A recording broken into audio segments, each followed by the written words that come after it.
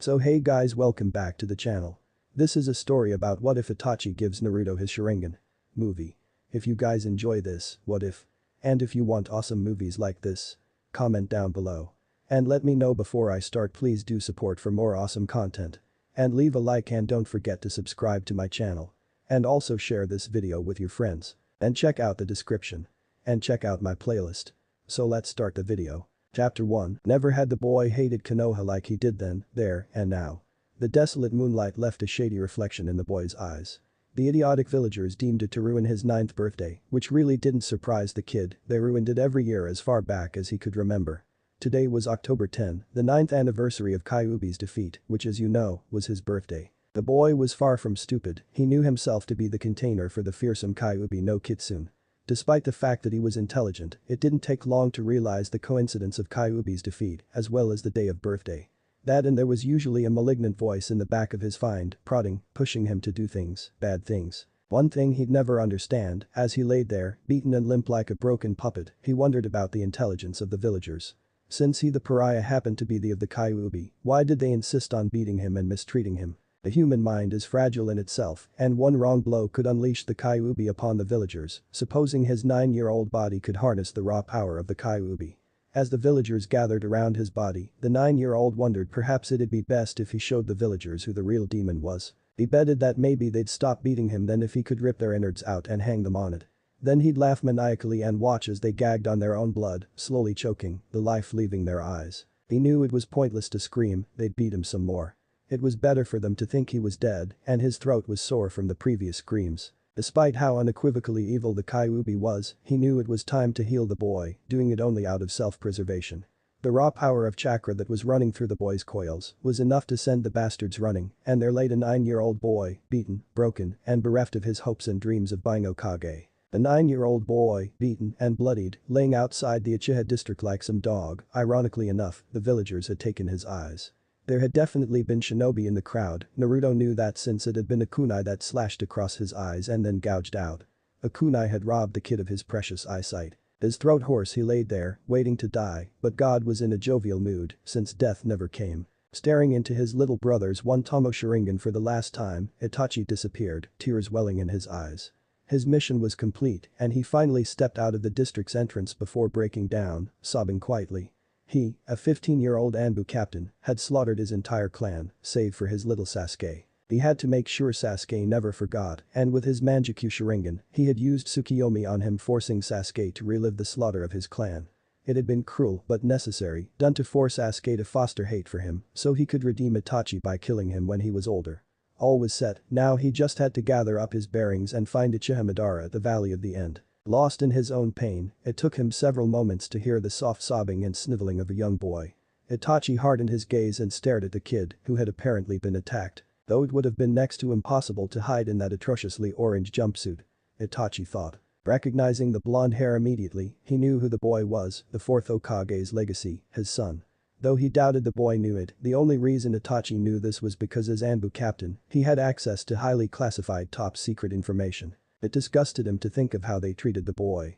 While the villagers didn't know of the boy's parentage, they knew he was the container for the Kyuubi and had mistreated him severely for it.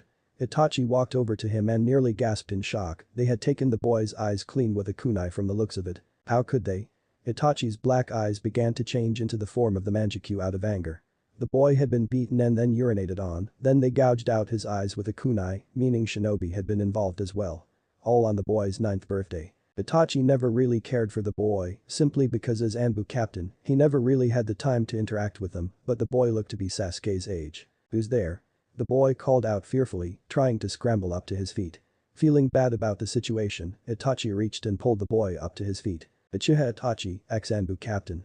He replied shortly. Itachi-san, are you here to hurt me too? The boy said, his arms shooting out to feel his immediate surroundings. Looking at the boy, Itachi could only see his brother Sasuke and how he had hurt him.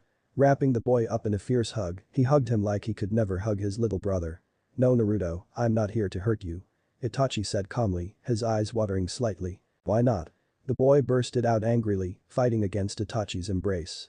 I'm Kyuubi, I don't deserve to be loved or cared for.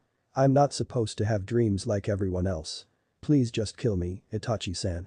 Naruto begged, blood oozing out of his punctured orifices. You are just a weapon, nothing else, you cannot have dreams, you are not meant to be loved, nor should you love anyone else. You are a shinobi. Danzo's words never left the young Uchiha, he had always taken it to heart, living solely by the old decrepit bastard's words. If you're not gonna kill me, just give me a kunai, I'll do it myself. Naruto spat at him, reaching with outstretched arms. Itachi's heart broke for the boy, it was so cold that someone at his age had to live such a hated life. What was your dream? Itachi asked, releasing the boy. The Hokage, that was my dream. Naruto said sadly, now all I want to do is protect myself, but I'm blind. How am I supposed to defeat what I can't see? I can't even become a shinobi now, that's all I wanted, to become a shinobi that made its village proud. Naruto said, sniveling once more as he hung his head down in defeat. Itachi reached into the bag he carried, pulling out a scroll. He had been saving them, as per Madara's instructions, also it was supposed to be a reminder of his actions. But perhaps Shisui would be proud of him. Itachi unsealed the large scroll in his bag, where it poofed out of existence, leaving only a small jar which held two objects. Uchiha Shishui's eyes. Naruto-kun. I'm going to give you your eyesight back, this might hurt a little. Itachi spoke. He opened up the jar and pulled the first eyeball out. Groaning in disgust he had implanted the first eye into Naruto's socket, sending chakra to his hands. His hands lit up with green chakra and the first eyeball was in. Then he grabbed the other and pushed it in, healing the socket afterwards. Can you see now? Itachi asked. It was blurry for Naruto at first, then clear, better than Naruto had seen before in his life. Naruto nodded and as he looked up to stare into the eyes of his savior, he saw blood-red eyes with what looked like a three-pronged shuriken surrounding the pupil. Thank you Itachi-san. Naruto went to hug him when Itachi used two fingers to poke him in the forehead. Tsukiyomi. Naruto was immediately thrown into the. Naruto-kun, this is my world of Tsukiyomi. In these 3 days there is only a second on the outside. I will do what no one has ever done, I will show you the truth about you. Naruto-kun, when I poked you in the head, I transferred part of my power to you. Now, let me show you what happened. After the technique was dispelled, Naruto blacked out. Itachi grabbed him and Sunshine away, dumping Naruto at the hospital near the Hokage's office, then he left, never again looking at Konoha. Sarutobi-sama, you better take care of Naruto and Sasuke. Both are vital to my redemption. Naruto woke up the next day, still a bit sore. He was back in a hospital, which in itself was pretty common. Brushing a stray hair out of his eyes, he grimaced remembering the dreams that he had of some giant conspiracy in Konoha, the reason why he was so hated. In the dream the villagers took his eyes and some Uchiha named Itachi gave him his sight back. Staring into a mirror and no longer seeing his typical azure color, now replaced by twin green orbs. Apparently the dreams had been real as well as everything else Itachi showed him. Naruto stood up, ripping out the IVs in his arms, they tried to kill him before by pouring lead into the IVs. Seconds later a nurse and a few mednin came bursting in to stop him. Naruto barreled through them, leaving the hospital. He hurried out of there and made his way to the Hokage Tower. Are you here to see the Hokage? A by the name of Genma asked. Yes, Genma-san. Naruto replied shortly, looking down at the deck. Genma nodded in surprise, Naruto never had been that polite nor stood that still before. Something was off with the boy. Genma then allowed access, Naruto walked down the halls, no glimmer in his eyes, no fake smile plastered to his whiskered face. Today he was unequivocally him. No more hiding his emotions behind a cheerful, idiotic exterior. Naruto knocked on Sandame's door. Come in. Came the curt reply. Naruto opened the door and stepped inside. Aheo Sandame-sama.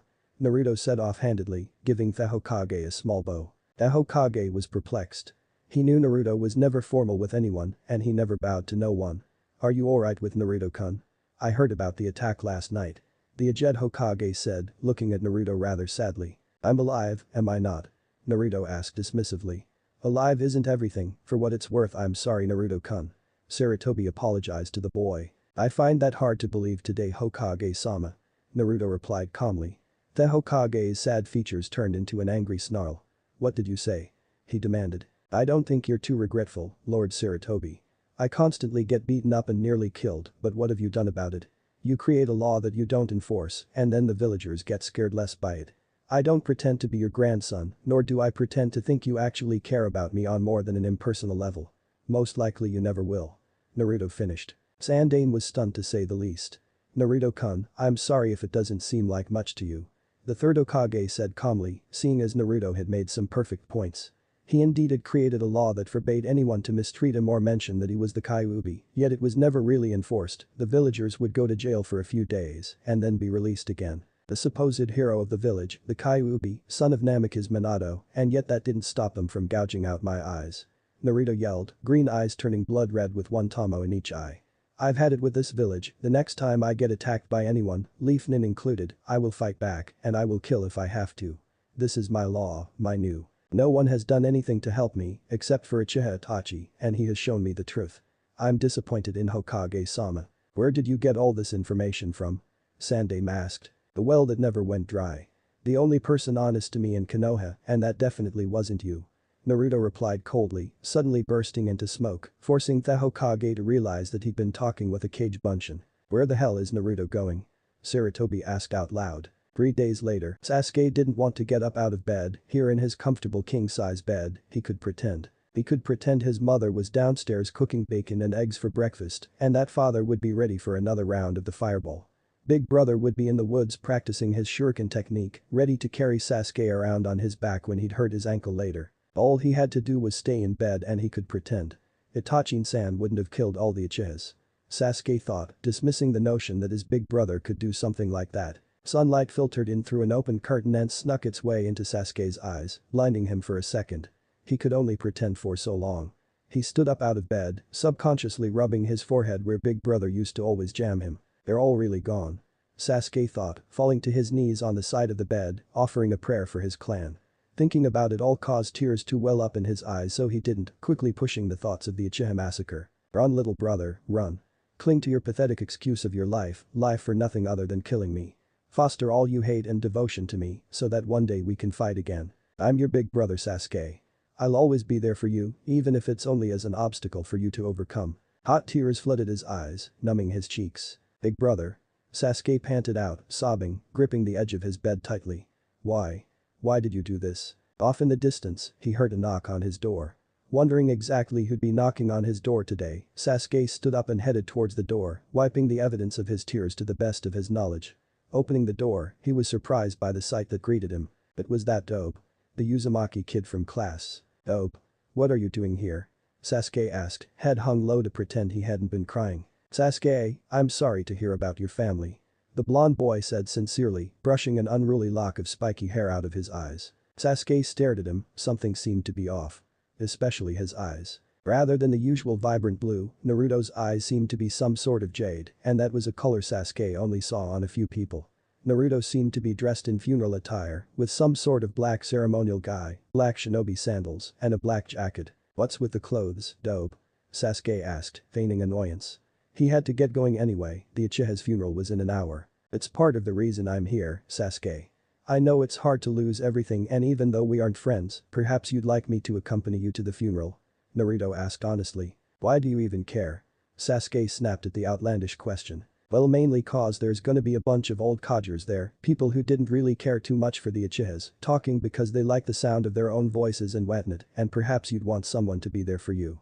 It sucks to be alone, to lose it all, and that I know, so I felt really bad when I heard about what happened. Sasuke pondered it for a second.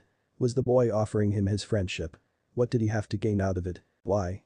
Sasuke asked, tears welling in his eyes again. Both my parents died on the night of the Kyuubi, and all my life I've lived alone, hated by all the villagers, and knowing that you lost it all, just compelled me to be here, because knowing there's someone out there like me kills me, because I wouldn't wish this on anybody. Naruto explained, tears welling up in his own eyes. Do you really wish to accompany me on this? Sasuke asked timidly. Naruto nodded. Let me put on the Uchiha ceremonial clothes, and then we'll head out. Can I offer you something to drink? Sasuke asked. Yeah, some water would be cool. It's kinda hot out here. Sasuke nodded, and the two of them stepped into the house. The dark bitter day lessened, now that Sasuke had a friend to help him through the pain. Chapter 2. Summoned. Sandaime sat back in his chair, puffing on a pipe, blowing the smoke through his nostrils. He sighed wearily, being the Hokage wasn't all it was cracked up to be. Old he might be, but he was not senile, and he was pretty sure he wasn't hallucinating. That bastard Asuma better have not laced my tobacco again. The Hokage thought. Uzumaki Naruto had really just stormed up into his office and exclaimed boldly that he knew of his heritage. It was bad enough that Sarutobi had always felt guilty over the years about the fourth second's legacy and his treatment, but alas, he was too old to make such an effort to make the village see him as a hero. He basically had tossed a poor boy out into the open world, hanging him out to dry, and despite the fact that he had assured the village that they were safe from the Kyuubi because of Naruto, they still saw the boy as the Yondame's killer. He didn't blame them for missing the prodigy that was Namikaze Minato. He had been a better Hokage than Sarutobi ever was. He had been so young and full of talent, literally brimming with it, to only die so young. Life was never fair. Minato had been a prime example of the will of fire, constantly throwing his life on the line, as he had been the huge tide turning during the Konoha-Iwa War. Sarutobi remembered as he stood in front of the incoming platoons of Iwa Nin. How calmly he stood there, while his platoon of Konoha Nin shook in fear. His calamity unbroken, he handed them a three-pronged kunai and told them to throw it if they ever needed him. Then he launched hundreds of the very same three-pronged kunai and disappeared in a yellow flash, slaughtering wherever he went. Minato's actions in the war against Iwa was what made him choose him over Orochimaru as a successor to the Hokage mantle. Orochimaru was a genius, with a huge amount of talent and was successful. But there had just been something wrong with the man. Orochimaru had been 36 at the time Sarutobi had picked Minato, and even now he could still remember his disciples' outrage. Why Sarutobi-sensei? What does he have that I don't? I have always strived to become Yondaime Hokage to Konoha, and you're going to pass the mantle on to that kid. Some no-named orphans from a megacure. When I, Orochimaru, am a Sannin, a prodigy, the kind that comes every once in a while, yet you give it to that good-for-nothing. Tell me why, damn it. Why, Sarutobi-sensei? Orochimaru cried out in anger. Because there's never been a shinobi like Namikaze Minato, and there will never be one like him again. With no apprentice or nothing to keep him in Konoha, Orochimaru left, never to be seen again. Yet Sarutobi still remembered the pale-faced boy who arrogantly tried taking his bells 38 years ago. Sarutobi knew he hadn't been the best sensei to the group, but he had done his best. It had been his promise to the Shodaime to do the very best. Sandaime knew he had faults. He was perverted like Jiraiya, possibly even more so, though the Gama Sannin had been perverted since the first day Sarutobi met him. If only he had been a better teacher from the get-go. Jiraiya had been Sarutobi's second biggest regret, the first being Jiraiya's godson, Uzumaki Naruto. Radio-san. The aging Kage called out. The scarred head went in immediately. Yes, Lord Okage. Summon the council, now. Naruto and Sasuke sat on the edge of a small wooden bridge overlooking the lake in the Uchiha district. Sasuke-san, we have much to discuss. Naruto said, looking over at the 9-year-old boy. The dark-haired boy turned to look at his only true friend, quaking his eyebrows, wondering what was so pertinent. What do you want to discuss, Naruto? Sasuke said, kicking his legs as they stared into the lake. Uchiha Itachi is not what you think he was, and neither am I, Naruto began, neon green eyes boring down into the Uchiha's black ones. Sasuke's brows furrowed, his eyes narrowing in disgust at the mere mention of his brother. It had been a day since the funeral, and he didn't want to lose his friend. He'd hear him out. Speak. What are you talking about? Sasuke commanded, his eyes on the verge of watering as he began to think of what his brother had shown him, how he emotionlessly killed the whole Uchiha clan, Sasuke's parents included. I'll start by telling you about me, it's shorter than Itachi's story, anyway. Naruto started, the Uchiha's full attention on him now. You've heard about the Kyuubi, right? Sasuke nodded, yeah, Yondaime defeated it, right? No, he didn't, Sasuke. For the most part, Kyuubi is made up of Yokai infinite demonic chakra, which constantly heals its injuries, making him utterly invincible. Now the Yondaime, knowing he couldn't kill it, decided to seal it into something, and it had to be a newborn baby, or else the seal wouldn't hold and it'd release the Kyuubi all over again. Why? Because of the Yokai, if it's sealed within a grown adult, the body doesn't have time to adjust to it and the coils break, destroying the body from the inside and releasing the Kyuubi out into the world again. Now if you'd seal it within a baby, it would take effect because babies don't have developed chakra coils, so therefore the Yokai can settle and the Kyuubi locked away. How do you know? Realization crawled up Sasuke's face. You have the Kyuubi sealed away in you? Naruto nodded. Why do you think the village hates me so much? All my life, people beated me up.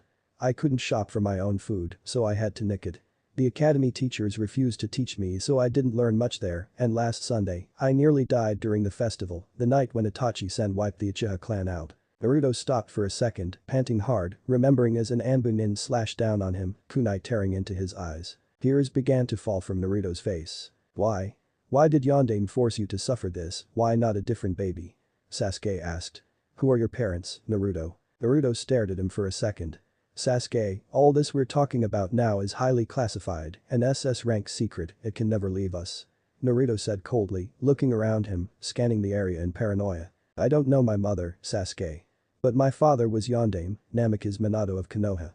Sasuke gasped in realization. Of course. He sacrificed his own son, unable to ask another parent to make the sacrifice. Sasuke thought. Your father's Yondaime, Naruto. But then why do the villagers hate you so? You still haven't answered my other question. How did you almost die? Sasuke demanded once more. I think that the villagers don't know of my parentage. They only see me as the Kyuubi, no, not the Kyuubi, but as the container. They think that because all that evil is stored within me, they hate me. They hate me because they can't hate Kyuubi.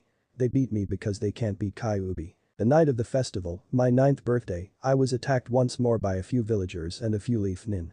They beat me up for a bit, nothing out of the ordinary, but the last one, that hawk masked Nin, took my eyes Sasuke, and left me to die. What do you mean, you have your eyes now? As I lay there dying, the Kyuubi began healing me, but it couldn't repair my eyes. Itachi had just left the district and ran into me. We talked for a bit and then he healed me. He didn't leave me there like some kind of crippled leper, like most of Konoha see fit to do, but he gave me these eyes that belonged to someone you knew close. These eyes are the eyes of Uchiha Shisui, and I now wield the Sharingan, as if I were another Uchiha. Naruto finished, turning to Sasuke, green eyes flickering, then disappearing before the Sharingan blazed brightly, twin blood-red orbs staring back into Sasuke's widened eyes. My brother. Itachi-san had eyes like those. Sasuke stared at Yondaime's son. You said I knew nothing of Itachi, please tell me. Tell me why he killed my family, why did he kill them all? Sasuke cried out, tears falling freely. He remembered the blood, its nasty metallic stink filling the air, suffocating him as he tried to run. Bodies littering the ground like discarded trash. Why did Itachi do it? After Itachi gave me Shisui-sen's eyes, he used the Tsukiyomi on me and revealed a few things. Then he gave me part of his power, not enough to weaken him, but enough to give me a few and certain knowledge. The latter was unintentional I believe, but Itachi gave me a few key memories, and when I unlocked them it was like living them all over again. Naruto said. Please.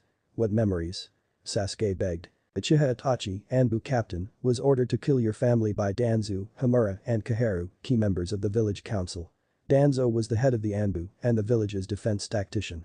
Danzo found out that your father Uchiha Fugaku and several other Uchihas were planning a coup d'etat, a rebellion in a sense. Fugaku was going to kill me to release the Kyuubi and kill the Sandaime and force his way into the Godame position. No, my father wouldn't do that. Sasuke spat at him, standing up off the bridge and glaring daggers at Naruto. I knew my father. Just like you knew Itachi. I'm not sure what your father's mental state was prior, but he had been visited by the founder of the Uchiha clan, Uchiha Madara. Madara had been the sole conspirer behind the Kyuubi attack, he had summoned it and set it loose on Konoha. He used the same technique he used on Itachi and gave part of his power and his memories to Fugaku, who in turn would set the Kyuubi on Konoha once again. Naruto explained. The Tausen was being used by Madara? Sasuke asked. Yes. Madara hated the village because they all conspired, including the Uchihas to keep him out of the Hokage's seat. Angry by the betrayals of the Uchihas, he unleashed the Kyuubi and then he decided to destroy them from the inside out. By giving your father a minuscule amount of power and memories, it was enough to trigger him into believing that the village had them there as trained dogs and nothing more. So Danzo and the village leaders sent Itachi on an undercover mission to kill your clan, all of your clan. The third opposed, but the council decided to do it anyway. They distracted the third by hiring some thugs to attack me, Sandaime's biggest regret, while Itachi destroyed the clan. Except he left you alive, because he couldn't kill you, you were the person he loved the most, so he left you alive, tortured you, so you could hate him so much that he'd be killed by you, and in a sense, redeem him for killing the clan. Sasuke cried as Naruto finished his story. Tears kept falling from his face. How horrible it must have been for his brother to have to go through all that. He had been alone. He loved me so much that he disobeyed a direct order and left me alive. Itachi-san, why? Sasuke turned his tear-streaked cheeks to the pariah of Konoha. What do you mean, your Sandaime's biggest regret? When father sealed the Kyuubi in me, he asked that I be seen as a hero for containing the Kyuubi, but Konoha disgraced his memory by doing the opposite. Sarutobi made a few laws that prevented the village from taking action against me, but he never really enforced it. So I've been beaten and alone all my life because he didn't do his job as Hokage, because he didn't follow through with my dad's last wishes, it's why I'm his biggest regret. The council used it to their advantage and paid a few thugs to beat me during the festival, but when a few nin that bore bad will against me saw this, they jumped in and took my eyes. Naruto explained, standing up and stretching. So in essence, we've both got some payback to deliver to the council. Sasuke asked, smiling wickedly. Yeah, but only a few of those old bastards. We'll have payback, they'll pay tenfold for what they did to us both. Naruto said smiling, his Sharingan eyes shining brightly as he pictured all he could do to the council. But I'm too weak as it is right now. Sasuke complained. I know. Naruto said, staring at the dark-haired boy. Suddenly the two began spinning wildly, merging with one another, forming a three-pointed shuriken. Mangekyou Sharingan. No, merely a variant. But nowhere near as powerful as the real thing. Naruto said, running through a set of hand seals. What are you doing? Sasuke asked. Giving you half the power Itachi and gave to me. Naruto spoke, and then a jet black crow erupted from his mouth and entered Sasuke's. Sasuke screamed for a second, his jet black eyes turning red in the early stages of the Sharingan before turning into the Mangekyou, then back to normal. I suggest that you don't use the Mangekyou Sharingan. Both of us are novices to it, as well as the normal Sharingan, and the strain it puts on us is enormous, making it ineffective, or rather useless. It will take years before we can even use it properly. Naruto said. Bits of memories from both Itachi and Naruto flooded Sasuke for a second, and any doubt that Sasuke might have had was quelled as he saw the memories himself. We have company. Sasuke said pointedly. I noticed him a few seconds ago. You can come out now, Anbu-san. Naruto exclaimed loudly. The masked Anbu nin with spiky gray hair came out from behind a tree, reading an orange-clad book. Uzumaki Naruto, the council demands your presence. The wolf-masked Anbu said. Why should I trust you? I could care less of the council's demand. Naruto growled out, but Sasuke placed a hand on his arm. Go with them, I'll follow behind. Naruto nodded. I was told to bring you by force if necessary, Uzumaki. The Anbu replied calmly, his eyes never leaving the book. It won't be necessary, Anbu-san. Naruto replied, walking towards him. Seconds later, both disappeared, heading towards Shukage Tower. Naruto stood in front of the council's chamber, located next to the Hokage's office. He knew the protocol, he was supposed to knock 3 times and wait for a response. When told to come in he headed in there, popped to attention and waited for further instructions. Naruto on the other hand, cared little for protocol. Instead of knocking, he instead strolled in, facing the council with indifference. He did not pop to attention. Instead he created a cage bunshin and made it hinge into a chair, which Naruto laid out on lazily. Uzumaki Naruto. You are to stand at attention. Danzo snapped, standing out of his chair in anger. I will do no such thing, Danzo-san. Naruto replied evenly, making himself comfortable on the chair. It's Danzo-sama to you, Uzumaki. Are you refusing to obey a direct order? Danzo asked angrily. I have no need to follow such stupid requests, nor will I comply if I had to, Danzo-san. Naruto replied, just as calmly. Danzo, shut up and sit down. We have a meeting to begin. Sandaime Sarutobi shouted. Danzo gave him a cross look before sitting down. Naruto, why are you refusing to stand while speaking to the council? Sandaime asked. Simple. I'm not gonna stand here, will you sit? I'm in no way or shape inferior to any of you, even you Sandaime Ajisan. If you old bastards can sit, then so will I, Naruto said. One of the council members leapt up to his feet, charging at the boy. Haruno Zaku if Naruto's memory serves correctly. Die, demon. Zaku charged, sliding a kunai from a sleeved shirt, taking a swipe at the boy. Naruto stood to his feet and then froze. Zaku halted for a second. Last chance, old man. Naruto said calmly. Zaku charged once more, kunai in hand and thrusted it to Naruto's face, killer intent leaking in the room. Without using his Sharingan eyes, Naruto tracked the movement and speed of the attack and grabbed the kunai. Zaku swung his other hand, and Naruto ducked underneath the hand holding the kunai, snapping the arm with it as he bends the arm behind his back and impaled the man in the back of the head with his own kunai, effectively stapling him to the wall. The old Hokage looked outraged. He stood to his feet in anger and shouted at Naruto. Naruto-kun, you've just killed a council member, retired at that. Sandaime yelled. He broke 2 important laws, and I was merely defending myself. I told you, old man, you created laws that you don't enforce. Not only did he call me a demon, but he tried to stab me with a kunai. I told you that the next motherfucker who tried to kill me would die, no exceptions, no mercy. I didn't come here to get attacked, though it doesn't surprise me with a council as dirty and tainted as this one. Naruto growled out. It is as you say. Sandaime said, defeated. Who are you to come in here and kill a council member? If you would have kept your trap shut and been respectful, then this wouldn't have happened. Inuzuka Tsume shouted, standing up. It wouldn't have happened. Naruto said laughing. It has happened every day.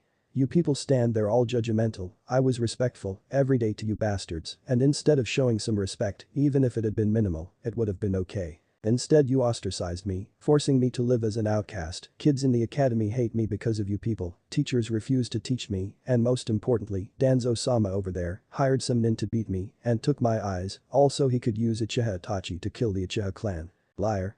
Danzo exclaimed angrily. You hired nins to attack Naruto while Itachi killed his clan. The Sandaime asked, turning to his old rival. No. Danzo replied, trying not to get caught. It didn't escape Hyuga Hiashi. He's lying, I can see it with my Byakugan. Hiashi said, standing to his feet as well. How do you know this? Narashikaku asked, watching the boy. After Danzu's thugs took my eyes, Itachi pitied me. He had just finished killing the clan with the exception of Sasuke, he gave me Uchiha Shishui's eyes and transferred some of his power to me, as well as parts of his memories. This is how I know this. What are your excuses for your treatment of me? Naruto asked. We wanted to protect our kids, so we told them to stay away from you. No one knows about the Yondaime seal and what it does, for all we know you could be the Kyuubi right now. My father's seal did as it was supposed to. It seals the Kyuubi away and leaks his Yokai, converting into normal chakra and eventually killing him. If I had died 4 days ago, the Kyuubi would have been released in Konoha again, killing you all. Why did you disgrace my father's last wishes? He asked that I be seen as a hero, and instead you turned me into a pariah. Why did the council disgrace Namikaze Minato and his legacy, his only son? Naruto spat at them, and a few gasped in surprise. We didn't know. No one knew of your heritage. Yamanaka Inoichi said defensively. Look at me. How many kids in Konoha look like him? And even if I hadn't, for the village to treat me as if I were the Kyuubi. How long did you think my sanity would hold for? I don't get it, by all rights I should burn this village to the ground for what you did to me. Well, you bastards ate warm meals, I was denied them, and I had to filter through the garbage like some street urchin. Naruto spat out. He then turned to the Hokage, facing him. Yes, Naruto-kun. Old man, you disappointed me worst of all. You knew who my father was and his last wishes, hell you were there when the Kyuubi attacked. I understand that you didn't want Iwa to hunt me down as the sole heir to the Namikaze clan. I understand. Honestly. But what happened to the duties of a Hokage, Nasanding Jiji? Naruto asked angrily, tears sliding down his cheeks. What do you mean, Naruto-kun? Sandaime asked, his face falling at the sight of the boy's tears. He was just a boy who had to endure such hells, and even then it hadn't completely broken him. Ashukage, it is your duty to protect every single person in the village.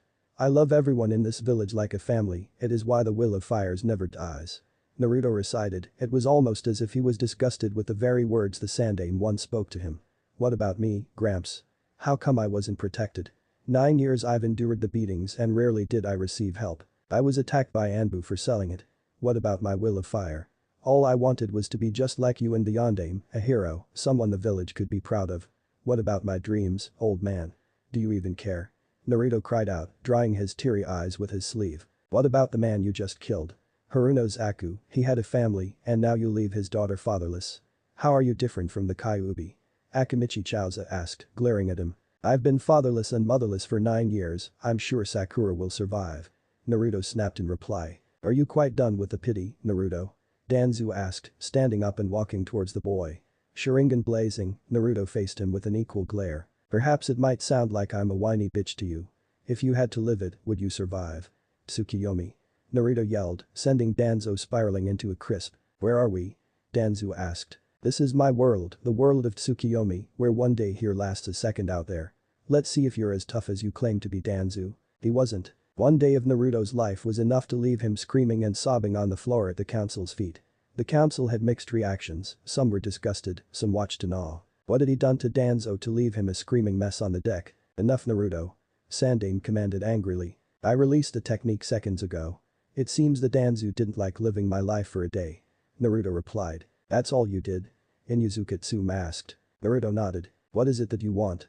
Sandaime asked. Normality. I just want to live my life, become a genin without wondering who will attack next. Was that too much to ask? Naruto demanded. Explain. Hiashi commanded. A normal childhood. I want you to stress to the villagers, the Anbu and everyone the ramifications in another attack against this village. Explain the seal that the Yondaime created solely to kill the Kyuubi. I'm not asking you to tell the world I'm Yondaime's son, it's not time for that yet, but I wish for normality, rather than hypocrisy. Naruto finished. Naruto turned to leave. Naruto. Sandaime called out to him before he could go. Yay? Naruto asked, without turning around. It really saddens me. You're nothing like your father. The strength might be there, but everything else. The Sandaime trailed off, his own eyes watering. I know. You know the funny thing is. You could have changed that. All of you. And with that Naruto was gone. What are we gonna do about Danzo and the perpetrators? Hiashi asked. For Danzo, life in prison with no parole. For Koharu and Himura and any person involved in the attack against Uzumaki Naruto, public execution. The Sandaime spat out. Life just got interesting in Konoha. Time skip 3 years. Hokage's office. Finally the Hokage made his decisions on the new Genin squad. It had taken time, but he finally found purposes for the rookie 9. For hours he looked at the stats and skills and usefulness, factoring in Kekkei Genkais, as well as clan jutsus. This was what he could come up with. Infiltration Squad Jounin Sensei Mido Guy. Yamanaka Ino fangirl Kunoichi whose main use lies in her Yamanaka mind techniques. Nara Shikamaru, a replica of his father, particularly lazy and unmotivated, but has a firm grasp on his clan. Akimichi Chouji Squad Powerhouse. Constantly eats like an Akimichi, but truly devoted to his best friend Shikamaru. Very proficient in clan techniques and has the chakra of a First Strike Attack Squad Jounin Sensei Mitarashi Anko. Uruno Sakura smartest rookie Kunoichi in Konoha. Jinjutsu is on a capable level. Ninjutsu is nearly non-existent as well as Taijutsu. Mediocre medical capabilities are her biggest strength. Aburam Shino a genius, mind is very capable, much like Hyuga Niji. Extremely proficient with clan techniques. Taijutsu and Jinjutsu are weak points. Hyuga Hinata unfit to be a Kunoichi. Proficient in the Hyuga style Taijutsu, but lacks mental capability as well as confidence to be the greatest Kunoichi in Konoha. Both weaknesses are caused by an overbearing and pompous father, perhaps her sensei can cure her of it. Heavy Assault Fighter Squad Jounin Sensei Hada Kakashi. Inyazuka Kiba brash and arrogant, but extremely proficient in Taijutsu and clan ninjutsu due to close relationship with his puppy Akamaru. Uchiha Sasuke well-developed Sharingan, has copied nearly 100 while attending Chunin exams. Taijutsu is off the charts, while his ninjutsu is mediocre. Uzumaki Naruto an enigma. An ninjutsu and chakra powerhouse. Proficient with that are eye-based, others are lacking. Taijutsu is average. It is unknown how many he knows or copied with Uchiha Shisui Sharingan, supposing it's actually his Sharingan. Could it be possible that it became Naruto's very own Sharingan? The possibilities are endless. Satisfied with his choices, Sarutobi aimed to find his grandson Konohamaru and play with him. In a world as cold as this one, Sarutobi learned that kids, the future generation of Konoha, were very important and should not be neglected. Konoha Ninja Academy. After Naruto and Sasuke avoided a particular group of some stupid Kunoichi wanted fangirls and waited for the arrival of Iruka Sensei to tell them who their team would be. Naruto knew that he and Sasuke would probably be on different teams, it would be pretty unfair to have 2 Sharingan users on one team. Sasuke pretty much hoped Sakura wouldn't end up on his team, and Naruto hoped Ino wouldn't. Both girls had been chasing after the two of them since that one day they entered the academy as friends. It had been odd once the third Hokage told the people of Konoha about Naruto and exactly what he meant to them. Not much had really changed in the older generation, their hate was far too set on the boy to change, but rather than beat him or pelt him with rocks, they kept their distance, fearing of the Kyuubi escaping its prison and killing them once again. The newer generation seemed to like him a bit more. Rather than turning away from him, a majority thanked him for the sacrifice that he had to make, living as the most hated person in Konoha. Not that he really cared, it was far too late for their appreciation. They hated him too after all.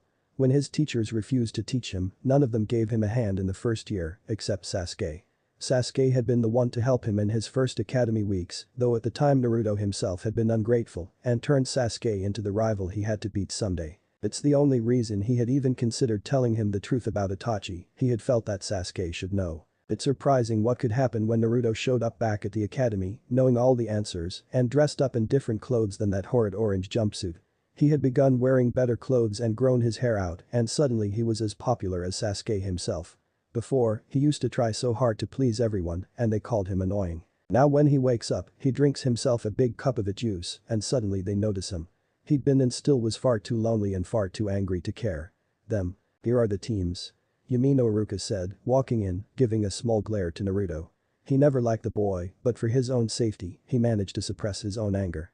His parents had been killed in the Kyuubi attack, and he still held a grudge, though he supposed that wasn't the only reason he hated the boy. Mainly, it was because Naruto's visage in itself was blasphemous. The boy looked more like the Yondaime every day, once he stopped cutting his hair. Now he wore black ninja pants and sandals, and a black sleeveless tight-fitting shirt. There was a yellow sash around his waist, holding a kunai pouch. Adorning his head was the Leaf Village 8, he even ditched the original navy blue that had been handed out to them yesterday. Now it was pressed against a long black sash, then wrapped around his forehead and tied in a knot, the 2 remaining ends hanging down to his mid-back. The Yondaime was my hero, and here's this thing, daring to look like him. Iruka thought angrily. Naruto's blonde locks were as unruly and spiky as ever, 2 blonde locks hanging down the side of his face, and the back end tied into a spiky ponytail. Another reason Iruka hated the boy was because of his apathy. He literally cared for nothing, for nobody except Sasuke. Haruka couldn't get him to train until it was test time, and even then he did the bare minimum to pass, yet Haruka was not stupid, he knew there was a lot of power, even if it was dormant. For now. Glaring at him now, the boy merely stared at him back, his face unreadable covered by a veil of calamity. His eyes themselves were expressionless, almost taunting Haruka, as if Haruka was so unimportant that he'd get nothing out of the boy. That really pissed him off. There was little he could do about it. The Hokage warned him not to hold a grudge for the boy and that his life was on the line if he did so.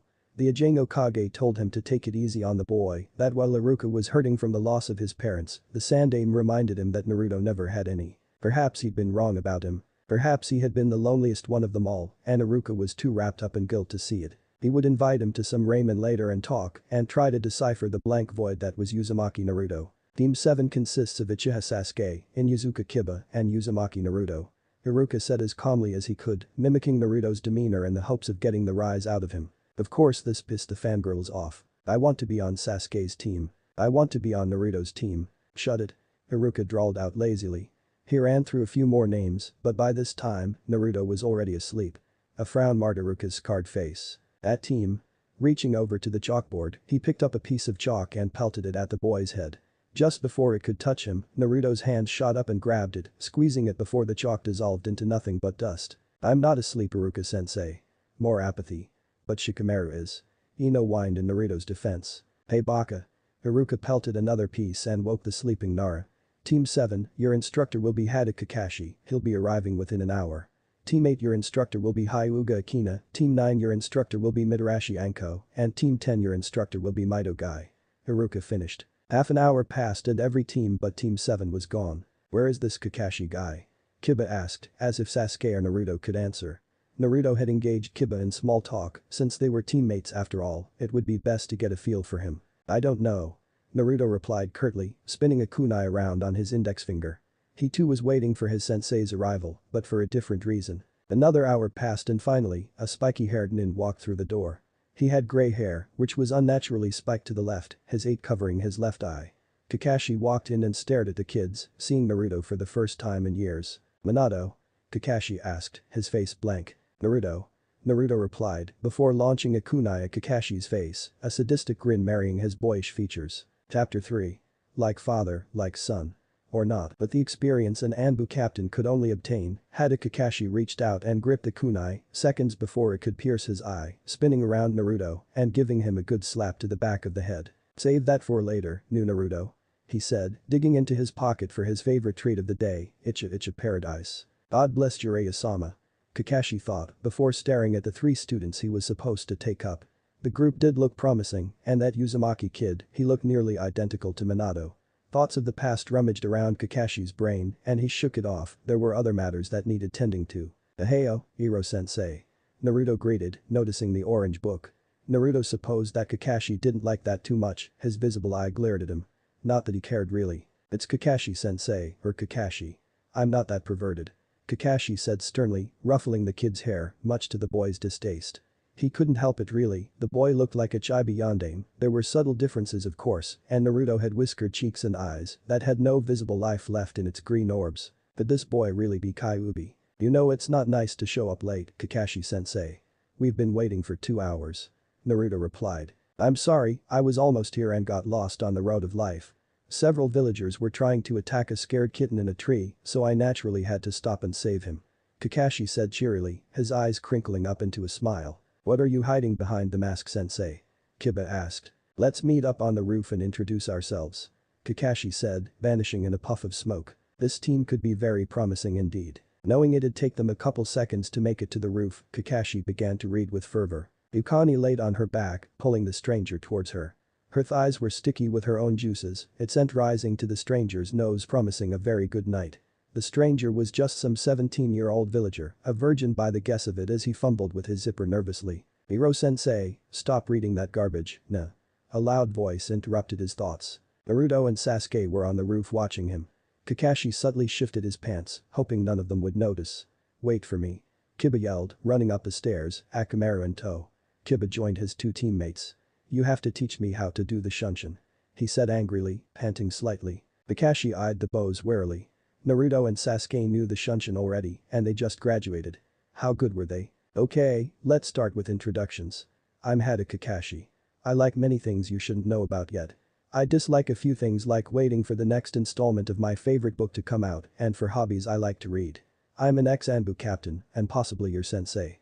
Kakashi said, noticing the wince on Naruto's face when he mentioned the Anbu. Not that he could blame the boy for his natural distrust of them. He heard all about their attack 3 years ago. You, the dog boy. Kakashi said bluntly, irritating Kiba and Akamaru. I am Inuzuka Kiba. I like Akamaru and training with him. I dislike cats, stupid fangirls fawning over the broody types. My dream is to be clan leader for the Inuzuka clan and help pass laws that protect dogs in the village. Kiba said, giving a small glare at Naruto and Sasuke. Hey Blondie. You go next. Kakashi ordered, and the vehement look the boy gave him was enough to make Kakashi reconsider, calling him Blondie again. My name is Uzumaki Naruto, for now anyways. I like nothing really, except learning and creating. I hate a good portion of the village and all of the Anbu. My only dream is to be a better shinobi than the Yondaime and merge the Uchiha clan and my own and bring us back to the glory we were once at. Naruto said. Kakashi stared at the boy for a second. No way. Was that boy his sensei's son? If so, how come he never knew? He had to find out. Kakashi then nodded at the Uchiha kid and waited for his response. Sasuke was sitting down Indian style, hands clasped together. As you know, my name is Uchiha Sasuke. Like Naruto, I don't like much, I dislike the village council, and my dreams are to revive me and Naruto's clan and to save my brother Itachi. Sasuke said, pushing away his memories. Alright, that's enough of the introductions. Meet me at training field 7 tomorrow at 7 o'clock sharp. Kakashi ordered them and chuckled when he saw Naruto's incredulous look. So does that mean to show up around 10, then? Naruto asked bluntly. No, it means to show up at 7. Kakashi replied, crinkling his eyes up in a smile. Giving them a small wave, Kakashi disappeared out of there, followed by Naruto and Sasuke. Akamaru, we have to learn how to do that. Kiba grunted, petting his puppy. Akamaru barked in response. Kiba stood up and started sprinting back home, ready to beg his sister Hana for another. Sarutobi contemplated leaving a Bunshin to do his job for him so he could dip out of there and get a bowl of ramen. That does sound good. Sarutobi thought. Just as he stood up out of his chair, there was a soft knock on his door. He groaned inwardly. Come in. He said, hoping he didn't sound like he felt. Then walked Kakashi, Icha book in his hands. There's something I got to ask you, Hokage-sama. Kakashi said, standing at attention in front of the old Sandaime. At ease. Sarutobi said, knowing full well that Kakashi's politeness and bearing was just a ruse. Ask away. The Hokage said, pulling out a pipe out of his drawer. This might take a bit. Kakashi dropped out of attention and stared at the Hokage, head tilted to the side, spiky hair hanging down. It's about Uzumaki Naruto. Kakashi admitted. That boy, I know he's the jailer for the Kyuubi, but is there anything else you want to tell me about him before I take his team and his students? Kakashi asked. There's nothing else you need to know about him. Sarutobi said, stressing the need part. Is he sensei's son? Kakashi asked. What makes you say that? Sarutobi asked calmly, grating Kakashi's nerves. The Icha book disappeared and an accusatory finger pointed at Yondaime's picture. He looks just like him. He doesn't just resemble him, I thought it was him when I saw him today. Is he Yondaime's son? Kakashi demanded. Being an Anbu, there was always information that was withheld, but this particular piece should have been told to him years ago. Like I said, you don't need to know. Sandaime replied evenly. Yes I do. Don't you get it, damn it. All this time, Minato was like a father to me, especially after Itausen's death, he was there for me. Then he gets killed for this village and his son gets ostracized, beaten and his eyes taken. I could have been there for him. Those that don't follow rules are trash, but those that abandon their comrades are worse than trash. I'm trash. All this time I've been living in the past, regretting Sensei's death, Obito's death, and Rin's disappearance, and that boy had no one, not even me. I've disgraced his father by not being there, I'm a supposed genius, how come I didn't figure it out? Kakashi said, his only visible eye showing more emotion than he had shown in years. You didn't know. Sarutobi said calmly, standing up and placing his hand on Kakashi's shoulder. That's what makes me an idiot. Not to mention his last name, Uzumaki, that was Kushina's surname wasn't it? 12 years he was despised, I even despised him after Minato's death, and I didn't know. I know you're the Hokage, but that's something you should have told me. Is there anything else? Nothing, though I can see why he doesn't trust you. The boy knows, doesn't he? I remember the first time I met, how boastful he was about being Hokage, and you destroyed that dream by letting those ungrateful and villagers nearly kill him. You could have had another Yondaime, hell the kid seems powerful enough and instead he doesn't want anything to do with that shit job. I'll be my own way Hokage-sama, it appears I have 12 years of makeup to do. Kakashi snapped, turning around and leaving. Sarutobi sighed. Kakashi hated him too. Raymond doesn't sound too bad now. Neither does Peeping, it's a shame Jiraiya's been gone for so long. That transparency was useful. Naruto walked with Sasuke back to the Uchiha district. The two had been living in its remnants since after the day Naruto accompanied Sasuke to the funeral. Once Sasuke found out where Naruto had been living and how he'd been eating, he promptly invited his only friend to stay with him. Part of him knew he was scared to live all alone in the very district his family was assassinated. Naruto being his best friend was a bonus. Normally the two would engage in a few taijutsu spars and practice there, but Naruto seemed pretty out of it. Hey dope. Sasuke said, raising his eyebrows at the green-eyed blonde. Naruto grimaced for a second and then looked at Sasuke. What do you want, Sasuke? Naruto said, panting slightly. You alright? Sasuke asked. Yeah. I'm just trying to filter through my memories. Wasn't our sensei that Anbu that took me to the council that day I told you everything? Naruto asked. Sasuke's curiosity piqued. He began to recall that day that changed his life in so many ways and then remembered him. That perverted sensei of his off in the background, Icha book in tow. Yeah, it was him. Sasuke said. Naruto nodded numbly and then sneezed. Someone must be talking about me. How about going out to eat before we train? I'll pay. Naruto offered and Sasuke had to agree to that one. The two boys headed off to a restaurant Choji recommended to them that offered the best barbecued pork ever. Kiba glared at his sister Inuzuka Hana. He had been begging her to teach him some ninjutsu, but she refused to cave in. Come on. Kiba begged, Akamaru barking, throwing his 2 cents in. I'm busy all day at the vet's office. Kuromaru got injured pretty badly in his last mission and wants him healed as soon as possible. Hana replied, ruffling Kiba's hair. She could be annoying at times, but she was thankful for his enthusiasm. What if I offered him to you at the vet's today? Would you teach me some cool new Hananichin? Kiba pleaded and even Akamaru joined, holding out his paw to Hana. Unable to resist the little puppy, Hana held its paw in her hand and gently scratched behind his ear. Akamaru licked her hand in response. I guess so. She said, shrugging. So who'd you get teamed up with? She asked gently, picking up Akamaru and patting it softly, much to the dog's pleasure. I got stuck with 2 of the most stuck-up kids in class. I got Uchiha Sasuke and Uzumaki Naruto. Kiba said, growling in annoyance. Naruto huh? That boy who looks just like Yondaime. He's definitely a cutie, if only I was 5 years younger. Hana contemplated. Sometimes I wonder though, if Yondaime had a kid, it'd be that Naruto boy. Hana said. Do you think Naruto's cute? Kiba growled out. Hana shrugged. Yeah. You got a problem with it? It's not like I'm going to date the boy, just merely stating a fact. Uzumaki-san is Y in the Uchiha, well he's not my type. Come on, have you seen Naruto's whisker marks? They're so cute. Just be quiet, you're starting to sound like one of their fangirls. Let's just hurry up at the vet and we can get back to learning, Kiba said, snatching back his puppy and placing him on his parka hood. Hana rolled her eyes in disdain. Kiba could be so rude. The two headed off to the vet's office where Hana worked part-time. It was time to cure their Kaisen's dog Kuromaru. Naruto sat atop of Yondaime's head cursing him. Another villager was dumb enough to cross him, but this time Naruto let the man live. He couldn't kill every villager, even if he was sorely tempted to at times. Naruto used the Shunshin and hurried over to the downtown portion of the village where he ran into Kakashi once again. Yo. Kakashi said, and Naruto ignored him. He kind of wanted to get back to the Uchiha district before dark so he could practice the Kaiten Dikakyu no Jutsu a few times. He had already mastered that in the Housenka, but it didn't do harm to practice. Naruto. Kakashi said, annoyed at the genin's indifference to him. Naruto furrowed his brows and stared at his sensei. Yes, Kakashi-sensei. Naruto waited for the pertinent lecture he figured would come next. Are you ready for tomorrow? Kakashi asked. Before they could continue what might have been a conversation, which sorely depended on Naruto, they were interrupted by an infamous pink-haired banshee. Naruto. She yelled, twirling a kunai on her fingers, standing in an Academy Taijutsu stance. What do you want, Haruno? Naruto asked angrily. He avoided Sakura whenever possible, usually she bothered him with questions on how to seduce Sasuke and whatnot and was very insistent on top. Apparently she just didn't get that her Sasuke-kun just didn't like her. Not that Naruto blamed him. Is it true that you killed my father 3 years ago? Sakura grimacing, teeth clenched, poised to strike at any second. Naruto flinched visibly. Haruno's Aku had been his only kill. He regretted it now, but at the time he had been so set on setting an example to the council that he cold-heartedly murdered him, even if he had tried to kill him first. He had just reacted to the incoming kunai and didn't think twice about shoving the thing into the back of his head.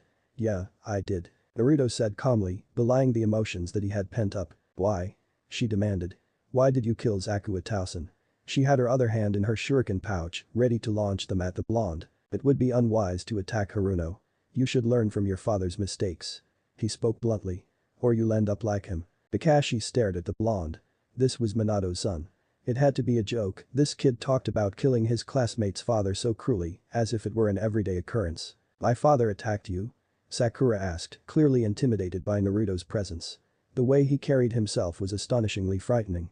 It's almost as if he were expecting an attack from everywhere, green eyes darting about. I can't tell you much because it's classified, but he committed treason and tried to kill me, a clan leader. Naruto replied. So it's true. Kasen was right, you're evil, there's nothing good left in you. You should have died in my father's place, but I'll rectify that. This is for my father. Sakura screeched, rushing forward launching a kunai at his head. Naruto blocked the kunai with one of his own, smacking the head of the kunai in a way that sent it spiraling back at Sakura's face. Before it could connect, Kakashi stepped in and grabbed it. The glare he sent to Naruto was packed full of killer intent and was enough to send Sakura cowering. Go home. He ordered Sakura. With a defiant look on her face she turned to Naruto. I'm going to train every day and one day I'll avenge my father's death, Uzumaki Naruto. She turned and walked away, no longer the confident nin she'd been minutes ago, as tears streamed down her face. Kakashi couldn't help himself and grabbed Naruto by the front of his jacket and lifted him up in the air. Do you feel strong enough to take on your sensei Naruto? Kakashi asked and received nothing more than indifference. I was merely defending myself. Naruto stated. You didn't have to talk to her about her father like that. Kakashi said sourly. You're nothing like my sensei. Do you think you would have been approved? Kakashi asked. So you found out, nah? If Namikaze Minato was in front of me, I'd tell him to burn in hell or the Shinigami's stomach for all I care.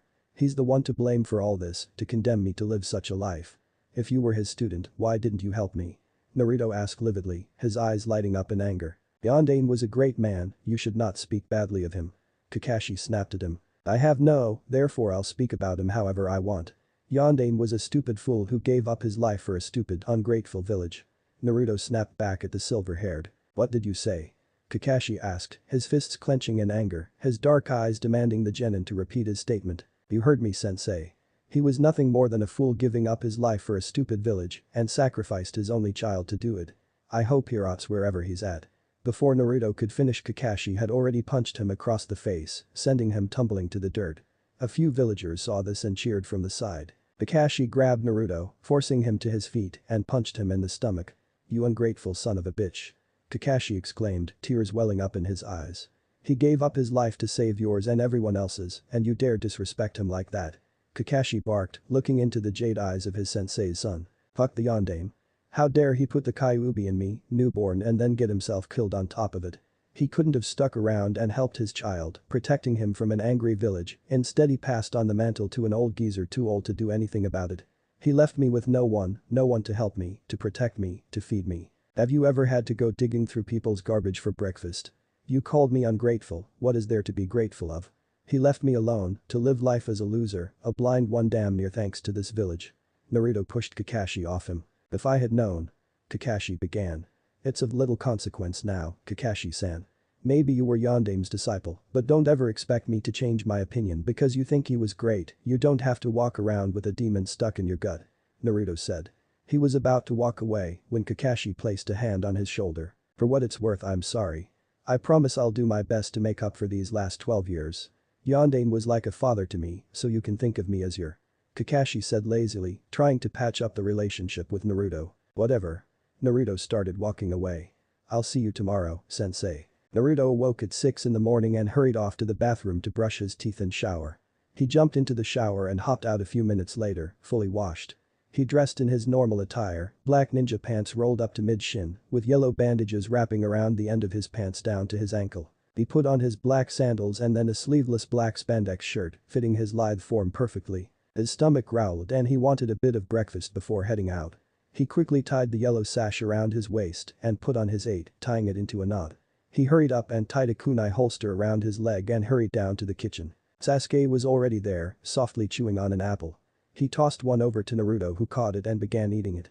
Naruto reached into the fridge and pulled out this new drink he bought at the grocery store. It was called Monster and was supposed to be an energy drink. Naruto shrugged, cracked the top open and began drinking it. It tasted vulgar. Sasuke, you bastard. Why did you buy goat's piss for? Naruto demanded, tossing him the can.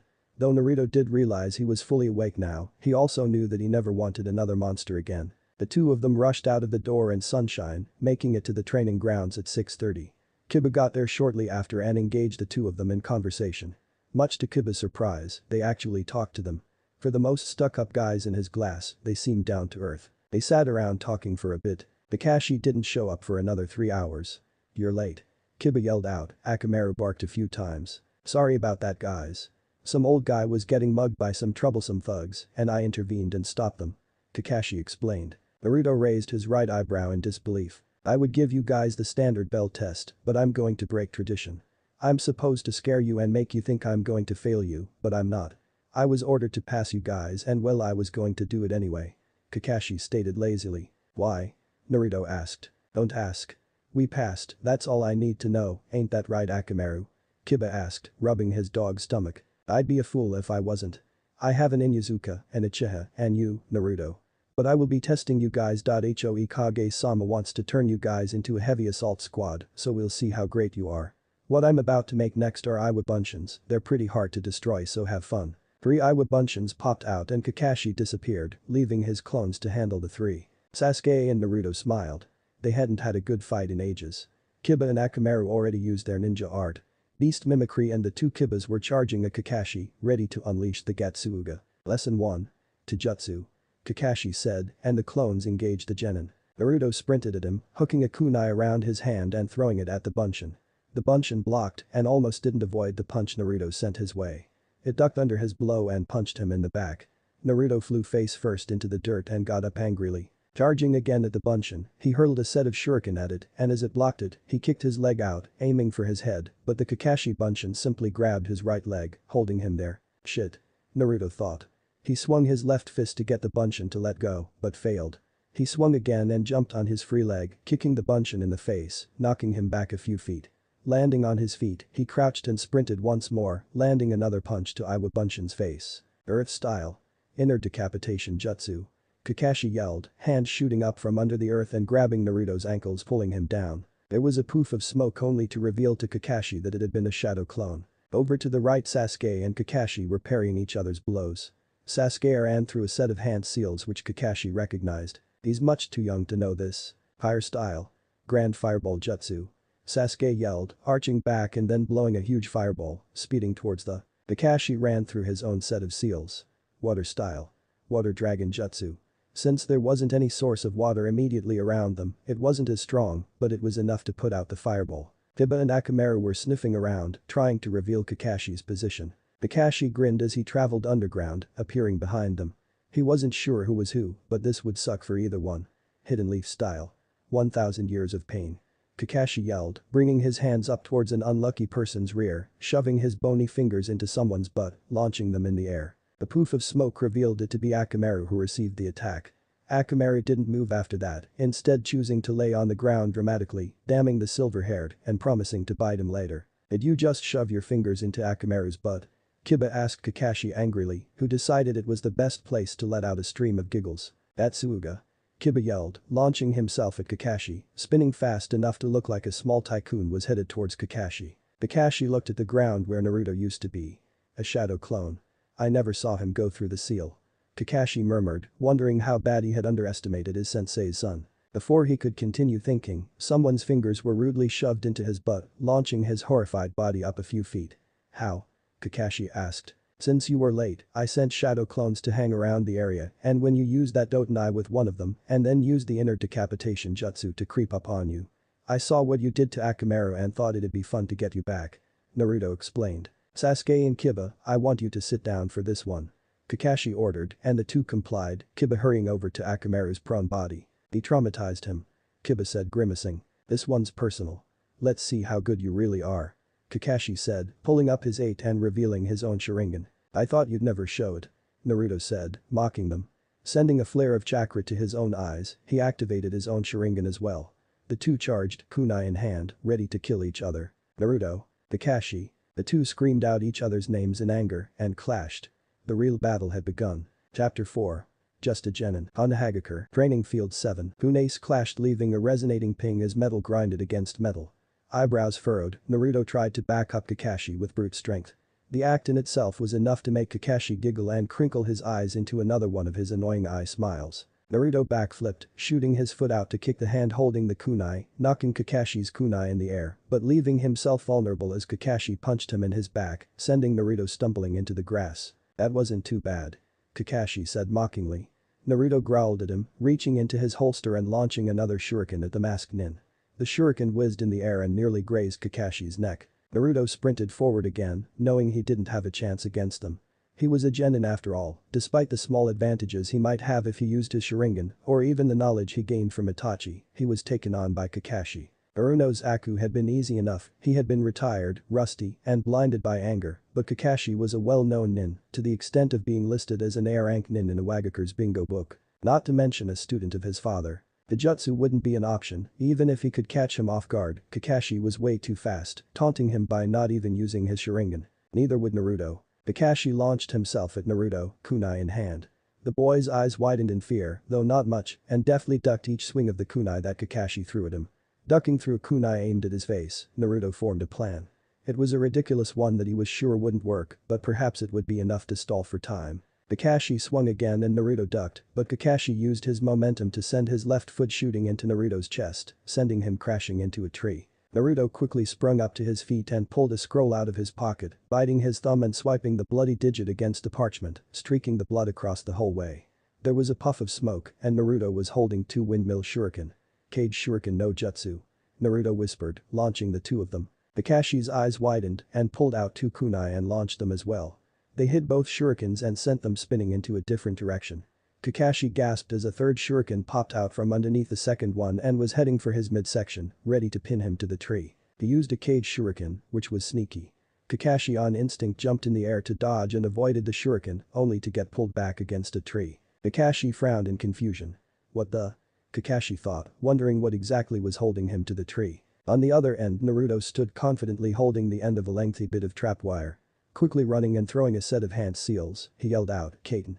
Ryuken no jutsu. Breathing a stream of fire that ran through the wire and headed towards Kakashi at fast speeds. Without thinking, Kakashi quickly substituted himself with a log, disappearing from sight to assess the genin. Naruto in anger sent a flare of chakra to his eyes and activated the Sharingan. If Kakashi didn't want to use his, then it would be his own fault. Two spinning, Naruto looked at the area that Kakashi had been tied up in. If Kakashi wanted to hide, then he would too. Disappearing from sight using the Shunshin, he assessed the situation. What to do? Naruto thought. Suddenly a smile lit his face. Why the hell didn't I think of that? Putting his hand in the form of one seal, Naruto yelled out, Teju Kage Bunshin no Jutsu. Suddenly the area was littered with fully functioning Narutos. 200 to be exact. Find him. Naruto ordered, sending all his clothes to search the area. Kakashi winced at the sight of all the Narutos. He inwardly groaned, Kuzo, I was just about to read. He thought as he placed his favorite book back in his pocket. Tenten watched her teammate spar from the distance. She had her brow raised in annoyance, and rather than bitch, she walked over to her sensei. Kurenai-sensei, how about you teach me another, she asked, avoiding a shuriken Lee had blocked, sending it flying in her direction accidentally. Do you want me to teach you another, Kurenai asked. Yeah, I learned the Cage Shuriken and Cage Shuriken Bunshin, but all of them are based on weapons. If I run into an elemental user or something, I might not come back alive. I need to vary a bit to protect Lee and Niji. Both are limited to their Taijutsu, Lee because he can't use anything else and Niji because it's frowned upon for the Hyugas to learn anything but the Jyuken. Tenten pointed out. Kurenai pondered about it for a second. You're right, you know. I should do the same myself, I rely on it too much. Sensei and the student headed off to another sector of the training field to train some more. Lee Dr. Kunai Niji sent his way and charged at him, charging up chakra in his fist. Niji saw the attack and smiled smugly. You're within my field of divination. Niji said, ducking the blow and striking Lee across the thigh, causing him to stumble, but not before receiving a blow to the shoulder. Though Niji could have injured him worse doing the Jyuken and closing the, he refrained from it and settled for brute force. Lee flew backwards, chakra pouring into his feet to stop, feet digging into the dirt as he finally stopped. He stared at his eternal rival in anger. It seemed that no matter how hard he tried, he just couldn't beat the Hyuga prodigy. Since the academy, he was always called dead last and a loser because he couldn't use ninjutsu and he didn't have the greatest taijutsu. After passing a special academy test, he spent all his time trying to prove that he could be a capable ninja using only taijutsu. Hours he spent training until his body was spent and couldn't continue, yet it seemed that God favored Prodigy over a hard worker. It seemed that no matter how hard he tried, he couldn't beat Hyuga Neji. His sensei couldn't really help him, she was mainly a user and pretty weak in taijutsu. It didn't stop him from trying though. He would prove to the world that he, Rock Lee, would be a capable ninja and the greatest taijutsu user in all of the 5 great nations. There would be no one better than Rock Lee. Not even Hyuga Neji. Lee charged again and jumped at Neji, changing directions in midair and aiming a spinning wheel kick at Neji, who blocked it with his forearm and attempted to shove Lee back. Lee spun in midair and used the momentum to slam his other foot in Neji's face. Neji's concentration scattered for a second as the kick jarred him, his hands flailing for a second too late. Lee landed and swung his arm up and uppercutted him. Lee jumped forward into a handstand and began kicking Neji in the face, hard, each kick bruising and busting him up, Lee moving forward using his hands as legs. And if I cannot use ninjutsu, then I will use Tenten. Lee swore in his mind. Before he could mount any offense, Neji landed a blow to his back. I didn't want to use this, but perhaps fate chose this time to reveal my new technique. Neji spoke and suddenly began to spin in a circle, chakra exploding from all 361 to form a spinning chakra barrier in the shape of a dome. Kaiten. Neji yelled and the attack was enough to send Lee into a tree, unconscious. Over to the left a couple of yards, Tenten was working on the new Kurenai was teaching. It was draining her chakra in mass amounts with each attempt. Despite the fact that she considered herself a decent kunoichi, especially for a genin, her chakra reserves were not enough to repeatedly use them. Perhaps by the exams, she'd be better off. She still had 4 months. Nara Shikamaru was lazy. Everyone knew that. Except Mito Guy. Come on, Shikamaru. Train until you're full of the springtime of youth. Guy complained, hovering over Shikamaru like a hawk. Shikamaru was on the floor, picking himself up for another set of push-ups, one-handed at that, and he was royally pissed off. Kuzo. The springtime of youth seems too troublesome if you ask me. Nara drawled lazily, doing another set of 25. I'm not asking. Now let the youth explode, perhaps if you wore my youthful training suit, you'd get even stronger.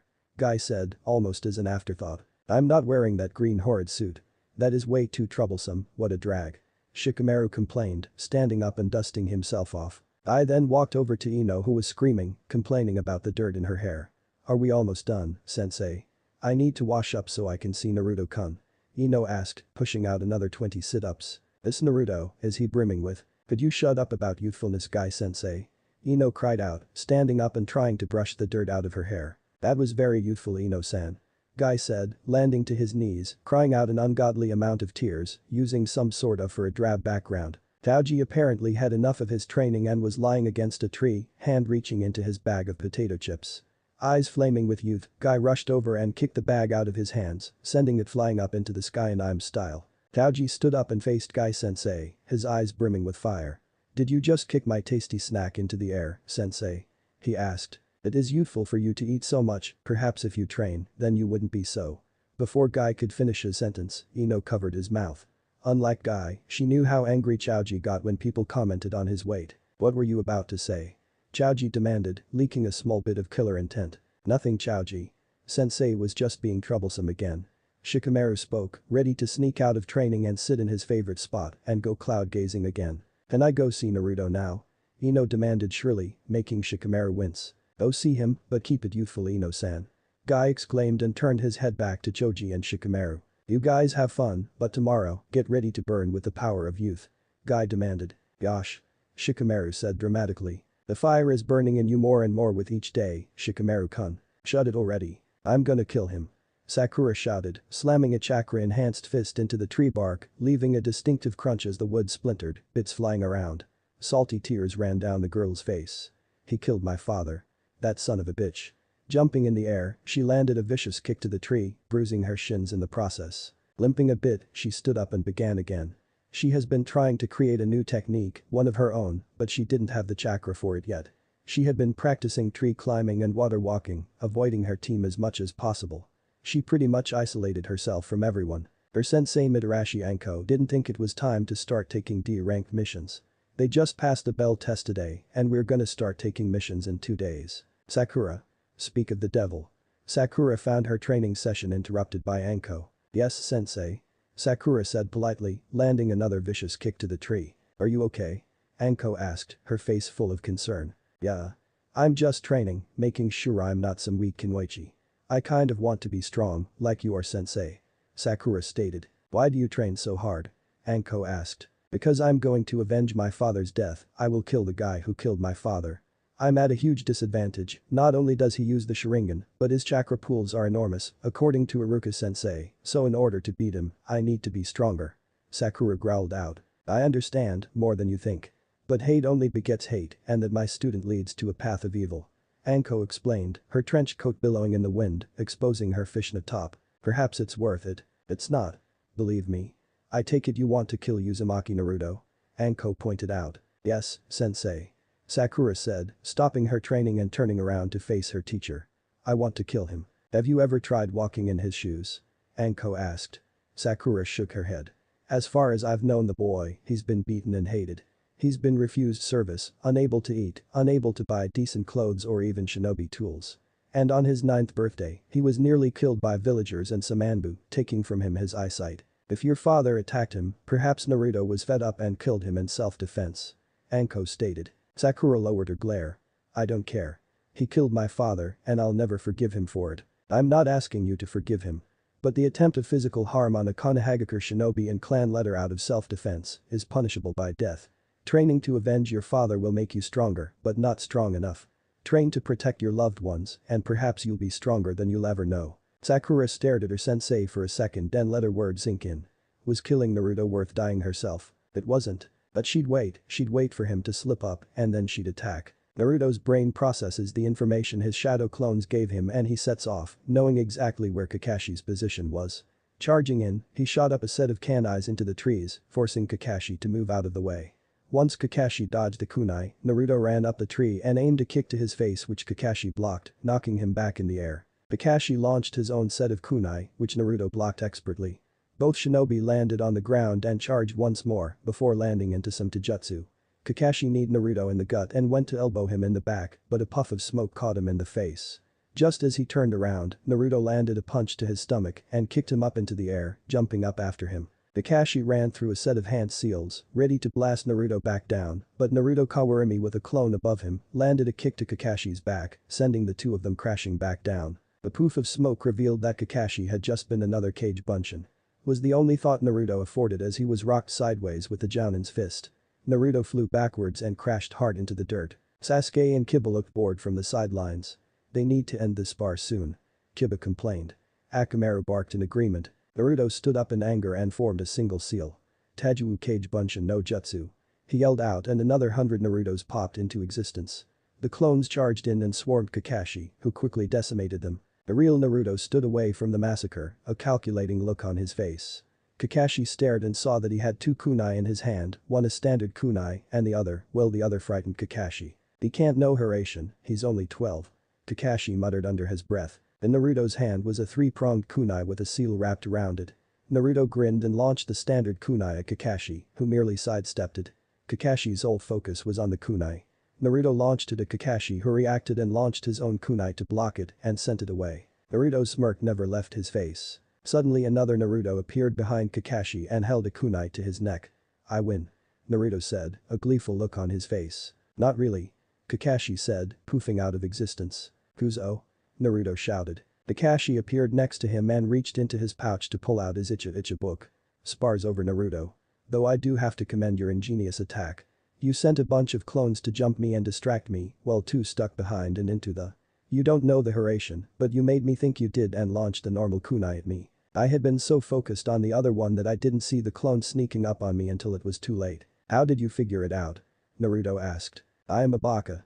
Well, I was your father's student so I saw the actual seals that go on the kunai and when I saw yours right before you launched it and saw it was just a bunch of scribble on it. Whatever. Naruto pouted and began heading back to his teammates. Kakashi walked up to the three of them, holding 3 pieces of paper. These pieces of papers are made out of a chakra tree and will tell us what elemental affinity you have. Kakashi explained, passing the 3 of them out. What do you mean by elemental affinity? Kiba asked. What element you are most in tune with.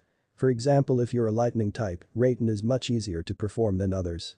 Kakashi explained and Kiba nodded. I normally wouldn't do this, I'd start you off with tree climbing and water walking, but there's some bad things brewing, and I need you to be prepared. You are the Genin Heavy Assault Squadron, and we'll be taking a lot of C-ranked and possibly B-ranked missions in the future when you become Chunin, and you have to be fully prepared for what could be happening. What could be happening, sensei? Naruto asked. Or. It's not pretty either, I fought along the Yondaime against a Wagakure, and I just turned 12. By 13 I was A, and I needed to make full-fledged ninja out of you. Why do you think a war will break out? Sasuke asked. I took a few S-ranked missions and something is going on. There was Sunagakure making a peace treaty with a new village called Atagakure, and no one knows who their Kage is. Megakure is still in a civil war, and Kumo and Iwa are in the middle of a peace treaty, and those two nations are our biggest enemies. Kakashi explained. So how do we find out what our affinities are? Naruto asked. You basically pump chakra into the paper, and the paper will react. If it's earth it'll dissolve into dust. If it's fire, it'll smoke and burn. If it's water the paper will damper, if it's wind it'll slice in half. And if it's lightning, it'll emit sparks. Kiba began pumping chakra into his paper and it sliced in half. So that means I'm a wind user, right? Kakashi nodded and signaled for Sasuke to go. Sasuke began channeling his chakra into the paper. Suddenly the paper began to smolder and smoke, burning into ash. Fire type should have figured, you're an Uchiha after all. Kakashi said, his face expressionless. Naruto then began pouring his chakra into the paper and it suddenly began emitting sparks, causing him to drop it. Lightning. I never would have figured. Kakashi stated, crinkling his eyes into his stupid eye smile. So now that we know our elemental affinities, what next? Kiba asked, rubbing Akamaru's head affectionately. I'm going to teach you. I'm a lightning type, but since I have the Sharingan I've copied over 1,000 that will help you out. I'll teach you a C-ranked, a B-ranked, and then an A-ranked assassination. Kakashi explained. Assassination, Naruto asked. Yeah, we are in the business of killing. What part of the heavy assault squadron don't you get? Kakashi asked, ruffling Naruto's hair, who began leaking killer intent. I know. I just didn't understand what you meant at first. Naruto explained, slapping Kakashi's hand away. Well yeah, as ninjas we have to employ all forms of attack to attack an enemy. Well it'd be better to sneak up on people and slit their throats with a kunai, sometimes you end up in a battle with them, where you have to resort to your whole repertoire of techniques to walk out alive. Most E-ranked to C-ranked hurt an opponent, but B and A-ranked are usually for assassinations. I will teach you a C-ranked attack, a B-ranked defensive one and an A-ranked assassination. The A-ranks I teach you aren't meant to be flashing around, use them only when you're going to kill someone or to protect a precious person. Kakashi explained. So the A-ranks are like a last resort and assassination technique? Kiba asked. Yes. Mainly because there's gonna be a Sharingan user or someone who can break your technique down and duplicate it and then use it against you. Naruto and Sasuke snickered at the jab at the Sharingan users. Now Kaka-sensei, you almost sound like a hypocrite, owner of 1,000 techniques. Naruto spoke, causing Kiba to snicker. Raising a wary eyebrow at the boy, Kakashi chose to ignore him. Eventually I want you to learn elemental manipulation and create your own techniques. Kakashi continued. Creating your own techniques can be helpful, especially if you use them cautiously, it gives you a small advantage over an enemy. What about techniques that I haven't seen in a while? If someone were to recreate them, that'd be an advantage wouldn't it? Naruto asked. Kakashi's eyes narrowed at him. Give us an example, Naruto. The Hiraishin no Jutsu, a technique exclusive to the Yondaime Hokage. Naruto pointed out. You aren't really going to try to recreate that technique are you? Kakashi asked. Yes, I am. Naruto stated. But the scrolls on how Yondaime made the technique were lost. Kakashi exclaimed. Naruto shrugged carelessly. What's Hiraishin? Kiba asked. It's exclusive to Yondaime. It allowed him to instantly teleport to a location with a seal that almost summoned him to that spot. Kakashi explained. Kiba looked over at Naruto, clearly impressed. So what techniques are you going to teach us? Sasuke asked, finally speaking up. Well for Kiba I'm going to teach him Futen. Great Wind Release and Futen. Wind Bullet. Great Wind Release simply causes the user to channel large amounts of wind around their body, forcing away anything that gets too close, and Wind Bullet is that blows a concentrated ball of chakra that is fired from the mouth and hits an opponent from a distance. I don't know any A-rank techniques, so you have to ask Sarutobi Asuma. For you Sasuke I'm going to teach you Katen. Flamethrower, Katen. Wall of Fire and Katen. Phoenix Dragon. Sasuke smirked, thinking of the possibilities. Flamethrower basically blows a continuous amount of fire at an opponent, Wall of Fire erupts a large barrier of fire for protection, and Phoenix Dragon is your assassination technique. For you Naruto, I'm going to teach you Raiden. Shockwave, Raiden. Spark, and lastly my own original technique, the Chidori. Shockwave basically launches a current of lightning on the ground and doesn't stop until it connects with a conductor. Spark is a defense that allows you to emit lightning chakra around you to stop any up-close attacks. Dodori is my own original attack, it's an air rank assassination technique that has a few drawbacks. Kakashi explained. What drawbacks, sensei? Naruto asked. You can overcome them with a Sharingan, well most of them. The biggest one is that as you charge at the opponent it emits a shrill noise, like 1,000 birds chirping, hence the name. To use the technique, you have to have a ridiculous amount of speed and agility, and without the Sharingan the technique is virtually useless. Kakashi said, and seeing Naruto's confusion, he continued. At the speed you're moving when you use this causes almost a tunnel-like vision that doesn't allow you to see counterattacks. But with the Sharingan, that point is nullified. Naruto finished. Yes. Kakashi said, nodding. In 2 days we'll be starting D-ranked missions and I'll train you afterwards, teaching each of you how to use your techniques. We'll start with the C-ranked, then B-ranked, and finally the A-ranked assassination ones. But you'll have to wait a bit for those, until I deem you ready. Kakashi said, much to Team 7's displeasure. Damn, I was hoping to learn Chidori today. Naruto pouted uncharacteristically, showing more emotion than he had in a while. Kakashi grinned, ruffling the boy's hair again. You aren't going to play favorites are you, Kakabaka? Naruto asked. Kakashi crinkled his eyes again in response. Never Naruto. Anyways, Team 7 will meet me here tomorrow at 8 o'clock in the morning. Kakashi ordered, and Naruto glared at him. I'm showing up at 10 then. Sasuke said, earning him a soft slap to the back of the head from Kakashi. Kiba waved to his sensei and headed back to the Inuzuka district where he would train with Akamaru for a bit. Second, Kakashi disappeared using the Shunshin. Naruto turned to Sasuke with an evil grin. So what's next to Che? Naruto asked. Shut it down. How about we get something to eat? Sasuke asked. Ramen? Naruto asked, giving Sasuke the puppy eyes no jutsu. Chen. I hope you get fat, that'll be a new one for the ages, a Hokage the size of an Akamichi. You'll become the scapegoat in a sense, Iruka-sensei will be like, watch out kiddies, that Hokage has an ultimate finisher, he farts in people's faces, one-hit knockout. Sasuke imitated Iruka's voice. Naruto couldn't help but laugh. And you'd be the poster boy for emos. Let's all be great like Uchiha Sasuke, all we have to do is brood and cry in dark corners and say two-worded sentences.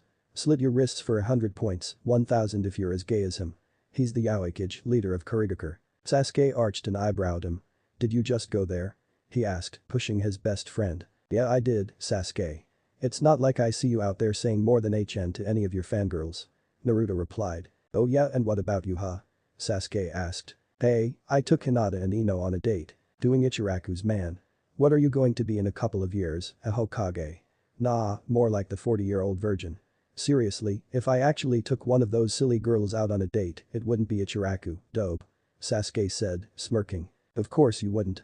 You'd take them to your basement and show them your box of shounen porno that you think I don't know about. Perhaps you'll start a book, Uchiha Sasuke's Yaoi Yaoi Paradise. Naruto snapped back. I'm not gay. Sasuke whined. HN. Did you say something? Naruto asked coolly. Bad timing, Sasuke's eyes filled up with fire as he stared at his adopted brother. So whatever happened on the date with Hinata? Sasuke asked as they headed toward Shashua, a pretty good restaurant in Konoha. They served a variety of things and the good thing was that it was healthy and tasty. It was weird. She didn't talk much and stared at me throughout the whole day with those creepy eyes of hers. I told her that she needed to get better self-confidence, that I hated weak Kunoichi and all, and her eyes watered up and stuff. I just gave a little bit of advice and she started crying and stuff. Troublesome girl. You're an idiot. Hinata worships the ground you walk on Uzumaki and you tell her that. Not to mention her dad's a team who tells her she's weak and doesn't train her properly. You just added to her low self-esteem, good going Baka. Sasuke pointed out. What about Ino? Naruto blushed for a second. Sasuke stared at him, now completely curious. Ino's cool, I guess. Definitely fangirl material, but she is hot as hell. I'm only 12 and I know that much. We went to Ichiraku's and stuff, hung out for a bit and talked, and before we left, she kissed me. It was weird. Weird? Sasuke asked, entering Shashua and asking for a table for two. Well the kiss was all wet. It was like she was trying to suck my face off. Naruto exclaimed and Sasuke laughed. Sasuke shook his head. So what about you and Sakura? Naruto asked. There's no me and Sakura. She never stops asking me out and she cries when I tell her no. I told her to focus on training rather than me and it's like I can't pass that big ass forehead of hers. Sasuke said, clearly frustrated. The two sat down and ordered some food. Yakisoba for Naruto with some shrimp fried rice and some red bean soup for Sasuke. Naruto. Sasuke. Ino and Sakura walked into Shashua, rushing over to their table. After shooting a glare at Naruto, Sakura sat down next to Sasuke and Ino wrapped her arms around Naruto, sliding in next to him. You weren't planning on poisoning my food, are you, Haruno-san? Naruto asked, eyeing her carefully. No, I still hate you though. Sakura whispered, turning to Sasuke. Did you miss me, Sasuke-kun? HN. Sasuke grunted in response. Ino curled up next to Naruto and Naruto inhaled a mixture of vanilla and lavender. Naruto stared at Sakura. Sakura-san, I'm honestly sorry for you. I didn't know it was your father and he was trying to kill me and I just reacted. I'm not sorry for him, but I'm sorry for what it's doing to you. I'm not going to ask for forgiveness, nor for you to forget, but had it been a reversal of roles, you'd have done the same. Naruto pointed out. Sakura stared at him for a few seconds. I'd rather not talk about it. I missed you, Naruto-kun. Ino said, looking up at Naruto's face hopefully. He honestly didn't have the balls to be with her. Here she was curled up against him, smelling really good and asking for crumbs. Why be her? He couldn't deny that he liked her, even if it was just a little bit. Naruto leaned his head down and captured Ino's lips with his own. Her soft lips were compliant and she darted her tongue into his mouth, soft hands gripping on his arm. This time, the kiss was not all sloppy, just full of passion on both parts. Even if he didn't like her that much, he couldn't deny the fact that as he kissed her, he had this soft tickling club in his gut. He could deal with it for a bit. Chapter 5. The Real Demon. Thanks to some help from Sasuke and Ino, Naruto had managed to get past the guard and into the Hokage's office. There was a reason the blonde genin was in here, a big one in fact. A vague memory had popped up during his training with Kakashi, almost urging him to knock the old man Hokage out and nick the forbidden scroll. He had already mastered the C-ranked Raiden, Dengeki Nami and the B-ranked Raiden, Raikou Hibana no Jutsu. He still had a bit of trouble getting the basics of the Chidori, much to Kakashi's surprise, but not him. With the other, he pretty much guessed a bit on how much chakra to put into them, but with the Chidori, that was virtually next to impossible. Too little chakra and the lightning would sizzle and then disappear, too much chakra and the attack blew up in his face. So the last couple of weeks he had been working on chakra control by walking up trees and walking on water. Weeks of chakra control in the hopes that it'd be enough to be fully able to harness the lightning chakra and use the Chidori. Spatial decomposition was no real trouble for him, but the nature manipulation was a whole other story. Refining his chakra into lightning took so much control and focus that it seemed out of his grasp. So to make up for it, he planned on stealing some techniques off the Forbidden Scroll, hoping there was something his father left behind for him. Damn it, he was Yondame's son, Minato must have left some sort of contingency plan for him, in case something like this were to happen.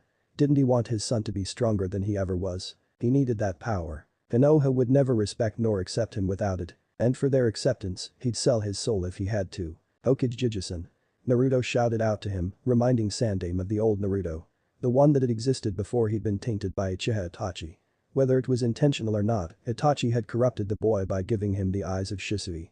God knows what the Sandaime would give up just to have the old Naruto back. The smiling Baka running around with big boasts of becoming Hokage in that ridiculous jumpsuit of his. But perhaps his corruption wasn't Itachi's fault. It had been the villagers and shinobi even who had robbed the boy of his sight, treated him like a leper and like a burden, despite the fact that he was the one person who held back the Kyuubi, stopping them from dying. Staring at the boy cautiously, the old man puffed on his pipe, inhaling the sweet scent of the tobacco before blowing it out, watching as it curled around his form. Yes, Naruto-kun. The aged Hokage said gently, hoping not to do something that would set the boy off. Did Yondaime ever leave me anything? Any scrolls, any money, or something that makes my existence a little more bearable? Surely he must have foreseen the villagers' treatment of me. Naruto replied, his curious jade eyes closing for a second, making him look almost angelic, instead of a 12-year-old boy who already took the life of a retired leaf nin. The Sandaime motioned for the boy to get closer, stretching out his arm and placing his hand on the genin's head. Naruto's eyes shot wide open at the open display of affection and gave the Hokage an aged look, one that didn't suit him whatsoever. Ruffling the boy's blonde locks gently, the withered old man clasped his hands around the boy, stifling him in a hug. Forgive me, Naruto, forgive me for everything. Bitter tears sprang to the Hokage's eyes, he knew he had failed Naruto, much like he had Jiraiya. Allowing the momentary lapse of weakness, the Sandaime placed a kiss on Naruto's forehead. Forgive me. He begged in a tone that didn't become him. Naruto paused, closing his eyes again in a hurry, he needed to close off the tears that threatened to spill, and allowed himself to be held. It had been so long since he had been shown any affection to, the Sandaime Hokage had always resembled some sort of family to him, and as he let the withered old man hug him, Naruto couldn't help but feel regret, and deep down he knew he forgave him. His heart threatened to burst out of his chest as it began thumping quickly in his chest. "I forgive you, old man," Naruto whispered. The Sandaime released the genin and stared into his sparkling jade eyes, unique in their own sense, eyes that belonged to a dead man. "He did. But he left specific instructions for you not to see until you were 18. The Sandaime winced, hoping the boy didn't take it too hard. Naruto paused for a second, blank eyes like a wax statue. "Hi Hokage-sama. If those are my Itaosan's wishes, then so be it," Naruto responded. The look of haughty defiance crossed his face before it was wiped clean. "If you want though I can teach you a few when I get off, you can copy them with your Sharingan." The Sandaime offered as penance. "No. The best are mastered, never copied. I will wait with you until you get off and then you can show me, but I'm not copying them, you have me confused with Kakashi," Naruto replied, smirking. To say that Sandaime was surprised was an understatement. "Hi, don't be too hard on your sensei, the copying abilities of the Sharingan are subconscious and subliminal. He is trying, you know, to make up for the last 12 years. He honestly didn't know," Sandaime said, ruffling Naruto's hair again. Naruto nodded and took a seat next to the Sandaime, and an hour later, the two left to train. Naruto was tired, bone dead tired to be exact. All he wanted was to get a few bowls of some hot miso ramen and then jump into his bed and ready for the next amount of pointless chores called D-ranked missions.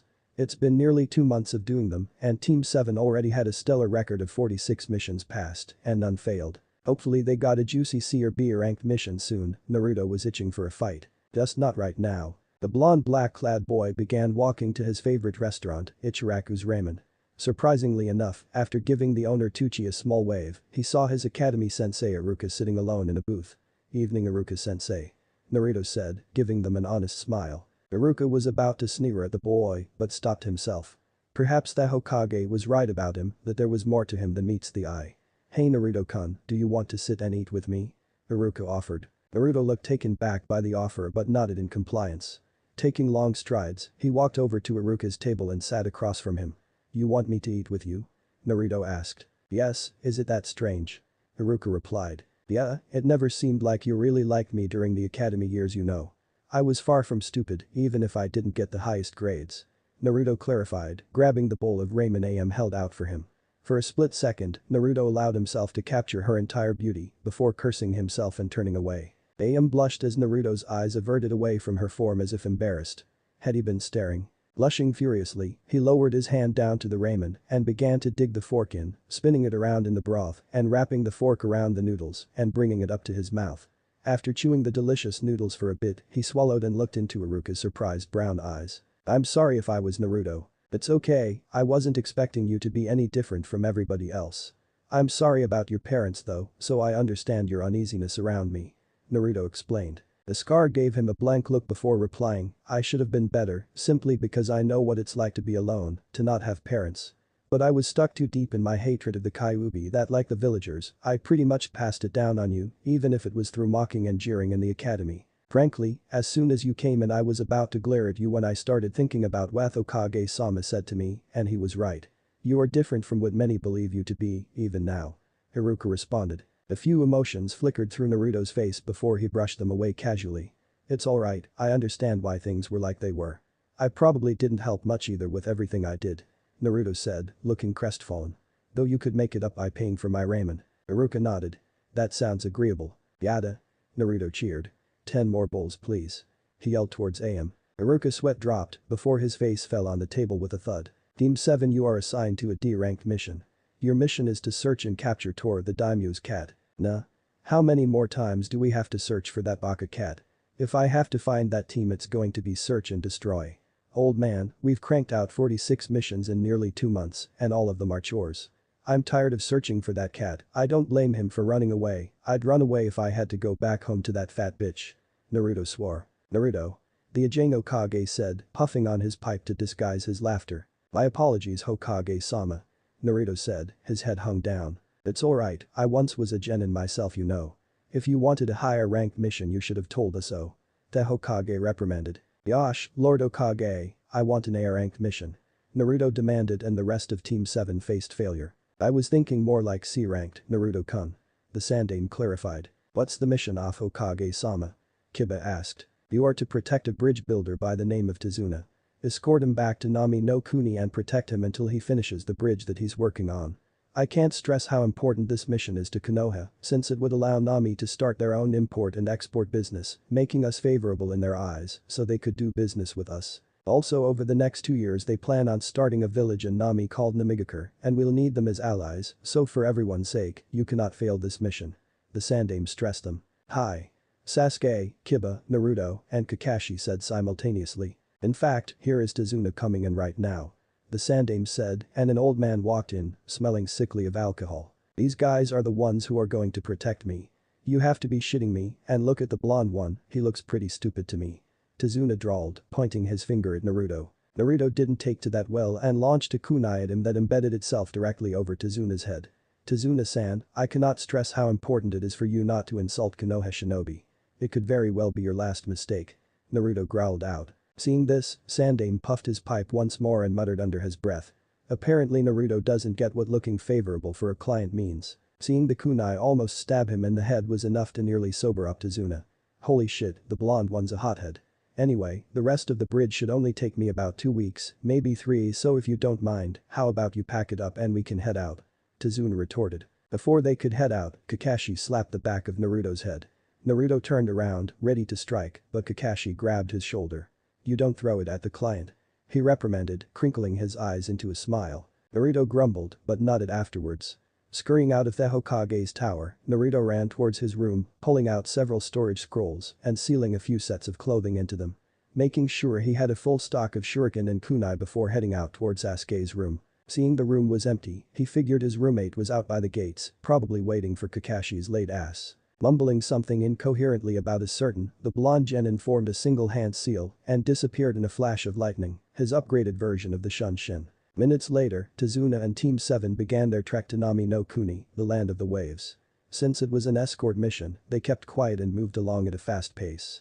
Kiba, like usual, was carrying Akamaru in his front jacket, the cute puppy keeping his eyes and nose sharp, making sure there were no enemies around. Kakashi on the other hand, trusted his team enough to pop out his infamous orange-clad novel. Naruto and Sasuke on the other hand, had a hand on their kunai holster, constantly at the ready. Akamaru began barking as they stopped after 4 hours of traveling. What is it, boy? Kiba asked, and Akamaru continued his frantic barking. Naruto saw this and walked over to Kiba and petted Akamaru's head to distill his fear. What's wrong, Kiba? Naruto asked. Akamaru is saying for us to be careful, that there is something out there. He said he noticed a smell a half hour ago, and now it's been hitting him strongly. I'm noticing it now too when I focus chakra to my nose. Kiba explained. Naruto took it in and pondered for a second. He then turned around to Kakashi, who gave him a small nod. Tazuna-san. My comrades here are telling me that there are enemies somewhere around the area. We have been hired to do a C-ranked mission to escort you to Nami and protect you from thugs and bandits. When you hired us, did you know there would be nin involved? Naruto asked, activating his Tsutomu Sharingan. No, I didn't know. You are lying, these eyes do not deceive me. Why would you ask for such a mission for lowly genin like us? If we encounter any nin or above, this mission would be easily classed as an B or A rank mission. For now we'll stick to it, so you can either pay us the difference now or we will drop a mission, for that is our right. Naruto growled out to the drunk. Please, you can't do that. Our village couldn't afford a B or A rank mission. This mission has left us poor enough as it is, if you guys abandon now, the whole country used. Tazuna cried out sadly. You just don't get it. You could have asked the Hokage for help and he would have understood. I, on the other hand, am not as sympathetic as the old fossil.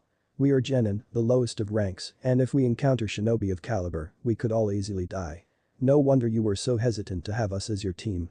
Naruto said as an afterthought. Please, I need your help. Naruto looked at Kakashi with disdain and nodded at him to take charge. With all due respect to Tazuna-san, it's not fair for us to take a higher ranked mission and then get short on money for it. If you want us to take the mission, you're going to have to offer us something or else we will return to Konohagakure. Kakashi said stoically, his face unrevealing of the emotions he felt inside. What do you want? Tazuna begged. Sasuke walked up to the bridge builder and gave him a cold glance. HN. If we take this mission, you will accept our Hokage's terms for exports of goods. And to pay us back, the 4 of us will take a small chunk of stock for the upcoming village of Namigakure. Not enough that it'll hurt the city, but enough that while you bastards get fat from the money, some of it will go to us too. Sasuke said. Damn, I hadn't thought of that. Naruto and Kiba thought at the same time. Kakashi couldn't help himself and let out a small giggle at the idea of it. That's outrageous. Tazuna cried out angrily. Kakashi snarled and grabbed the front of Tazuna's shirt. No, what's outrageous is that you hired 3 genin to fight off some enemy nin, they're straight out of the academy. I know they're good, and so am I, but if you don't agree and we encounter some A or S rank missing nin, we're done with you. Kakashi warned him, letting go of his shirt, causing Tazuna to fall to the floor in a heap. Tazuna weighed the possible outcomes. If this genin team didn't help him, he could easily die and the bridge would never get built and his people would die one by one, Inari included. We're not asking for much, Tazuna-san. But we do need to know exactly what's going on in Nami no Kuni. Naruto offered. Fine, I'll agree to your conditions. Each of you will get 2% of the total income Nami makes. And as for what's going on, the problem is Geto. Tazuna replied. Realization dawned on Kakashi's face. Geto, as in the CEO of Geto Industries. Kakashi asked. Yes, basically, a year ago he showed up in Nami and stopped us from building our bridge and enslaved our people. After we completely submit to him, he wants to start his own village in Nami for his band of missing nin and samurai, getting them to export his slaves and drugs. If we don't stop him, my daughter and the females in Nami will be nothing more than slaves, and kids like my grandson will be used as containers for Geto's drugs. I'm sorry I lied, but please, I was expecting a team for this, I need your help. Tazuna begged. Naruto looked at Sasuke and Kiba who both nodded. Then over to Kakashi who nodded as well. Fine, we'll help. Exactly how much were you to pay me if I managed to kill Geto himself? I can bring his head to you for a small fee. Naruto asked. 500,000 ryo to be paid over 5 years, not including what you'd get from your 2%. Tazuna said, smiling at the thought of ridding himself of the short bastard. Hi, I'll kill Geto for you. Naruto replied, to which Kakashi couldn't help but shake his head. What, I get to kill a bad guy and make some money too. Why wouldn't I do it? Naruto asked his sensei. If your father could only see you now. Kakashi whispered to Naruto. He probably would have done the same thing, I think. Naruto chortled. Now, we know thanks to Akamaru that there's going to be 2 nin coming up ahead. Be on the lookout for anything suspicious, and we'll get him. If you overlook anything it could be your life. He said to Kiba and Sasuke. Sasuke grunted. Team 7 and Tazuna continued their trek to Nami, and the next morning Akamaru woke Naruto up by barking constantly. Seeing as Naruto had awoken before Kiba, the tiny white-furred puppy ran over to Naruto and began whining, climbing up on Naruto's stomach and licking his face. What is it, boy? Naruto asked, running his fingers through Akamaru's fur. Akamaru yipped a couple of times, and Naruto decided to wake Kiba up. Crawling low in the tent that they had set up the previous night, Naruto reached over to Kiba and shook him. When Kiba wouldn't wake, Naruto began channeling some lightning chakra and shocked Kiba who woke up with a start. Don't bite me there, Akamaru. Kiba yelled out, rubbing his eyes to stare at Naruto and Akamaru curiously. I wonder what you were dreaming about, dog breath. Naruto chided, and Akamaru growled at him. He's the one dreaming it, not me. Naruto replied, petting the dog's head and avoiding the tiny teeth that flashed at him. Shut up, Naruto. What's going on? Kiba asked. I don't know. Akamaru woke me up and he's been whining since, I think something's going on. Naruto explained. Akamaru ran over to Kiba and began yipping again. He's saying someone found us. That Kakashi is battling someone outside. Kiba said, getting up to his feet hastily. Naruto did as well, jumping up to his feet and grabbing his kunai and shuriken holster, attaching them to his pants and grabbing his scrolls, shoving them into a few pockets before the two of them ran outside to see what was going on. Outside, Kakashi was battling a swordsman from Kiri. Naruto could tell as much from the 8 that was cocked to the side. Naruto closed his eyes and prayed it wasn't a member of the 7 swordsmen from the mist. Before opening them, Sharingan activated. Kakashi seemed to be struggling with him, barely parrying the sword's blows with a kunai, his vision affected by the rapidly disappearing mist that had been hovering over the area. No jutsu. Naruto thought and looked over to his left, seeing Sasuke with a kunai in his hands, blocking any attempts made on Tazuna from the swordsman's clones. Fuck me. Kiba whispered fearfully, as the killer intent coming from both nin was stifling in the air, causing Kiba to pant slightly. Chill out, Kiba, go help Sasuke fend off any attacks on Tazuna, I'll help Kakashi. Naruto ordered. Hi, Naruto Taichu. Kiba replied, before he and Akamaru began sprinting towards Tazuna and Sasuke. Trying to determine the best strategy to take on the freakishly tall with his mammoth sword, Naruto gave up and decided on a frontal assault. Pulling some shuriken out of his holster and launching them at Zabuza, he grabbed a single kunai and sprinted ahead. His speed was unmatched by any genin as he appeared next to Zabuza in 3 seconds. Zabuza ducked the shuriken someone tossed at him before spinning around and kicking Kakashi in the face, knocking him back a few feet. Before Zabuza could make an attempt on Kakashi, there was a yellow blur, and his jaw was racked with pain as a black-clad blonde slammed his fist into his face with enough force to rock Zabuza's body. Before Zabuza could react, the short blonde appeared in front of him and kneed him in the face, breaking his nose and sending blood gushing from it. Naruto went to kick his face in, but Zabuza grabbed his leg and kicked Naruto in the chest, knocking him back a few feet, slapping the water with a sickly smack. Naruto stood up and glared at the tall. "Who are you?" Naruto demanded. "If you must know, I will be your killer. I am Momochi Zabuza, ex-Jounin and missing nin of Kurigakure.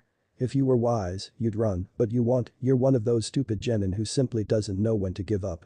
So I will break you." Zabuza grabbed his sword and was about to strike when he saw a flash of yellow incoming and blocked the attack with his sword. "I won't die, not until I become a Hokage and show the world they were wrong about me." Naruto growled, blood-red eyes staring at the missing nin. "You're a fast kid. Tell me your name before I kill you," Zabuza ordered. "Uzumaki Naruto, the next Hokage." Naruto replied, ducking a punch that Zabuza threw at him, his kunai grinding against a mammoth sword to prevent the sword from cleaving his head. "Sorry kid, but you'll never become a Hokage," Zabuza said cruelly, grinning behind the bandages. "Even if you were an exceptional genin, you don't stand a chance against me. I am from Kurigakure and very exceptional with water-based techniques." Zabuza bragged, spinning around his sword to kick Naruto in the face, knocking him clean across the beach and into the water. "This is my domain." "Really?" Naruto said, standing up, wiping the blood from his mouth and spitting it to the side. Zabuza began running through a set of hand seals as he ran onto the water, chasing after Naruto as he was about to unleash his attack. "Water style. Water dragon jutsu." Zabuza yelled, and water began swirling about in the water before it began to rise, taking the shape of a dragon, and it rushed towards Naruto who did nothing. The water dragon flew towards Naruto and collided with him head-on. Knowing that it was it for the blonde genin, Zabuza began laughing until he saw a poof of smoke. Bird, dog, ram, horse, dog, dragon, snake, bird. Naruto stood on the sandy beach and as Zabuza turned around, he unleashed his attack. Lightning style. Shockwave. He bellowed and slammed his hands to the sand, sending electricity coursing through the sand and into the water, coursing its way to Zabuza. Zabuza screamed as the water he was suddenly standing on warmed up and he began convulsing as torrents of electricity coursed through his body. Kakashi appeared behind him and held a kunai to his throat. "Today you die." Kakashi growled out and slit Zabuza's throat. Naruto was about to cheer when suddenly instead of blood, water began oozing out of Zabuza's neck before dissolving into a Mizubunshin. Kakashi looked taken back and suddenly he screamed, "Naruto, jump." Before Naruto could do anything, Zabuza's sword cleaved right through his torso, cutting him in half. Blood sprayed on Zabuza's face. "You didn't think you were the only one with clones, did you, kid?" "No, I wasn't a jackass," Naruto said before exploding into smoke, revealing it was another shadow clone. Hidden leaf style to jutsu. 1000 years of pain, Uzumaki style. Naruto yelled, charging his kunai with lightning chakra before appearing behind Zabuza and shoving the lightning kunai into Zabuza's rear. "What are you doing?" Zabuza bellowed, but instead of letting it go, Naruto continued channeling chakra into the kunai, sending bursts of lightning into Zabuza as blood began to coat the kunai. "Call it an Uzumaki enema motherfucker," Naruto yelled, launching Zabuza up in the air, who flew up and landed on the water with a loud smack. Tossing the bloody kunai to the side, Naruto was about to storm to Zabuza again when the area was once again coated with a dense mist. Kakashi began to scout the area before shunning away to make sure Sasuke and Kiba were okay. Seeing they were fine, Kakashi disappeared, single Sharingan eye scanning the mist to find him. "You got balls, kid. But you don't stand a chance against the demon of the mist.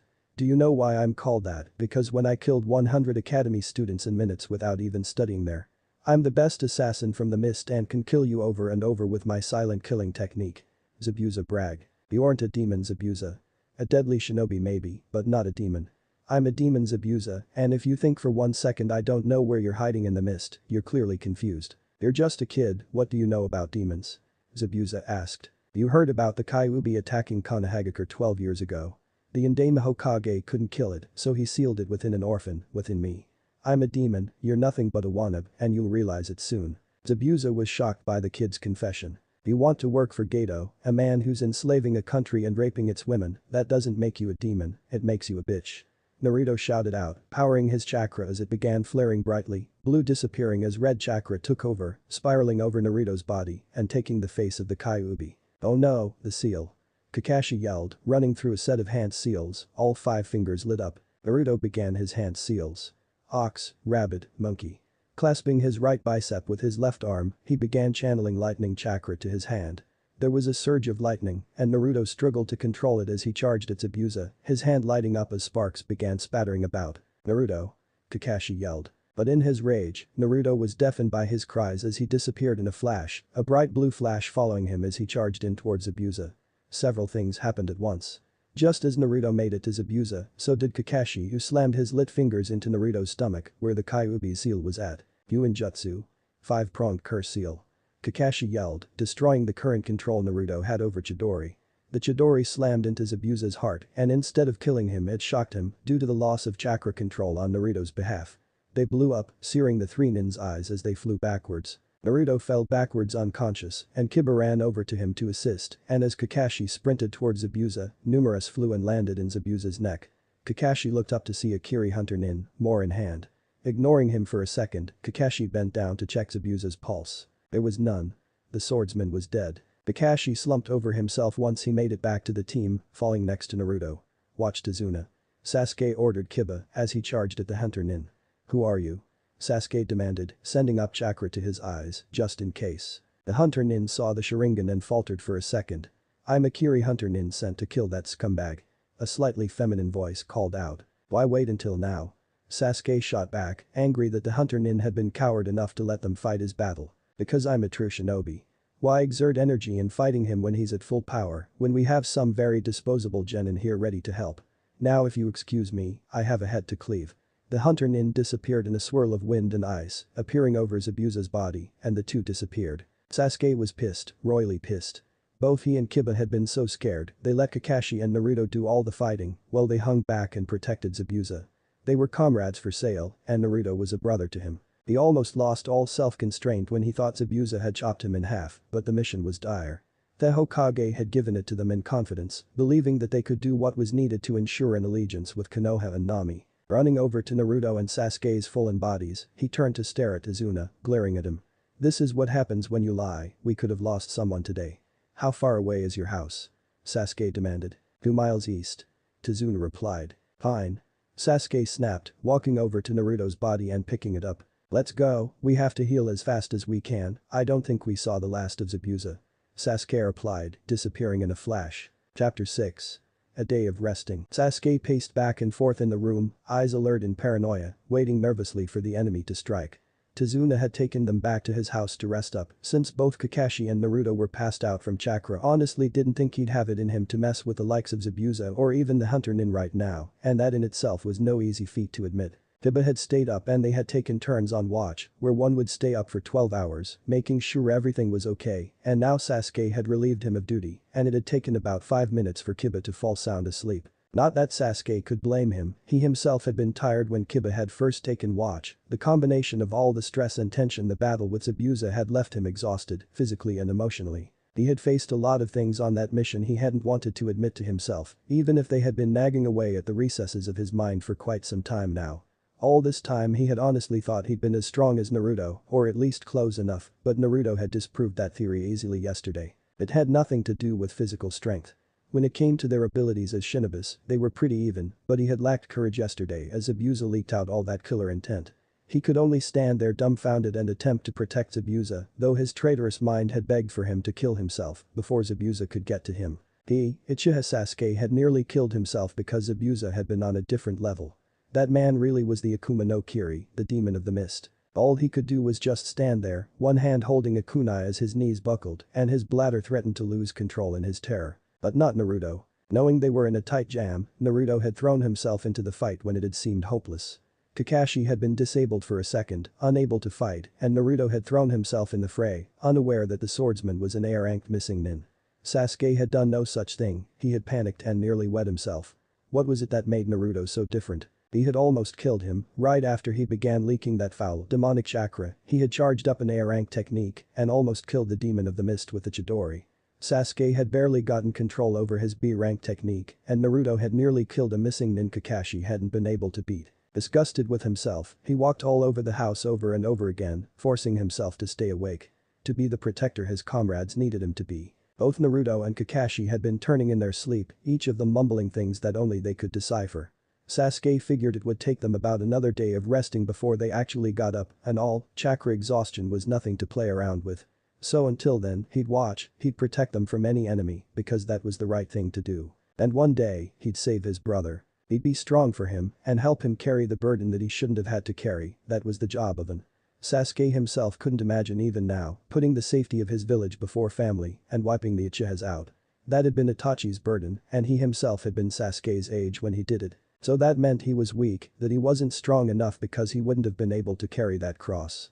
Such a cross would have been too heavy to shoulder, but he'd make it.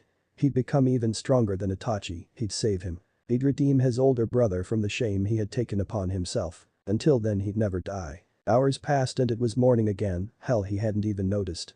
Had he fallen asleep? Or had he been so in the zone that he hadn't noticed the sands of time slowly ebb away from the beach that was life? There was a slow creak and his hand flew to his kunai pouch on its own volition and had been about to throw it until he saw Izuna's daughter Tsunami peeking out from the door. "Sasuke-kun, have you been up all night?" Tsunami asked, her voice full of concern, her eyes dark brown with worry. "HN." He grunted out nodding. Removing his hand from his kunai pouch, he stood up off the wooden floor. "Would you like me to make you some breakfast?" she asked, stepping into the room.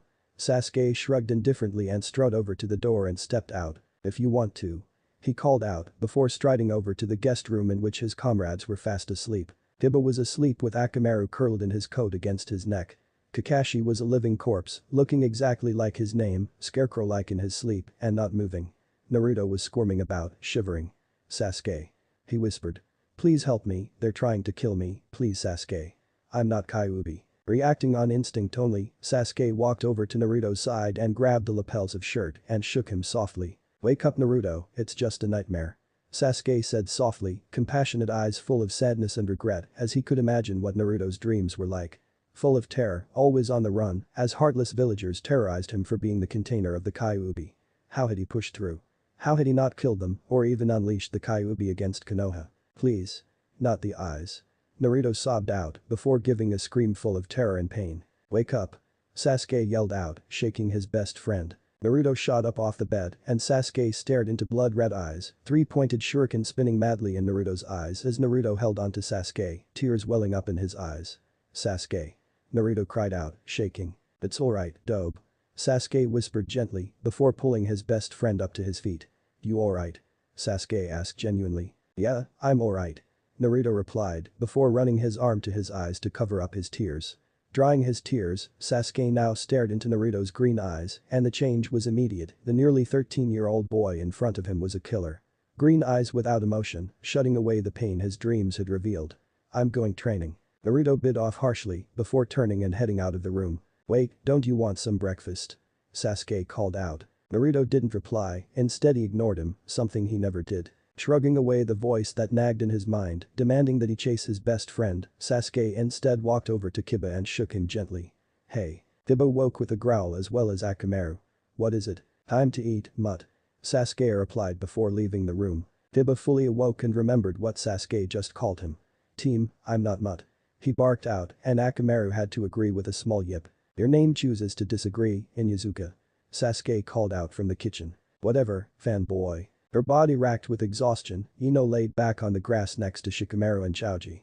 After training, the two best friends would watch the clouds from a bench, but not today. Guy worked them extra hard since the Chunin exams were only a month away and he wanted to make sure he had a team that could ultimately win the Chunin exams and beat Kakashi. Though Ino knew that was next to impossible. So rather than follow her comrades to the usual bench or go home and help her parents with a flower shop, Ino plopped down next to them, watching the clouds move and forcing her thoughts on Naruto. They're somewhat of a boyfriend. Her parents didn't really approve of him, simply put because he was the Kyuubi boy, a container for the powerful beast. They knew he wasn't a demon, but they also knew of the blind hate the villagers and shinobi held for him and didn't want that hate averted over to their daughter. After all, they took his eyesight. How much did you have to hate a person, not a child, to rob them of one of their senses? For a shinobi of Konoha to risk the ire of the Sandaime and take a kunai and bury them into a blue-eyed boy's eye sockets. Had it not been for the Konoha Medical Corps, Naruto would have remained eyeless and sightless. Now, he was one of the last four wielders of the Sharingan. She remembered their first date, she had asked him of course, simply because at the time, he didn't want anything to do with her. He was turning girls down left and right indiscriminately, he even turned down Hyuga Hinata for a second date. Yet she remained determined, passionate about her crush, until one day she dragged him over to Ichiraku and offered to pay. They had talked for hours upon hours and in the end, she managed to sneak a kiss out of him, much to the green-eyed boy's surprise. And slowly but steadily, the two began going out. They hadn't done much but go out on dates and make out, but it was enough for her. She knew she was only a preteen and way too young for, but she'd give it to him if only he asked. His only response was for them to wait until they were 15. She didn't know of too many guys that would have done that. Kiba sure as hell wouldn't, that stupid mutt had asked her out a year ago and tried to get in her pants even then. Yet Naruto was patient, a blonde enigma who didn't realize how he affected and touched people. Jade eyes swirling around in his sockets in paranoia, too afraid to let anyone get too close, afraid to lose the very essence of life. She loved him and she knew it, but he didn't. She'd just have to make sure he understood that when he returned from Nami. Naruto sneezed a few times back to back. Someone must be talking about me. He thought to himself before scanning the area for enemies. IV. Then Yujito stared at the blonde boy in her view. Golden amber-like eyes peered at him with curiosity. What could she say? Curiosity killed the cat. She was 14, of Kumagakure and the sole container for the Nibi no Nekomata. Her village had believed that being a Jinchuriki was a blessing, a human blessed with the powers of a powerful deity. Spoiled and arrogant, she had become, on a simple mission to kill Mamachi's abuser and collect the bounty for it. Yet a team from Konoha was interfering in her business, so she had followed them, like a predatory cat waiting, hidden from view, waiting for the moment to strike. She'd follow them, because the trail to Zabuza had gotten cold, so these stupid Konohas probably had the information she needed. But for some reason she couldn't budge off the branch she was currently hiding on, the Nibi sealed away inside her, beckoned her to stay still, and not move the instant she laid eyes on the blonde kid. Probably a newbie genin from her estimation, yet there was something hidden about him, something foul and evil pouring off him in waves. She had walked in on the aftermath of the first fight against Zabuza, and it lingered in the air like a foul stench, reeking and polluting the air suspiciously. Following the trail of chakra, she stumbled into a crappy bunch of genins, whose Jounin sensei apparently had gotten the shit kicked out of him. Before she could formulate a plan on how to carry out her mission, a whizzing sound sliced through air as a kunai grazed her cheek, her blood tainting the air. Jumping from the tree and into the clearing, she launched another kunai to block an incoming one that would have penetrated her chest and possibly killed her. Kunais clashed with a resonating crack and she landed on some soft dirt before golden eyes narrowed in anger to the attack. The blonde genin stared at her, a smirk rising to his face, his eyes sparkling in predatory delight. "So, who are you and why are you watching me?" he asked gently before his voice took a deeper baritone. "Speak up or I won't hesitate to kill you." Cocky isn't he? She thought to herself. Wiping the blood on her cheek, her lips pursed into a bitter scowl involuntarily. "Who do you think you are?" she asked before reaching for her kunai purse, only to find another kunai flying at her face. "I wouldn't do that if I were you." The genin responded, sighing softly, as if ambushes were a daily occurrence. "Who are you?" he demanded angrily. "Then Yujito, it's only polite for you to give your own name, Genin-san," she retorted before giving him a smug smile of her own. He stared at her headband, his sharp gaze leaving an undesirable feeling coursing through her. "So those old bastards didn't send you to kill me then, huh? I'm Uzumaki Naruto, and I suggest you run away now." "Obito." "Rin." "Minato-sensei." Kakashi called out in his sleep to phantoms long past. Obito had died in a battle against Iwagakure, Minato had died sealing the Kyuubi, and Rin, she disappeared after the Yondame's death. Chances were she was probably dead now too, Kakashi held no forsaken chance of hope that his teammate was still alive. Turning over in the small mattress, the Cyclops opened up one bleary eye, nearly wincing in pain as it took in all the sunlight. "Kuzo." He whispered incoherently before yawning, closing his single visible eye and trying to go back to sleep. Every day he'd been plagued with his failings, on how he failed everybody, and it never ceased. So to make up for it, he'd stare at that hunk of rock called Hero's Memorial Stone and prayed to Kami that the deity would forgive him for his sins, his failures, and his blind arrogance that had caused pain across numerous families. Staring at the rock from sunrise, he would grow damp from absolution as memories flooded him constantly, reminding him of why he was the single survivor of Team Namikaze. He'd been a coward, an arrogant coward. He refused to save Rin when she needed him and was too cowardly to face the Kyuubi. Perhaps if he'd done more than quiver like a 12-year-old, his sensei wouldn't have died. He'd be alive right now and force the villagers and people to see that his son was not the Kyuubi, but its container. Those teams allowed their hatred to run wild, converting an innocent 9-year-old into a ruthless shinobi, hardened by his misery and suffering, that same hatred flowing wickedly amongst his veins. But perhaps it wasn't too late to save that 9-year-old boy who died miserably, dying to make way for a new child, a child born among hate, whose hatred was burning brightly, threatening to destroy Konohagakure no Sato with a flash of embers. "If anyone should be running, it's you, boy," Yujito challenged before taking an offensive stance. Ignoring her quip, the boy took an offensive stance as well, with his knees slightly bent, ready to spring into action at any moment. "Please do not insult me by calling me boy, Yugi-chan," Naruto replied, but the quip was cut short as an angry blonde kunoichi slammed into his shoulder first, nearly taking the breath out of him as the two were sent rolling into the grass. How is she that fast? I didn't even see her. Naruto thought as he willed himself back to his feet and stared the kunoichi down. Whoever she is, she's strong. Don't ever call me Yugi-chan again. She yelled coarsely at him before baring her fangs. Naruto opened his mouth and bared his at her before forming his hand in the ram hand seal. Sharingan. He whispered before his eyes turned blood red with two spinning around in it. He began charging up his chakra, the air was dense with it, before his gaze lingered on her face once more, then he phased out of view, before reappearing in front of her, slamming his elbow in her face, jerking her head back, causing her to lose sight of him temporarily. Scowling to herself for being cocky, the blonde kunoichi braced herself for another blow, and it came as Naruto reappeared behind her, ramming his knee into the small of her spine, sending her shooting forward, her eyes closed in pain. Naruto charged again and was about to land a vicious spinning heel kick to her face when flames shot out of Yujito's and covered her body with it, surrounding herself in a tight globe of blue flames. Naruto's foot collided with her globe barrier and nearly yelped as his feet and sandals were burned from the intense fire. Cursing himself, he backs away, leaping with chakra. Kuzo.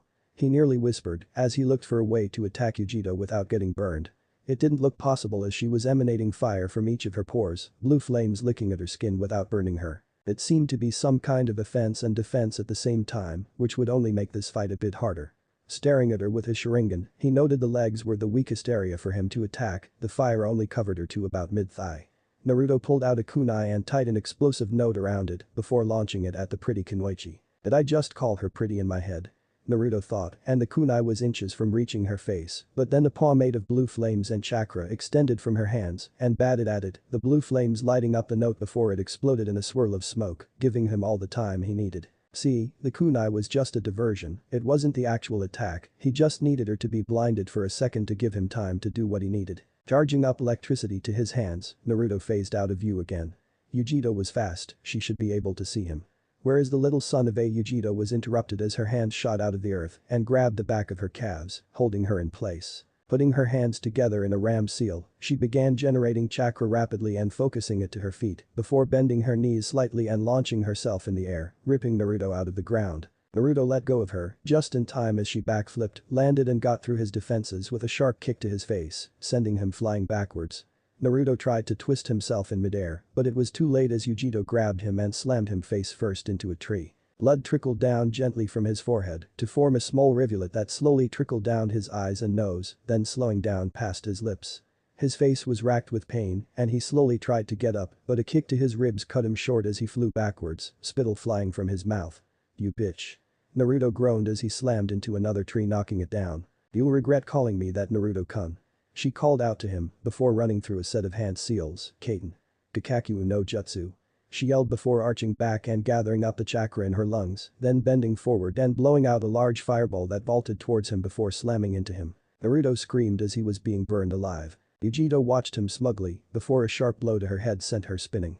What the? Turning around she saw it was Naruto, with no burn marks whatsoever. Curious, she stared back at the spot the fireball was burning and there was a Naruto clone. Kage Bunshin? Yujito asked him. Naruto responded with a kick to her jaw, nearly dislocating it as she crashed into the dirt. Nope, a simple old Bunshin. Water splash. Naruto replied before launching a Suiton at her, small in size, it did nothing but wet her, coating her in water. That was it? Yujito said. That's all it was supposed to be. Naruto replied.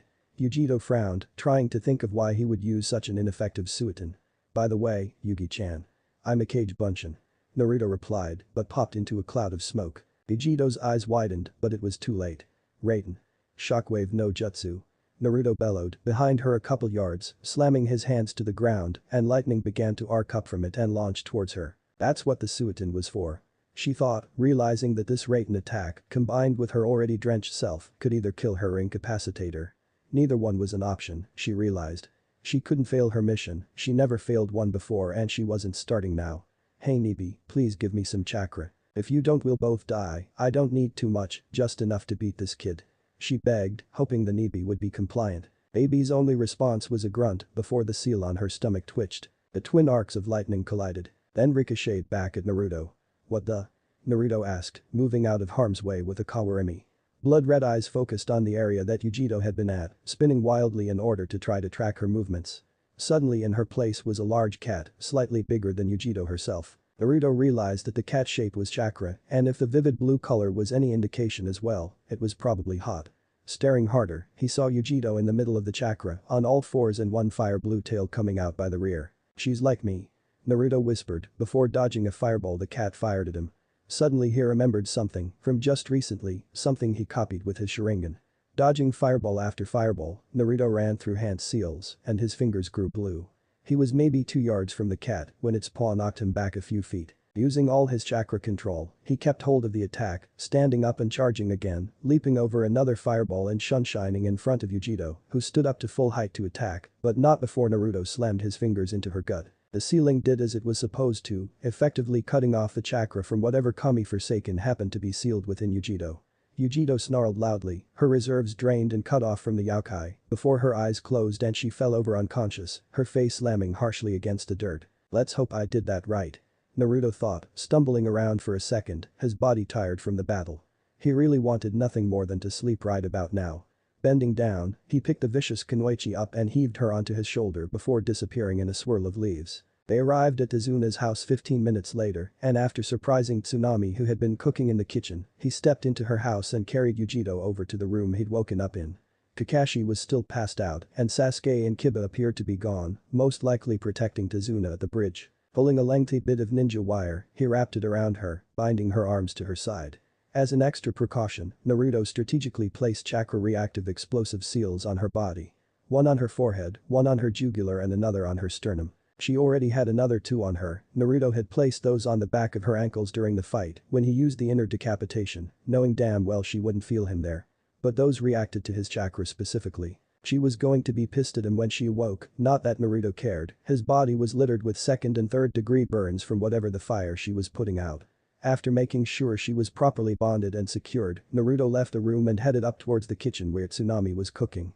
"Tsunami-san, if you don't mind, could you tell me where the bathroom is?" Naruto asked gently, before placing a hand on the back of his head sheepishly, giving her a fox-like smile. "Please, just call me Tsunami. Just head up those stairs if you want to get to the bathroom," she said, pointing over to her left to where there was a staircase. "It's the least I can do for saving my father, if you need anything else let me know," Tsunami said softly, giving the young nin an appreciative smile. "Hi." Naruto nodded, not used to so much kindness from strangers, though his face lit up in a blush. Tsunami laughed warmly before shooting him out of the kitchen. Naruto headed up the steps and into the bathroom where he took a good look at himself. His face wasn't too bad, except for the swelling and dried blood that was caked there. His torso was what really hurt. The fight had been far from epic, nearly anticlimactic, but it had taken its toll on him. Biju chakra was especially dangerous to humans, and her fire was no different. Yet he had hesitated to kill her several times over. He hadn't activated the explosive notes which probably would have blown her legs off, and there had been opportunities to kill her, yet he hadn't. Was he going soft again? He had worked so hard to build a wall between him and other people, and no one besides Sasuke and Kakashi-san had gotten through. He was cool with Kiba, but didn't really know the Inuzuka, but everyone else had been shut out. Even the Sandaime, one of his most precious people in the world, had been shut out for his deception and reluctance to help the son of the Yondaime when he'd been in need. Yet even before he realized Yujiro was he'd already been soft on her, despite her viciousness. What was she fighting for? He knew who he was Uzumaki Naruto, the son of a madman patriot who had sealed the greatest of Bijuus in him, believing the village would adopt him and love him. He was hated by all and loved by few, and no longer fought for recognition, for a childish dream of becoming Hokage, the village leader. He fought for survival. That's what made him vicious, because the hatred and contempt many had misplaced on him now ran through his blood. He wanted to make them pay, he wanted to watch Konoha burn. What a sight it would be for him to parade through the streets and slaughter them indiscriminately, with full coherence. Yet that would make him the demon they claimed he was. For so long he fought for his identity, as just Uzumaki Naruto, the container. Did he even care anymore?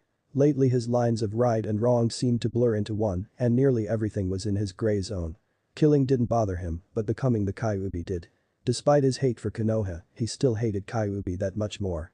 Despite his hatred of the Yondaime, his hatred for the king of Bijuus was so much more extensive. His hatred for it was even more potent than the villagers. Because if that big stinking son of a bitch hadn't attacked Konoha and killed so many people, his idiot father wouldn't have had to seal it within him, and maybe he could have lived the life he deserved. He spent the next hour cleaning himself, jumping in the shower to wash the blood and grime off his body. After assuring himself that he was clean, he hopped out of the shower and unsealed a scroll that had a white guy outfit he sometimes used for training. Jumping into the white guy, he put his black shinobi sandals on and tied his 8 around his neck. The sleeves were cut off on the guy, as well as the bottom of the pants, since they'd been too long when he pulled them out of a dumpster, giving the guy a rugged, dangerous look to it.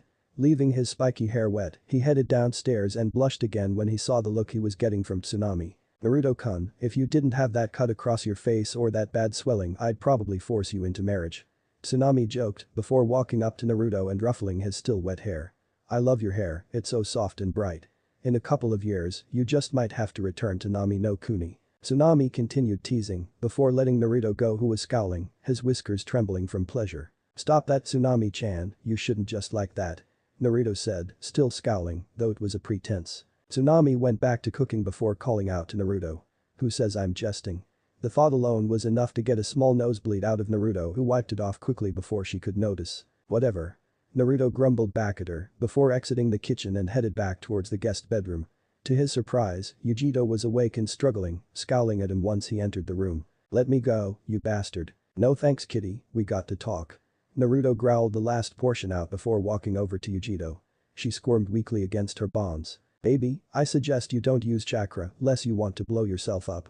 Naruto said, donning an impish grin. Kuzo? Yujito cursed. Chapter 7. Memories of the Leaf. Yujito's lips curled into a sneer, refusing to reply. Naruto sighed then shrugged, sitting in front of her cross-legged. I'm going to get an answer out of you, one way or another, so you might as well give up on whatever power trip you're on. Naruto spoke, folding his arms across his chest. Yujito arched a delicate eyebrow at him before lowering her eyes down to her body, completely strapped with paper bombs and seals. Son of a bitch. She cursed at him, angry at her predicament. If she set the bombs off, she doubted even the Nibi no Nekomata could even heal her. One burst of chakra from me and boom. So I suggest young people comply with my every demand, Naruto replied, his voice dripping with vehemence. How do you know what I am? In fact, how did you even beat me in my tailed state? Yujito demanded harshly, growling in anger. Before she could continue her rant, Naruto sprung into attack, yanking a kunai and pushing the cold steel blade against Yujito's jugular, whiskers quivering in rage. Let me make something clear, Yugi-chan, I make the demands here, not you. As for why I was able to beat you, for one, I'm as well. Naruto spoke softly, belying the sadness with anger. You're Yujito asked softly, not wanting to piss off her captor. Yeah, I'm the container for the Kyuubi no Kitsune, thanks to my father anyway. Naruto revealed gently, calming down and removing the kunai from her neck. How do you become a demon? Naruto continued. I'm just a container for the two-tailed. Why would you think I'm a demon? Container, demon, same thing. The instant that foul demon was sealed in you, you became one, whether you accept it or not. Naruto spoke regretfully, standing up to walk to the window and stare out to the ocean view. I'm not a demon. Yujito protested. You never answered my question, Yujito. Naruto pointed out flatly. In Kumagakure it is considered an honor to house a demon, people worship us, and the ability is passed on through families of the Raikages. My father was the Yondaime Raikage, and the previous one had been too old, so as a welcoming gift to the Raikage, they gave me the honor of being the container. Yujito explained. It's an honor to be a container in Kumo. All my life I've been hated and spat upon for having this demon sealed within me, and you've had it so easy in Kumo. They took my eyes, ripped them clean out my sockets while you were worshipped. Yujito was silenced by his confession.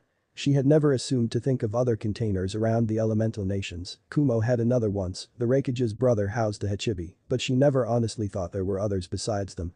She never asked, instead she reveled in the attention given to her. Though the Raikage's brother had it worse than she had, his treatment had never been anywhere as bad as the blonde brat in front of her. You have no idea how much I hate my father right now. Your father? He was the one who sealed that foul beast in me, he condemned me to a life full of hate, of solitude. I never knew for the longest 9 years I sought to make people recognize me, to understand what I did that was so bad that no one wanted to play with me, no one sold me clothes. Yet it wasn't the same for you. What makes Konoha so different? We're generally viewed as the good guys, yet they terrorized a 9-year-old until he hated life, when all he wanted to do was protect him, but who protected him? Naruto was silent before green eyes lit up with a cruel smirk and turned to Yujito. I wonder how Kumo would take it if I blew up there right now. You're their idol, a god in their eyes, if I blew you up, it'd hurt their morale pretty bad, nah? Yujito's gold eyes widened for a second. Kid, you don't want to do that. I'm not a kid. Naruto interrupted harshly, not anymore. I didn't know you were into bondage. A lazy drawl halted Naruto in his tracks. He turned around to find his sensei up and about. Aka-sensei, I thought you'd never get up. Naruto spoke, allowing a small smile to cross his face. Kakashi had never betrayed him, not yet at least, so he was good in Naruto's book. We can't all recover as fast as you can, Naruto. Kakashi replied lazily, crinkling his eye into a weird smile before allowing his eye to gaze at Yujito awkwardly. Who's the Kunoichi you're planning on blowing up? Kakashi asked, gazing at her and noticing the Kumo emblem. She's like me, a Jinchuriki Kakashi-sensei. She attacked me for no reason, so I defended myself and was questioning her. Naruto explained. HN. What are you doing here, Kunoichi-san? Kakashi asked gravely, his visible eye boring into Yujito. Go yourself. Yujito spat out angrily. I am not as patient as my student here and I will not hesitate to kill you. Kakashi replied. Of course it'd be just like you Konohinin to attack a defenseless Kunoichi. After all, we all heard the tall tales of your yondaime. The instant she said that, she stared at Naruto and realization dawned on her face. I've only seen pictures of him, but you look a lot like him. You could be his son. We have to kill her now, Naruto, she knows. She could easily take that information to Kumo and Iwa and we have another war on our hands. Kakashi said regretfully, looking at Naruto to see if he was prepared to do the deed. Hi sensei. Naruto replied, forming a ram seal. We should probably take her outside before blowing her up. Kakashi quickly interjected. Probably. Naruto replied, voice dripping with sarcasm. Shaking his head, Kakashi spoke again, we could always cut her throat. Yeah, but we won't get any information out of her. And that's exactly what we need right now. So what do you suggest? Kakashi asked, staring at the blonde Kunoichi. Stop staring, hentai. I'm only 14. Yujito snapped. Hurry up and kill me. Not without the information, Naruto replied evenly. He turned to Kakashi, I can break her, it'll only take a second. Naruto finished, smiling mischievously. Kakashi shook his head, his grin full of mirth though hidden by his mask. Do as you please. Kakashi nodded towards the blonde Kunoichi. Yujito's eyes widened in fear, T-orbs quivering as her brain raced through the possibilities of torture that the anxious blonde was promising. He's going to rape me, that sick bastard. Yujito thought to herself. All your life you've been worshipped because of what you are, I'm going to show you what it's like on the other side. Naruto growled out as he exploded, his body flooding with chakra, making the air crisp with it. Yujito tried to cower back fearfully, but strong brittle fingers grasping her shoulders. Manjikyu Sharingan. Naruto spoke, his voice raspy with pain, and Yujito was captivated by his eyes as they turned from green to red with two reds spinning. The two spinning continued spinning wildly, nearly out of control, entrancing her. Suddenly they came to a silent halt, no longer two but something else entirely. The comma-shaped tomatoes formed a three-pointed pinwheel, dangerous in appearance. What is that? Yujito whispered, mainly to herself, still captivated by the blood-red eyes. Tsukiyomi. Naruto retorted, casting them over her. His left eye throbbed in pain for a second before the two of them were taken to a landscape of the creation. Moon Reader. Yujito thought. This is my name, Tsukiyomi. In here time passes a bit differently than in the outside world. One day here is 1 second out in the real world, perhaps you are lucky I haven't mastered the technique yet. Naruto commented hastily. It's just Yujito whispered, trying to find a way out of the. Don't even waste your breath, the Tsukiyomi can't be broken by anybody but the caster. Have fun living with my worst enemies. Naruto declared before vanishing. 7 years ago, the small boy woke up drenched in sweat, hands clammy, with a sinking feeling deep in his gut. Today was his birthday. How unfortunate he was to be born on the day Kyuubi was defeated. The festival was held annually to celebrate its defeat. The populace of Konoha hung out in the downtown and drank to the foam, they smoked and made frantic love, enthused that they hadn't been killed in the Kyuubi attack. That was the day they usually came for him. Villagers who were completely inebriated, full of rage for apparently no reason who had nothing better but to muck up his birthday. He never had done anything to them, except maybe play harmless pranks, but that hadn't been done maliciously, it had only been done to make them recognize him. He didn't want to be forgotten. After all, he was just a 5-year-old orphan, too young to be a ninja in training, too dumb to apprentice under anybody, even if they felt enough to pity him. He knew he wasn't smart, apparently his own family didn't want, they had deserted him, leaving him to live alone. Sandai Majiji had told him that they had died in the Kyuubi attack, but Naruto knew that it was bullshit. They hadn't wanted him, left him all wrapped up in a bundle on the doorsteps to an orphanage who kicked him out by the time he was 4. Did anyone ever love him? Would he be missed if he was gone? Not that he'd be dying anytime soon, his wounds healed automatically for some reason. Naruto knew, he tried to commit suicide plenty times enough, fed up from the hate the villagers gave him, they despised him for no reason. He tried slitting his wrists twice, grabbing a blunt training kunai and slicing his veins after sharpening it, yet his wounds healed immediately. He was tired of the life he lived, tired of being called a demon or monster for no reason, tired of being hated, tired of being lonely. Why did so many have a loving family and he had to suffer alone? Get out here, young monster. A loud yell tore through the room. How drunk were they? It was only 10 in the morning, and the festival was set to start for another hour or so. Jumping out of his bed deftly, he slipped on a white shirt with an orange spiral on the back and some khaki shorts. Sliding his smooth feet into a pair of jettas, he tore across the room to grab a small training katana the Sandaime had left him. He wasn't any good with it, but if he had one attacker, perhaps he'd strike him good across the face and evade the pursuer. Hiding in the shadows, Naruto crept to his window to take a look at how many people were outside when a brick crashed through the window and smashed against his temples, knocking him roughly across the room. Staggering to his feet, he duly noted that blood was dripping down the side of his head. Before he could do anything else, someone jumped through his window followed by others, and suddenly he was paralyzed with fear, unable to move. Panting, he forced his nerves to react as his 5-year-old body flooded with adrenaline. "Don't run." A hoarse voice commanded, reaching out in the dimly lit room. An arm reached out and cold gloved fingers found the nape of Naruto's throat. Oxygen was suddenly cut off and Naruto wheezed for a second trying to pull away, but a strong fist slammed into his eye, forcibly clenching it shut. Tears welled in his eyes, blurring his already diminishing vision. Stumbling for a second, he took another punch to the face, making his knees buckle. "You're going to die today, you little shit." One of them spoke. At least half of them were ninja, he probably wouldn't survive this encounter. Not that it would be a bad idea, with him dead the village could finally get over whatever hate they held for him and he'd be elsewhere, grains of ash in a tomb. Get it over and done with. Naruto whispered sadly, closing his eyes and waiting for the pain. Fate did not disappoint. The kunai was rammed into his neck in an attempt to slice his jugular, and blood squirted up in the air, tainting the room with its metallic taint. Before Naruto could even understand what was going on, a tanto was buried into his stomach to the hilt. Naruto opened his mouth to scream, but all that came out was a glob of blood, spraying into his attackers' faces. Falling face first to the floor, the last thing he saw before reaching blissful unconsciousness was a dog-faced Anbu mask. Opening his eyes, the little boy saw the Sandaime Hokage sitting in a chair in front of his bed. "You're awake, Naruto." Sandaime spoke, happy that Naruto hadn't died in the attack. "By Jiji, why do they hate me so much?" Naruto croaked out, his voice raspy, his body aching with pain. "I don't know, Naruto, perhaps you were in the wrong place at the wrong time."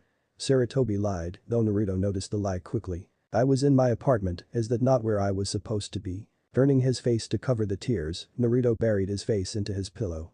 "Why do I even try?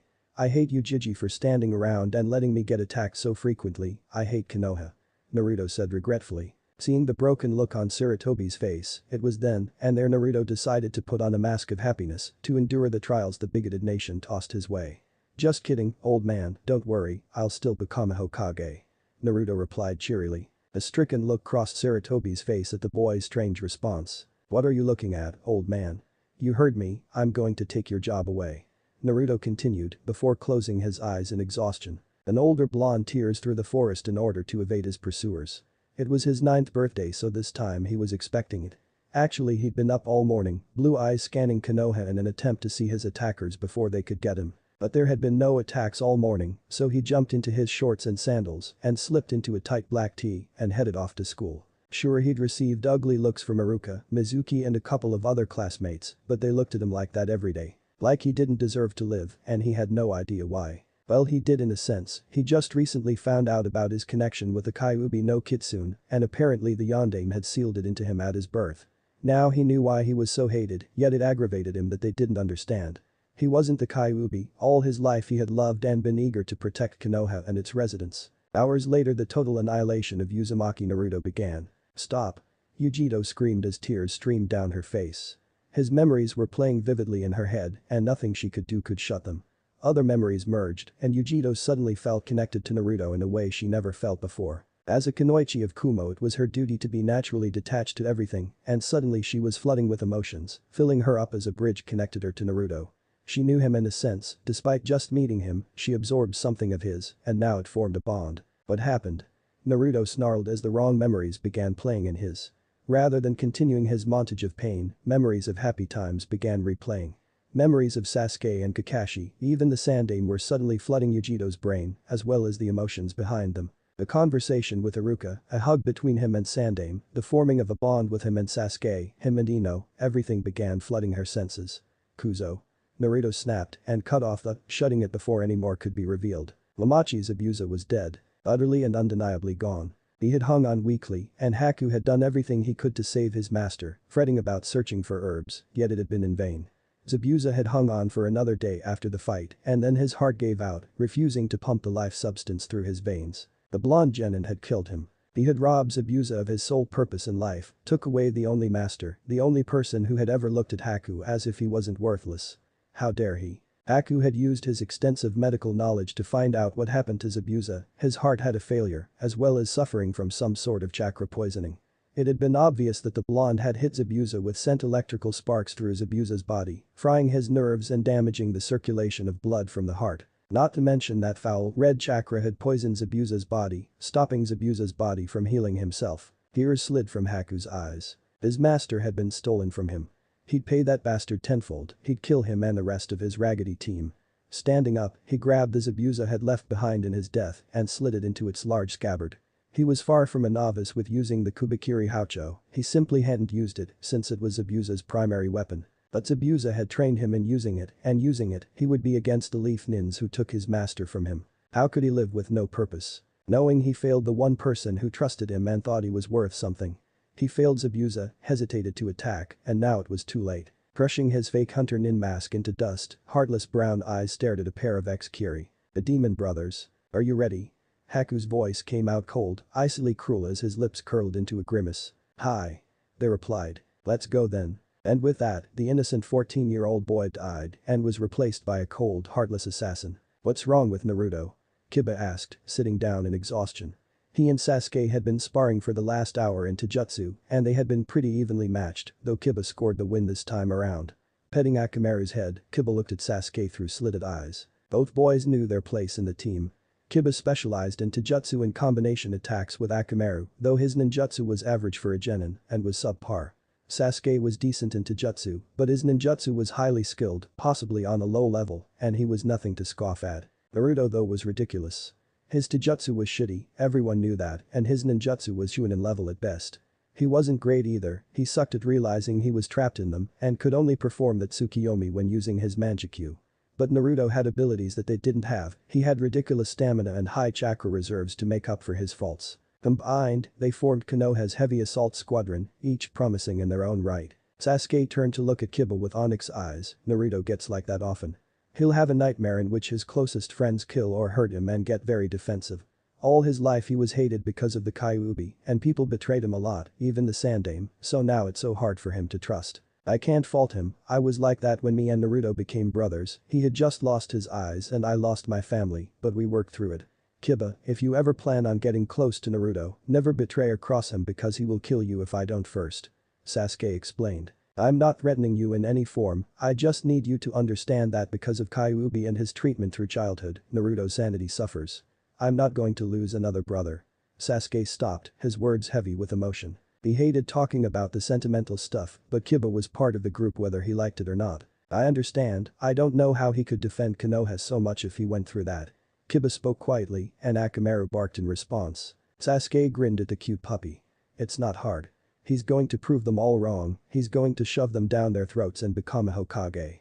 Sasuke grunted. Nodding, Kiba pulled out 2 soldier pills, tossing one to Sasuke offhandedly. Eat it, it'll replenish your chakra, I'm going to practice those Kaka-sensei taught me. Kiba replied, before popping one in his mouth and tearing off with Akamaru in tow. Putting the rounded ball in his mouth and biting, Sasuke nearly gagged at the offensive taste.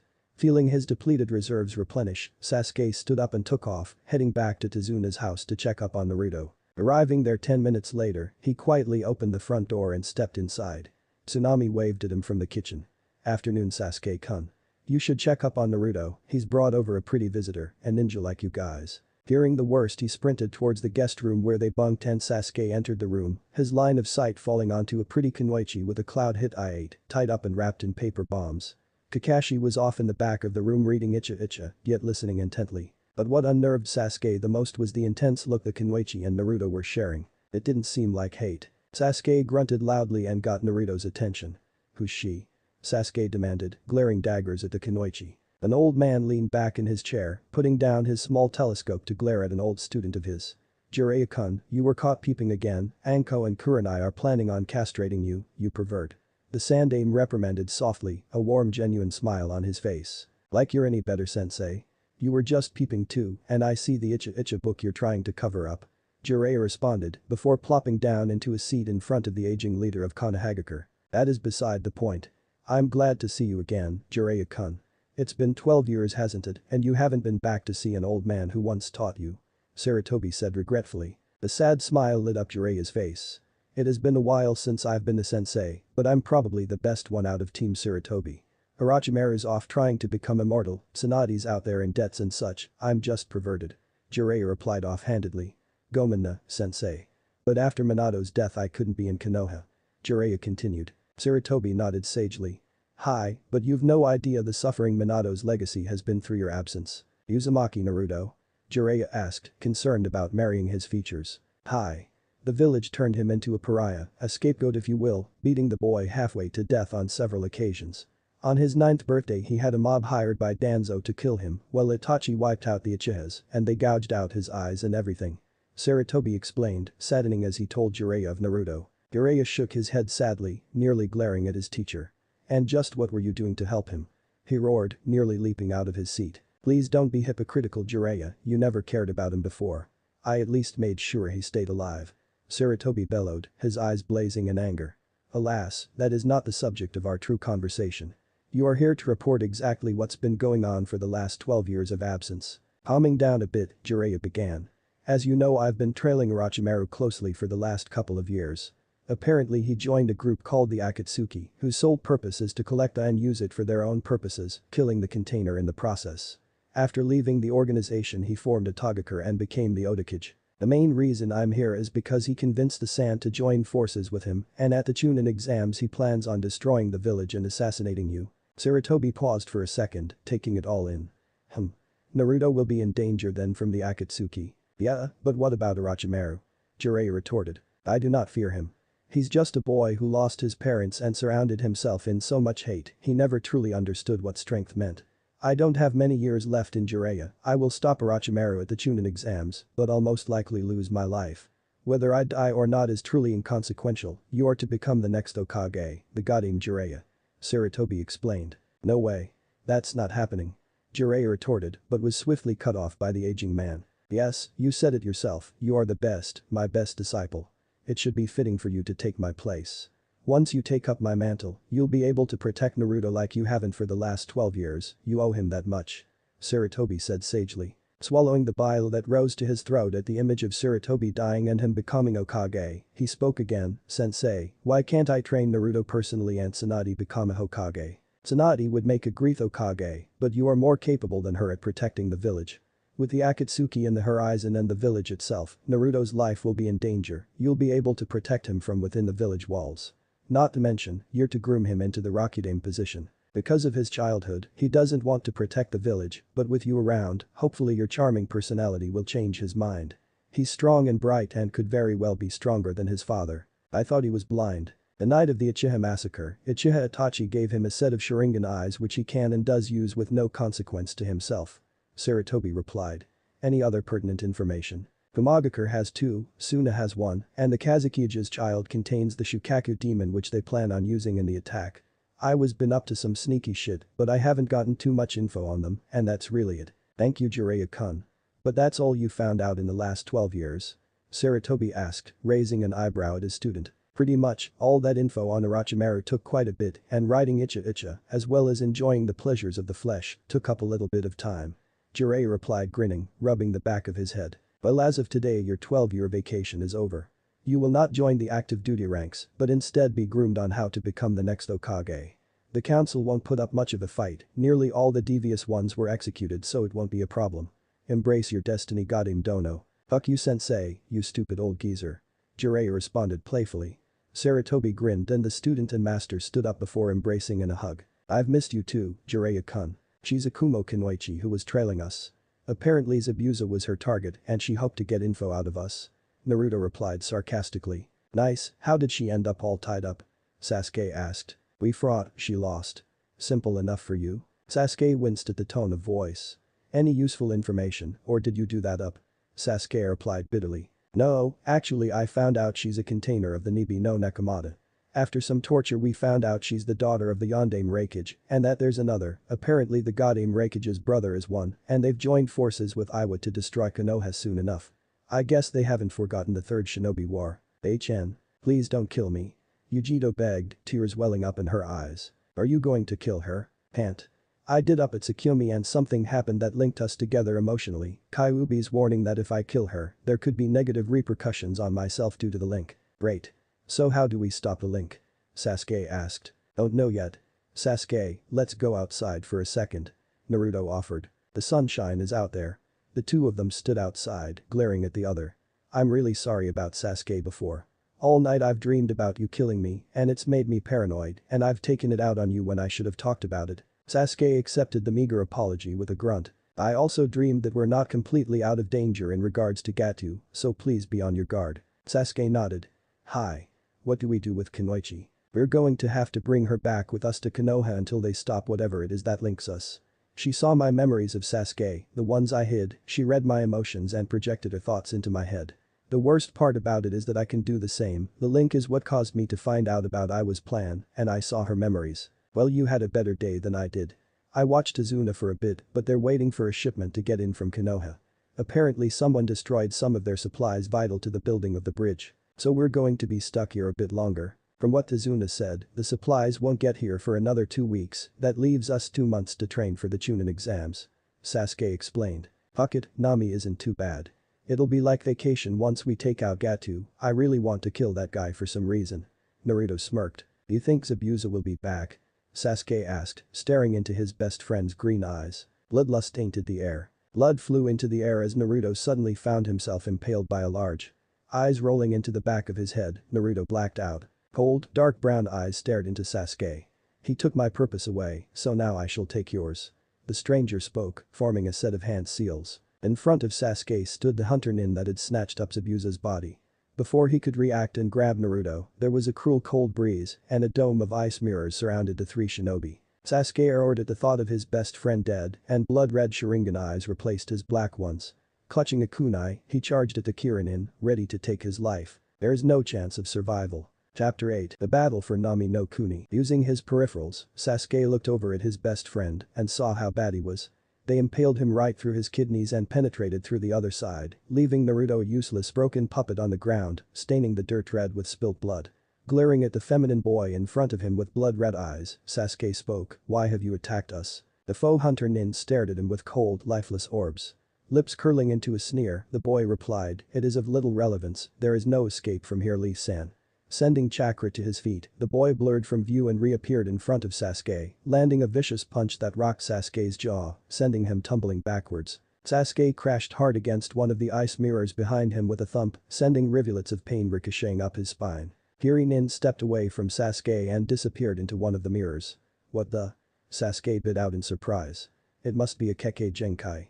Sasuke concluded as he looked up at all the mirrors where the nin appeared in each one. "How am I supposed to decipher which one is which?" Sasuke fumed, staring at each visage with his Sharingan eyes, but each mirror was flooding with chakra and he wasn't able to tell the real from fake. Suddenly the clones began to move, speeding quickly from mirror to mirror, and Sasuke had a gut feeling that he should move.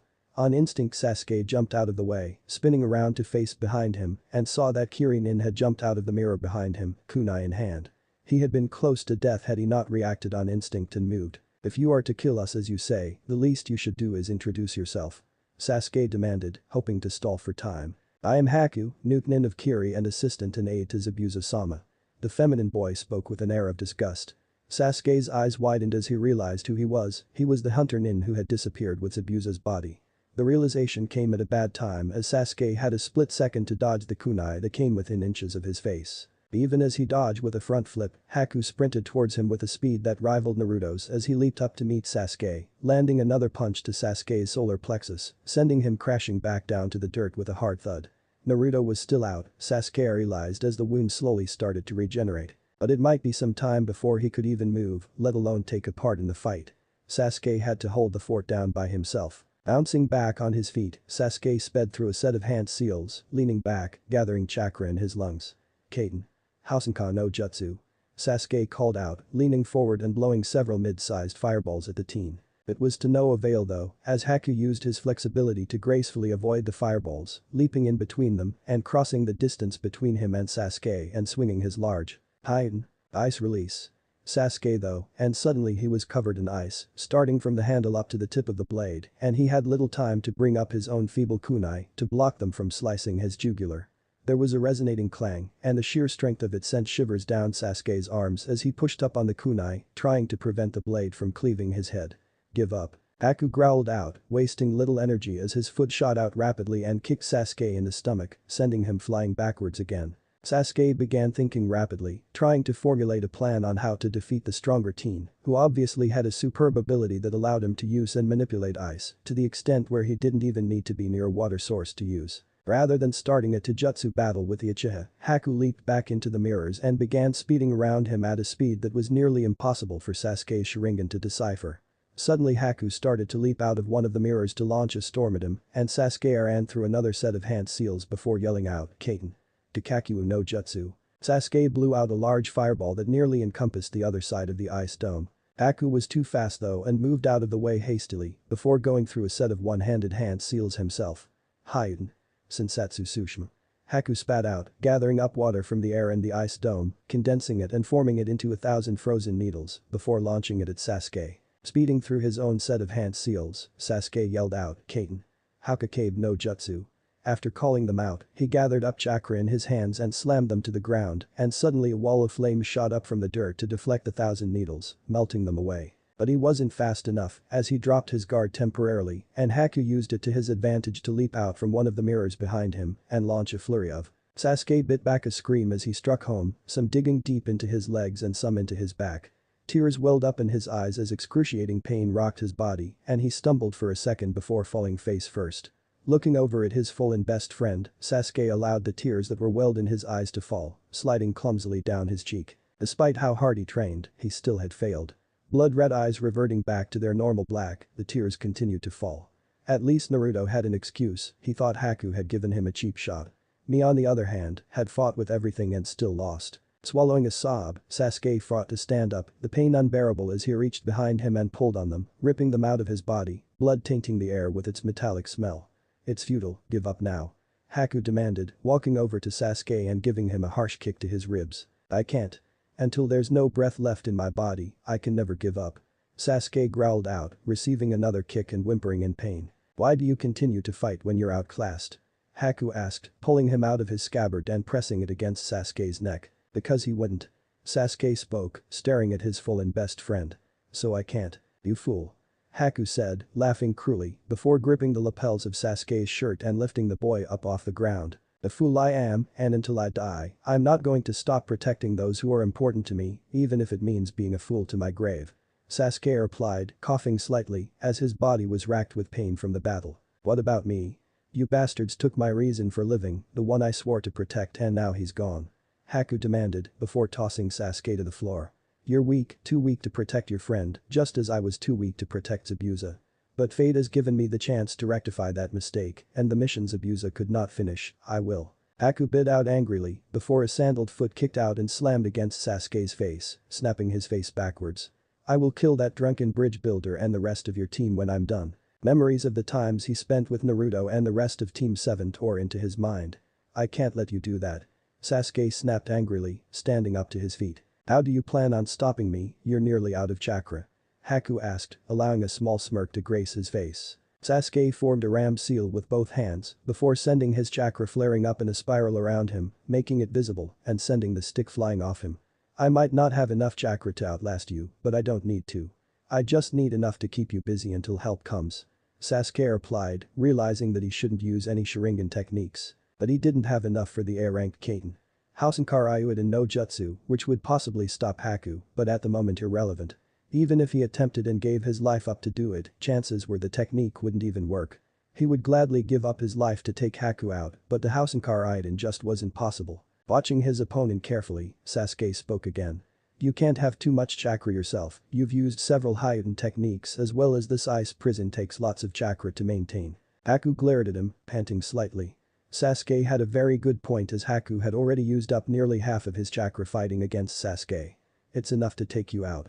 He shot back, grinning as he slid into an offensive stance, ready to impale Sasuke with the Kubikiri Hauchu. I guess I'll just have to kill you with Taijutsu only. Sasuke replied with a small smirk of his own, feigning arrogance to cover up his fear. Not a chance. Haku said, snarling as he sprinted towards the Uchiha. Reaching behind him, Sasuke pulled out a scroll and bit his thumb, leaping into the air as he unfurled it, swiping his bloody thumb across the scroll as several windmill shuriken popped out, attached to ninja wire. Still in midair, Sasuke launched the first shuriken, watching as it whizzed towards Haku. Unable to see the invisible wire, Haku blocked it with his, but Sasuke maneuvered the shuriken to whip around the blade before yanking it out of the teen's grasp. Suddenly Haku found himself without the head cleaver and with two more shuriken heading towards him. If he didn't react, they would easily cleave him in half and decapitate him. Sasuke smirked, realizing that Haku was caught in the trap. Haku's eyes widened, but not before he applied chakra to his feet and leaping back into one of his ice mirrors. Haku began moving through the mirrors at high speed again and out of Sasuke's visible sight. Sasuke closed his eyes and leaped in the air in a graceful backflip, kicking Haku hard across the face as he leapt out of the mirrors, sending the foe hunter Nin crashing to the deck harshly. Not giving him time to react, Sasuke landed nimbly and leapt at the boy, catching him off guard with a severe spinning heel kick to the boy's jaw, bruising his face and busting his lip. Blood flew from Haku's mouth, and before he could land, Sasuke already spun in the air and landed an overhead punch to the top of Haku's head, snapping his face forward into Sasuke's raised knee. Haku's nose broke with a wet snap, and Sasuke did not relent, sweeping Haku's leg from underneath him with a quick leg sweep and quickly grabbing a kunai and reaching out to stab him in the heart, but Haku intercepted with his own kunai before kicking Sasuke away from him. How did you catch me while I was in the mirrors without the Sharingan? Haku demanded, panting from exertion. While I was using the Sharingan, I noticed that you attack from the mirrors in a certain pattern, over and over again. Once I memorized the pattern, it wasn't hard to predict where you'd attack from next. Sasuke puffed out, his exhausted body ready to fail him at any second. Launching himself at Haku again, he realized this would be his last attack. Haku saw him coming and aimed a high kick to Sasuke's face, but it missed as Sasuke ducked low and kicked Haku in the chin, sending him flying up in the air. Running through a set of hand seals, Sasuke yelled his last attack, Kaiten. Kakaku no Jutsu. Haku's eyes widened frightfully as a hot fireball came shooting up at him. In his last-ditch effort, Haku gathered up as much chakra as he could muster to form an ice shield around him. The fireball crashed into the ice shield and wouldn't relent as it tried to melt the shield. Haku screamed as his body was engulfed in flames, the shield melting away. But the pain was momentarily as the fireball was put out forcefully. Smiling to himself, Sasuke fell over unconscious, hitting the ground face first. Haku landed, his body racked with pain as his nerves were searing from the heat.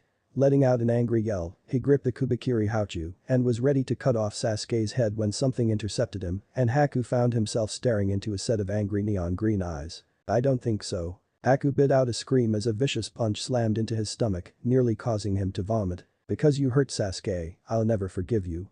Today, you die motherfucker. Naruto yelled, letting out a beastly roar as his chakra surged through his body. Let me go, team. Yujito growled out to Kakashi and Kiba, straining against her bounds. When I get out of here, I swear I'm going to make you leave Ninpei, I'm the daughter of the Sandaime Reikage. Yujito said, snarling. Inoichi-san, please do not mistake me to be as patient as my student Naruto. Your life is being held on a whim right now, if it weren't for the so-called bond you and Naruto formed during Hosed Up, you'd be dead already. The only reason you're even alive is because of him, and I don't want to risk hurting him by killing you. Currently you hold information of SS rank knowledge which would be enough for me to take a kunai and cut your jugular clean. So until we get back to Konoha and find out the extent of the bond you and my charge share, I suggest you keep your mouth closed. Hada Kakashi bit out cruelly, masking his concern with an air of indifference. Yujito glared at him, but before she could respond she let out a guttural scream. Sensei, what the hell's wrong with her? Kiba asked, as Akamaru quickly hid within the boy's parka. I don't. Kakashi was interrupted by Yujito. Naruto. He's in trouble. Yujito whispered, opening her jade, slanted eyes and boring them into Kakashi's. What do you mean he's in trouble? Kiba asked, baring his fangs at the vessel for the Nekomata. He's hurt. I can feel it, he needs help. Yujito replied, her eyes falling downcast. Kakashi looked at her skeptically. Kiba, look after Yujito here while I go check up on Sasuke and Naruto. If she moves, incapacitate her immediately without hesitation, but try not to kill her. Kakashi ordered the Inyazuka. Hi, Kakashi-sensei. Kiba responded, nodding as he pulled out a kunai and stood over it. Giving one last glance at Yujito and Kiba, Kakashi disappeared via the Konoha Shunshin. Don't think I won't hesitate to kill you if you move. Kiba growled out and Akamaru poked his head out to bark in agreement. Yujito glared at the boy but did not reply. Kakashi sprinted outside, taking in his environment and scanning the area for enemies. Up ahead he saw a frozen dome of ice in the middle of the forest clearing. Eyebrows furrowed, he started charging forward when two nin jumped out of a puddle, each holding an end of a spike chain as they ran through Kakashi, slicing him in half. Or so they thought as Kakashi bursted into smoke and revealed a sliced-up log. "You must not know who I am, I'm Kakashi of the Sharingan, also known as the Copy Ninja, and owner of over 1,000. It is unwise for you to attack me." Kakashi called out, masking his concern for his students with an air of bravado to intimidate the two Kirin. "We don't care who you are, Kakashi-san, we are Maizu and Gozu, known as the Demon Brothers of the Mist." The first one spoke, which Kakashi assumed was Maizu. "You and your genin killed Zabuza-sama and ruined our plans to take Kurigakure over, so for that you have to pay." Gozu shouted, charging in with his partner, ready to cleave through Kakashi again. Kakashi leaped out from a set of trees, launching a set of kunai at the duo. The kunai whizzed by their faces, but they easily ducked underneath them, and the kunai found themselves buried into the soft dirt. "You really should fear the Sharingan, Bacchus," Kakashi replied, pulling up on the edge of the 8 that covered his eye. "Not us." Gozu replied and they launched their chain at Kakashi, smiling cruelly as it whipped around them, the spikes burying themselves into his skin. "The chain's poisoned by the way." Dozu called out arrogantly and to his surprise Kakashi smirked. "I know." Kakashi responded, before bursting into smoke. "Page Bunshin." Maizu was interrupted as Kakashi appeared behind him, his kunai slicing through his jugular cleanly.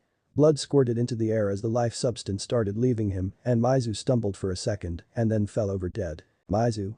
Dozu screamed towards his fallen comrade before turning to Kakashi. "You were one of the kunai?" Dozu asked incredulously. "Yeah, well I hid in the trees. I created 2 Kage Bunshin and hanged myself and one of them into kunai and purposely missed to get behind you." Kakashi bragged. "Smart move, but now you die." Dozu spat, snarling at the elite. "And you know what the end up part is?" Kakashi continued. Seeing Dozu's incredulous look, he continued.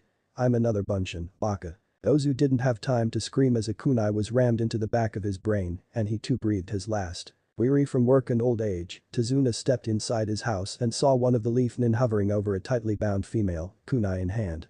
God, he needed a drink. "What's going on?" Tazuna asked quietly. Kiba gave the old bridge builder a morose look, looking almost as if he was wondering how to answer the question. "She's a Kunoichi from Kumo who attacked Naruto during training, so they took her back to Konoha after the completion of the mission for interrogation." Kiba replied honestly, giving the female nin a sideways glare. "Roger. Do you know if the Tsunami finished cooking?" Tazuna asked, his stomach rumbling in hunger. "Last time I checked, she was almost done." Kiba responded, before grabbing a seat and pulling it in front of the Kunoichi. "Shinobi?"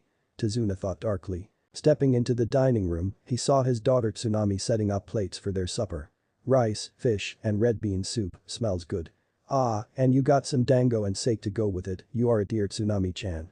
Tazuna called out affectionately. Tsunami smiled and gave her father a hug. "Yeah, but we have to wait for Naruto and the others to return." "I don't want to start supper without them, too-san." Tsunami replied offhandedly. "Nonsense. They're ninjas for crying out loud, to them a good meal consists of berries and whatever they can find in a forest. They're probably out there training and doing important stuff, they can just heat it up when they get back."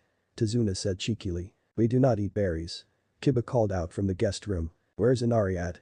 Tazuna asked, seeing as it was abnormally quiet without his grandson in the room. "He's probably in his room like usual, you know how he's like." Tsunami replied, before dishing out the food on each plate. Tazuna took a seat at the head of the table and grabbed a jug of sake, pouring himself a cup. "Dusan, you should cut down, you know." "Never." Tazuna replied, bringing up the cup to his lips. There was a sound of heavy thudding down the steps and Tazuna turned his head to see his beaming grandson flying at him. "Gigi." Inari cried out, hugging him. "Inari-kun, how are you boy?" Tazuna asked. "Hungry?" Inari joked cheekily, upon feasting his eyes on the food. Tazuna smirked, then called out to Kiba, "Kiba-kun, come here for some dinner, you can even bring the girl." "Hi, Tazuna-san." Kiba shot back as he grabbed Yujito by the elbow and lifted her up, leading her to the dining room. Kiba sat Yujito down, then sat down next to her, keeping one hand on his kunai in case she attempted something. "Where is the rest of your team?" Tazuna asked the feral boy. "Meh, they're probably out there training. According to Kunoichi-san over here, Naruto's supposedly in trouble so I'm stuck on guard duty until they return." Kiba replied, before folding his hands together. "I did Akamasu." Kiba said politely, and they began eating. Kakashi stared at the ice prison that most likely held his students inside. Using his Sharingan, he saw how chakra was constantly flowing through the dome, maintaining whatever was inside effectively. But who the hell had a Hyutin nowadays? It wasn't even heard of often, it only popped up in places like Kiri, Zabuza. Instantly knowing his students were in danger, he inspected the ice dome for a way in. He had to enter by brute force. Running through 3 quick hand seals, he charged up Urakiri in one hand and launched himself at the ice prison, ready to destroy his way in, but fizzled out upon contact. Kuzo. Kakashi cursed. As he began to formulate a plan, he heard hysterical yelling behind him and saw a small army tearing through the village, precisely on their way to Tezuna's house. Gatu. He had to intercept them, there was no if and or buts, Tezuna, Tsunami, Kiba and Kuma were there. Looking back at the prison of ice, he hoped to God that Naruto and Sasuke were winning against Zabuza or whatever foe was in there. Haku didn't even have time to recover from the last punch as the blonde genin charged again, launching himself in the air and bringing his fist down in a vicious punch. Using his speed and agility, Haku barely sidestepped in time and swung his own fist out, catching the blonde nin by surprise as Haku's fist slammed into his face, snapping his head back. The boy shrugged it off and ducked another Haku's next blow and rammed his knee into Haku's gut, then as Haku doubled over, Naruto grabbed Haku by the back of his overshirt before tossing him into a mirror, sending torrents of pain crashing into Haku's spine. Haku didn't have time to react as Naruto was already in front of him, leg cocked back, before bringing it forward with such speed and force into Haku's face, snapping his head back into the ice prison. Eyes half closed through heavy lids, he dimly noted the soft cool sensation of blood running down the nape of his neck. Tired and beaten into exhaustion, he didn't bother to move, even as another kick was aimed at his face, colliding with him with such force and demonic cruelty that Haku's eyes rolled up into the back of his head, his jaw sore and stiff, his teeth ringing incessantly. "For what you did to me and Sasuke, I will kill you," Naruto whispered, his voice calm with a note of finality, letting Haku know that he didn't have a choice or say in the matter. Grasping Haku by the hem of his shirt, he lifted the taller boy as high as he could, staring into his eyes with cold green eyes. "You nearly killed me and Sasuke. I can't forgive you for that," Naruto growled out before launching Haku across the other side of the room, slamming him into another set of mirrors painfully. Naruto ran through a set of hand seals before unleashing his Kaiten Hausenkan no Jutsu. Naruto cried out before blowing out several small fireballs at Haku. Haku's eyes widened before he turned and leaped into the mirror, smirking to himself as the fireballs bounced off harmlessly. Tired and exhausted, it didn't stop Haku from running around the mirrors in an attempt to confuse Naruto. "This," Naruto growled out before holding out his hand and focusing chakra to it, forming a small dome of chakra encased around his hand. Applying chakra to his feet, Naruto sprinted at the wall, disappearing in a flash of black and yellow as he ran up the ice mirrors and slammed his chakra-empowered fist into the mirror he thought Haku was in. Seeing as he'd been caught, Haku leaped to the other mirror as the other one crashed, bursting into hundreds of shards. "He's strong enough to break my mirrors in a punch," Haku said to himself before running through the mirrors again and appearing above Naruto, ready to stab him in the back when the genin turned around, parrying the kunai with his own and bringing his foot up into Haku's stomach, sending him flying over his head and crashing face first to the floor. Haku stood up, pain racking his body. "How?" he demanded to the genin, "how can you break my mirrors and how can you even see me to the point where you're tracking me?" Haku demanded coldly. There was just no way anyone could see him to that extent when he was using his. Naruto lifted up his hands and formed a ram seal. "Kai," he whispered and his green eyes were no longer green but blood red with 2 tomes spinning in each eye. "I've been using a henge to cover them up. With these eyes I can track all your movements, even in the mirrors. And the reason I can break your mirrors is because the mirror you're in is your weakest point in the dome. By reading the chakra, I can see that you have to expend lots of chakra to keep each mirror up, plus there's a shield of chakra constantly protecting the mirrors, but when you land in that mirror, it disrupts the shield temporarily, leaving it vulnerable to chakra-based attacks." Naruto lectured sarcastically, only to raise the Kiri Newton's ire. "It's of little consequence, you're going to die here, Naruto-san. I can never forgive you for killing Zabuza-sama, you took away my purpose, so I'll just have to take yours," Haku cried out, pulling his. Zabuza got what he had coming to him, he tried to kill an innocent bridge builder and a team of genin trying to protect him. "All we wanted to do was restore Nami no Kuni to its former glory, and you and your master threatened that. We are shinobi, we do as we must without regrets," Naruto replied, pulling out a kunai and taking an offensive stance. "You took my purpose." Haku shot back, his eyes welling up before he could clench them shut. "And now I'll take your life too," Naruto replied, disappearing in a black blur before reappearing in front of Haku and avoiding them with a graceful sidestep. His kunai came up, intent on slicing Haku's throat, but the Hyutin user grabbed Naruto's left arm tightly in a vice grip, holding him in place. "It doesn't matter if you do, as long as I take yours as well," Haku said, an ugly snarl marrying his feminine face. Naruto tried pulling away from the older teen, but Haku's foot shot out and smashed into his stomach, doubling him over. As he pulled up he noticed Haku going through a set of one-handed hand seals. "Hyutin. Sensatsu Tsushima," Haku yelled as the precipitation from the ice formed 1,000 needles above them, ready to impale Naruto. Acting on instinct, he formed the cross seal with one hand. "Kage Bunshin no Jutsu," Naruto shouted out as a single clone bursting into existence with a small poof of smoke. The frozen needles came flying down and collided into Naruto. There was another burst of smoke, and Haku realized it was the Kage Bunshin that had been decimated by his attack. Naruto must have used the Kawarimi to substitute himself with it. Turning his head sideways to see him, it was too late, as Naruto cocked his fist back and slammed it into Haku's jaw, sending him ricocheting against the mirrors. "Sasuke needs help," Naruto thought faithfully as he looked over at his fallen comrade. The longer they spent in the prison of ice, the worse it could be for Sasuke. Leaping backwards away from Haku, he concentrated chakra to the balls of his feet before taking off, fist cocked back, ready to take Haku's head off. Haku's eyes widened seeing the blonde genin rushing towards him at a speed greater than his own and did the only thing his brain told him to do. He jumped, lifting off the ground with a boost of chakra, watching as Naruto crashed into the mirror. There was a large explosion as shards of ice imploded upon themselves, spraying the air before dissipating. Just as their meal began, an explosion rocked the room and Kiba stood on his feet, kunai in tow. Tsunami and Inari screamed and Tazuna jumped to his feet, hugging his family, hoping to shield them from attack. "Tazuna team, get out here," a voice called out greasily. "That's Gato," Tazuna cried out fearfully. "No. Gigi, not you too," Inari yelled, locking his arms around his grandfather's leg. Sending chakra to his nose, Kiba took a whiff of all the scents outside. Akamaru barked out to his master, who nodded sadly. "There's a small army out there hunting for your blood. Fortunately they're not strong," Kiba said, turning to Tazuna whose eyes were wide with fright. "How many?" Tazuna asked. "At least 100 bandits or so," Kiba said and Tazuna's face fell in dismay. Kiba turned to the kunoichi next to him. "Help me with them," Kiba said pleadingly. And Yujito gave the genin a glare through slanted eyes. "Why the hell should I?" Kiba growled and lifted the kunoichi up out of her feet angrily. "Because if I die, you do too. You think they're going to spare you? What do you think guys like Gato do to tied and bound women? At least by helping, it should save you from immediate death when we return to Konohagakure." Kiba shot back, slamming her harshly against the wall. "Untie me then," Yujito said flatly. Kiba complied, cutting her bindings and removing all the bomb seals Naruto had laid earlier. He turned his back to her for a second, which gave her enough time to put a kunai to her neck. "Don't ever touch me again, dog boy, nor take that tone of voice with me, young upstart," Yujito snapped before pushing the young Inuzuka. "Stay here." Kiba addressed the bridge builder and his family. "You ready, dog breath?" Yujito asked. Rather than argue, he gave the Kumo kunoichi a nod. The two headed outside and saw the incoming army. "Kuzo," Kiba cursed.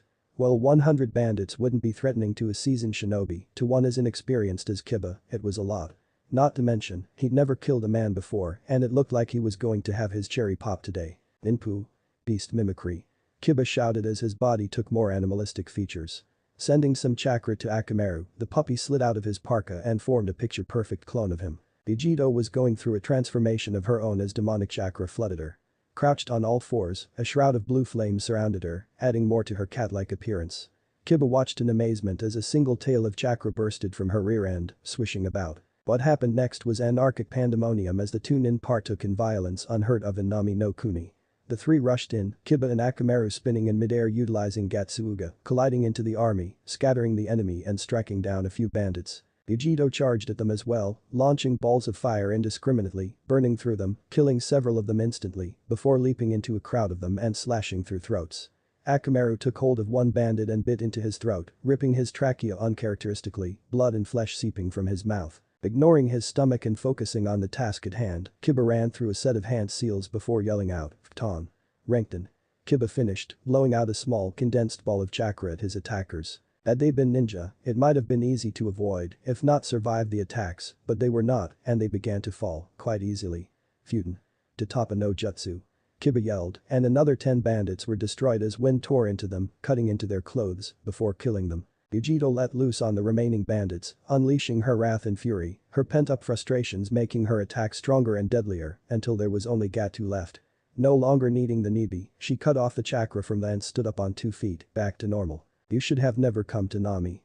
Kiba growled out at Gatu.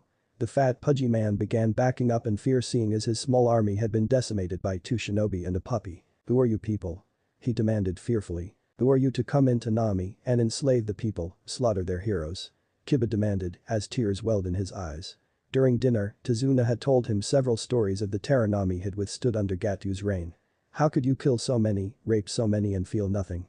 Kiba demanded angrily. Here he was a 12-year-old boy, forced to defend a country from a madman, losing his innocence in the process. Oddly enough, Yujito was quiet. Who gave you the right to take life so carelessly? The strong conquer the weak, that's life, kid. Gatu replied unapologetically. Kiba bowed his head down and let the tears flow freely. You bastard. Young bastard. Kiba yelled, baring his teeth at the tyrant. It ends today.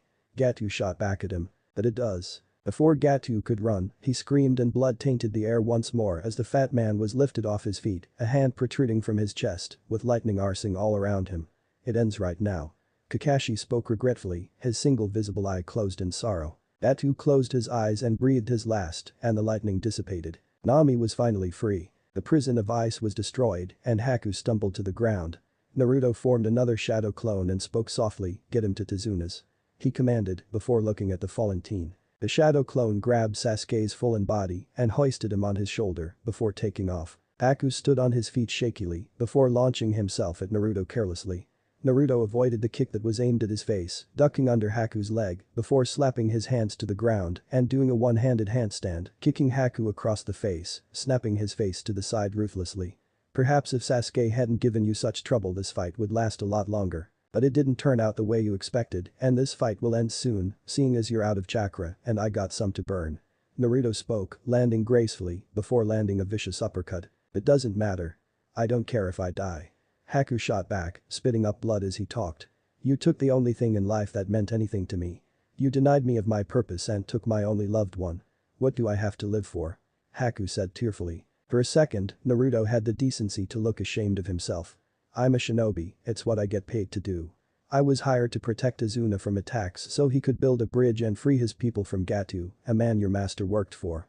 Naruto spoke unapologetically. Knowing what was going on in Nami, how could you even follow a man like that? The man who didn't care what he had to do to get money, even if it meant sacrificing a whole country to an evil man. Naruto demanded, punching the boy in the face and breaking his nose. Haku stumbled back, his body numb from all the pain that had been inflicted on him. Because he was the only man who cared. In my village, people were killed and I had to hide. My parents were dead and I was just some street urchin. Zabuza-sama was the only one who cared, he fed me, trained me and gave me a purpose. To be his weapon, until one day when he could take back Kurigakure and become Mizukage. Haku explained, tears falling from his face. I understand your pain, you know. Naruto replied, his own eyes welling up in empathy. All I've known is pain and loneliness all my life. I'm a shinobi from an ungrateful village, a village that hated me all my life for something I had no control over. And for the longest all I wanted to do was become a Hokage, so I could protect them from the very hurt that they delivered to me, but they shattered my dreams. Despite that my father was a Hokage himself, despite every tear I've cried, I've always been alone, until I met Sasuke, the very friend you hurt. So while I understand your pain, know this. I will never forgive my best friend Sasuke for hurting me. Sasuke was just protecting me, the only person who ever really cared and never failed me. All he ever wanted to do was free this village. I'm the one who killed Zabuza, yet you found it necessary to nearly kill him, and for that reason only you'll die. Had you not attacked him, I would have spared you, but you did, and now it's too late for you.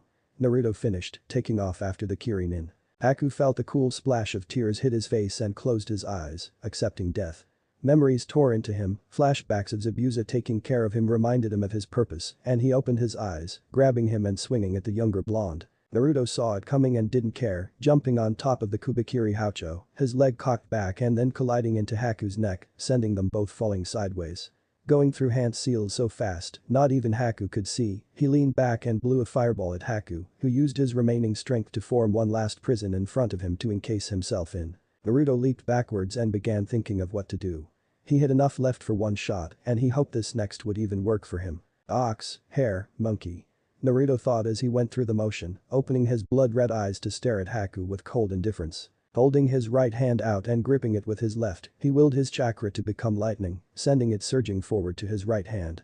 Delicately shaping it, he overdid it chakra-wise, and the attack blew up in his face, his flesh sizzling as lightning backfired on him. Ox, hare, monkey. Willing his chakra to become lightning, he sent it down to his hand, using all his focus on shape manipulation to make it take its shape.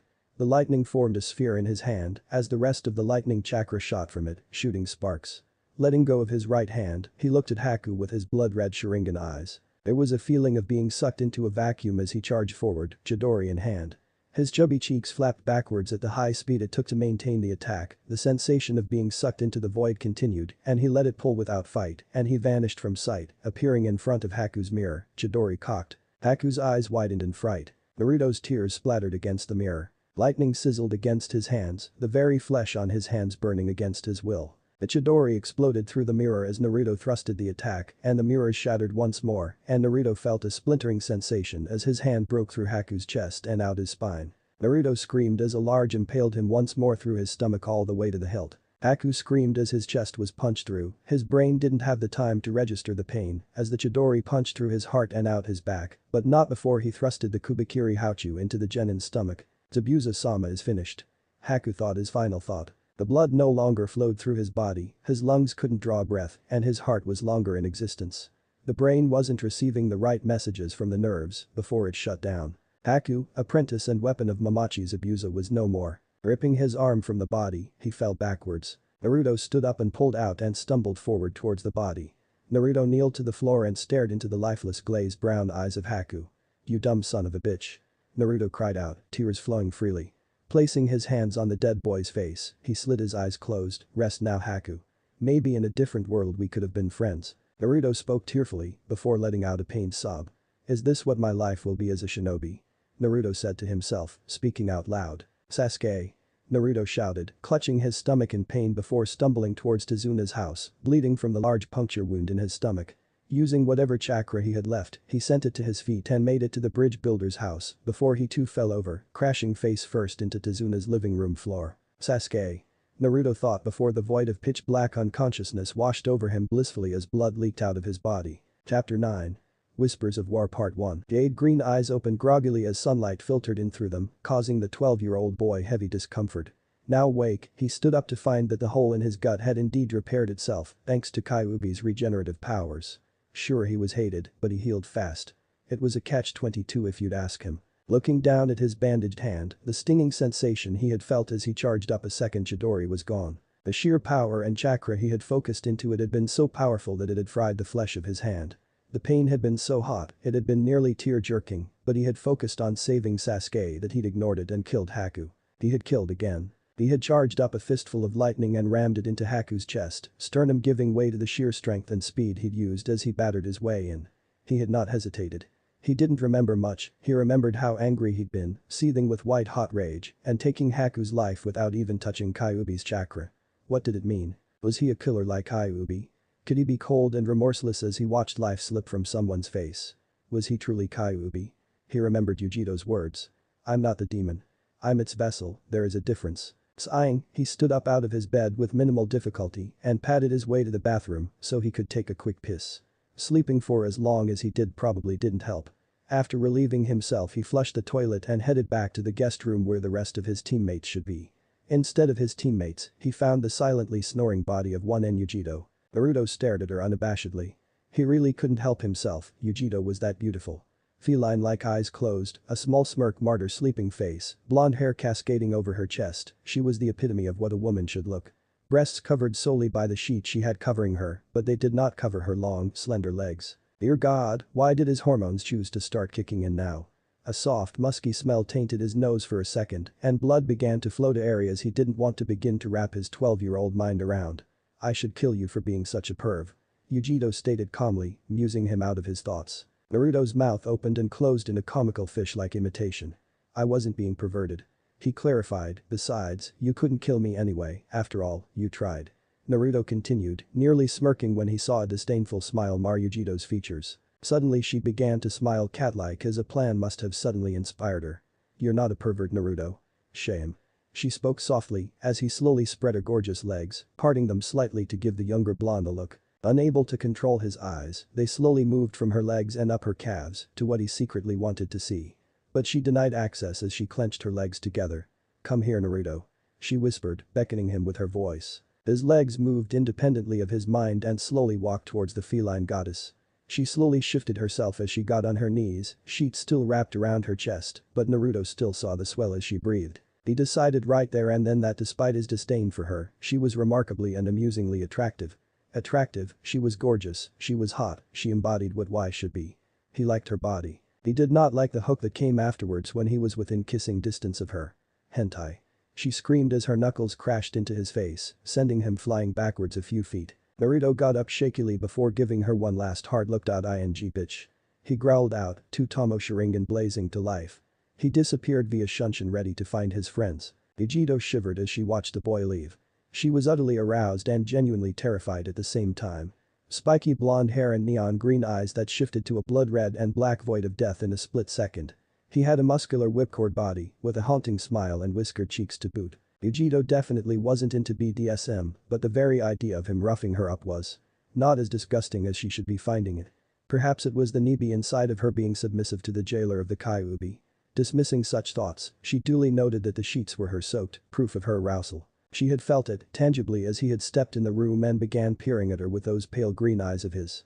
Despite the fact that she had been asleep, her heart pace began quickening and her womanhood searing in heat. The bond that connected to him flustered her, like an unseen chakra string connecting the two where she was on the receiving end. She had felt his curiosity, his arousal at the sight of her, when she had tempted him with a small peek, and his subsequent shutdown and dismissal of her. The connection between them had shut off so quickly that it made her wonder just exactly had happened to him that could allow to completely devoid himself of all emotion in a heartbeat. But then again, she already knew, his Tsukumi had revealed that much to her, even if it had been briefly, she had seen much of his childhood. It had scarred and traumatized her to think that a village could do that much to a boy, shunning him would have been a blessing. But to savagely beat him and nearly kill him for harboring something he had control over was despicable. The worst part was that right now, her possible return to Kumagakure was bleak. Not only was she connected to the blonde, but now she had several S-rank secrets that were enough to assassinate her over. She knew that he was a son of the Kyuubi and son of the Kuroi Senku. The Indama Hokage, a man who'd been feared all around the Great Five Nations, had fathered the poor orphan. He had been legendary, marked with a flea on side order from the Raikage as well as the Tsuchikage, due to his deadly Hiraishin. What had she gotten herself into? Hachikira will be pissed, she mused before lying back in bed and letting her eyes close as sleep claimed her once again. Jiraiya looked over at the aging Sandaime and offered him the sake saucer. "Hey, you old geezer, are you sure you want me to be the goddamn?" Jiraiya asked his sensei, who was sitting comfortably on his chair, puffing away at a pipe. "For the last time, Jiraiya-kun, you will be the goddamn, no one else is better suited for the job, not even Haddock-san." Sarutobi Hiruzen replied sharply. Ever since he announced that Jiraiya would be taking his place, his perverted student had been annoying him repeatedly to pick another successor. "I'm just saying it's kinda hard to follow up after you and Minato, the Kami no Shinobi and the Konoha no Kiroi Senko. What about that old fart Danzo?" Jiraiya replied jokingly, much to his sensei's ire. "That old coot. As if I would never help him become a Hokage, I'd rather give the position to Orochimaru." Sarutobi said, snorting, finding the very idea of it hysterical. "That's not very nice Hokage-sama." A withered voice spoke as someone stepped into the room. Jiraiya turned to see who had stepped in, and his eyes got wide as saucers. "Speak of the devil." Jiraiya replied, laughing mirthfully. The old warhawk known as Danzo stepped into the room, cane in hand as he hobbled towards the Sandaime and future goddamn. "What do you want, Danzo?" Sarutobi bit off, not ready to deal with his old rival. "I would like for you to reconsider the nomination for goddamn and give it to someone more qualified, someone like myself whose interests are to solely benefit the village, rather than one's own pleasure." Danzo growled out, one eye glaring at Jiraiya. "Request denied, Jiraiya-kun will be the goddamn, simple as that. Despite the fact that I had sentenced you to prison for life without parole, the daimyo of Hai no Kuni decided to pardon you. I will not, a guilty criminal will not become a Hokage while I live. How dare you come into my office, demanding to become a Hokage after all you've done, you piece of shit." Danzo did not have the shame to look abashed. "We both know you will not live for much longer, Sarutobi-san. Under my thumb the village will prosper, while under Jiraiya it will burn, mark my words, if I don't become a Hokage. Are you threatening the village?" Sarutobi snarled, leaping out of his seat and shedding Hishokage robes in an instant. "No, merely stating a fact. The village will not prosper properly under the rule of such perverted swine." Danzo repeated, and Jiraiya blushed as he tried to keep himself level-headed. Konoha under the rule of a pervert will be infinitely better than under the rule of a murderous backstabbing lowlife as you. Jiraiya snapped, what would be the point of replacing one fossil with another? Sarutobi-sensei, I now know what you mean by me being the most qualified. I accept the position of Godame, as well as custodial rights to one Uzumaki Naruto. He is to live with me as well as train under my tutelage and become Rakudame. Jiraiya finished. Sarutobi smiled, but Danzo didn't. Instead he slammed his cane on the ground. A Jinchuriki becoming Hokage. Preposterous. Over my dead body, I will not allow that. Danzo roared, but Jiraiya smiled. In case you forgot, you are irrelevant, insignificant, and you have neither power nor rule in Konoha. The boy is a clan head as well as son of the Indama Hokage, hero to this village, unlike some one-eyed crippled bastard I know. And if need be, I'll make sure you're dead to allow Uzumaki Naruto to become a Hokage. Jiraiya warned him. Are you threatening me? Danzo demanded. Jiraiya's arm shot out and his hands clasped around the bastard's throat. Lifting him up in the air effortlessly, he began squeezing. Let me tell you something, I'm not sensei, I will kill you if you get out of line with me. Uzumaki is my godson, son of my student, not your personal scapegoat or weapon for you to use. You with him, you with me, or by God I will end you. Am I understood? Jiraiya demanded, before tossing the limp body across the room, much to Sarutobi's amusement. Yes Hokage-sama. Danzo grumbled, before grabbing his cane and hobbling out of the room. As of now Jiraiya-kun, you are officially Godame Hokage, prepare for the introduction of your position to the village tomorrow at noon. Sarutobi grinned before walking away from the desk. Don't worry, you'll be a Great Hokage. Sarutobi muttered before disappearing from the room and releasing the stack of paperwork he had specifically saved for Jiraiya. Seeing the paperwork, Jiraiya let out a girlish scream. Son of a bitch, I'll kill you, you old fart. We are all here. A boisterous voice announced the projection of the other 8 members in the desolate cave. Can we hurry this meeting? You talk too much, and Jashin-sama is getting thirsty for his offering, and I do not wish to bring his ire upon me. Another voice called out from across the room. You will remember that here, I am God and can smite you a hell of a lot harder than your Jashin. The first voice replied slowly, with a hint of annoyance as well as amusement. Atheist. You unbeliever, I rebuke you in the name of Jashin. Haiden, enough. Let the meeting continue so the leader can dismiss us and we can continue on with our bounty. Another voice interjected and the one called Haiden let out a pitiful whine. I don't want money Kakuzu, I want to bring glory to the name of Jashin, motherfucker. Leaders can suck a fat religion for all I care. Haiden snapped, his projection suddenly began to shimmer as the leader began to strangle his real body. Shut up Haiden. Leader barked, then looked over at the other 7 members. It is time for us to start collecting, and this plan will surely get us 3 in one sitting. As you know the Kyuubi captured the Nibi vessel, and from what Zetsu tells us, they seem to be nearly inseparable and won't be separating soon. The second Kakashi's team gets to Konoha, we will send a courier bird to Suna warning them of an impending attack and to turn over there. We all know how proud their Yondaime is and he'd rather fight than run, but he'll ask for help from his fellow allies, the Leaf Village. Konoha will most likely send their most powerful teams to help, as well as the Nibi to Suna for backup, and will strike and capture 3 vessels as one. The leader finished. How do you know they'll send them? Another voice spoke up, the voice belonging to one of the last 4 Sharingan users, Uchiha Itachi. Itachi-kun, we all know about Konoha and their uses for. The leader said laughing. Hi. Itachi replied. I'm sending you Itachi, Kisame, Sasori and Deidara. It should be enough to complete the task at hand. Remember this, you must not fail or face divine judgment. Aka-sensei. Naruto pouted, his eyes squinting, giving him a fox-like appearance. Naruto had showed up at the bridge and to his surprise, it had been complete after Gatu's death. The shipment of the metal and concrete that was supposed to have taken 2 months' time had miraculously appeared in Nami. Naruto, hang on a second. Tazuna's about the name of the bridge, we'll talk afterwards. Kakashi chastised a 12-year-old. Azuna stood in the center of a bunch of Nami citizens. People of Nami, we are gathered today because the bridge to freedom has been completed. Thanks to Konoha and the efforts of Team 7, a heavy assault squadron, we were able to finish the bridge and come that much closer to our dream of restoring Nami to its former glory. We had been faced with obstacles, poverty, the kidnapping and raping of our daughters, our children forced into work camps. They overtaxed food with less than minimum wage for our work. We had been plagued, but God had given us hope through Team 7. Despite the fact that I had lied about the importance and priority of the mission, they followed through bravely, disregarding their own caution for their lives and helped save us. So today we will christen the new lake as Konoha Lake in memory of their service, as well as our combined future prosperity. As for the bridge, it shall be named the Great Naruto Bridge. Tazuna announced and Naruto's jaw dropped. Nani? Tazuna looked over at the young shinobi and smiled. Yes, it shall be named after you Naruto.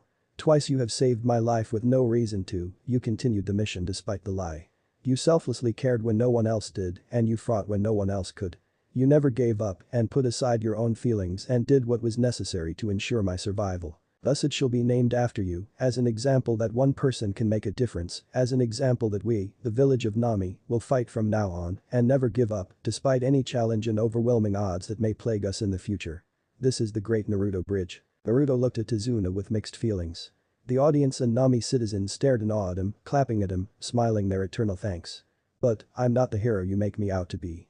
Naruto stuttered, I'm not that person. Tazuna tilted his head at Naruto. You are not as emotionless as you think. You are our hero and savior, even if you don't see it. So thank you for your services. We also extend thanks to Hada Kakashi, Uchiha Sasuke, Inuzuka Kiba and even Enyujito who had helped in the end. Thank you all, we can never thank you enough. Tazuna bent down and lit a large firework. The firework launched itself in the air and exploded into a million bursts of light, shining brightly despite it being a sunny day. After the official christening of Konoha Lake and the Great Naruto Bridge, a party and festival ensued. Normally Naruto hated festivals, seeing as Konoha had started an annual one in celebration of the Kyuubi's defeat. He had been going to them prior to his 9th birthday, until he realized that for some reason, he was attacked without fail every single time. But alas, now that the bridge was completed, Naruto knew he wouldn't be happy for long. He could party all night and be happy and merry like the rest of the drunks, but when he awoke in the morning, he'd be returning to the hellhole that was his home, Konohagakure no Sado. Even though he had made friends out of Sasuke, Kiba, Kakashi, and had some sort of feeling for the Sandaime, it was still hard to wake up and be the most hated individual in Konoha for something out of his control. After all, he'd only been a baby when Yondaime team had sealed the Kyuubi away in his newborn insignificant body. Yet they still hated him for it, the pariah and scapegoat of Konoha. Brushing away such thoughts, he decided not to brood, he decided to leave that to Sasuke. Then there was the whole thing with Yamanaka Ino. He liked her, she was pretty enough, but her fangirlish tendencies ruined her for him.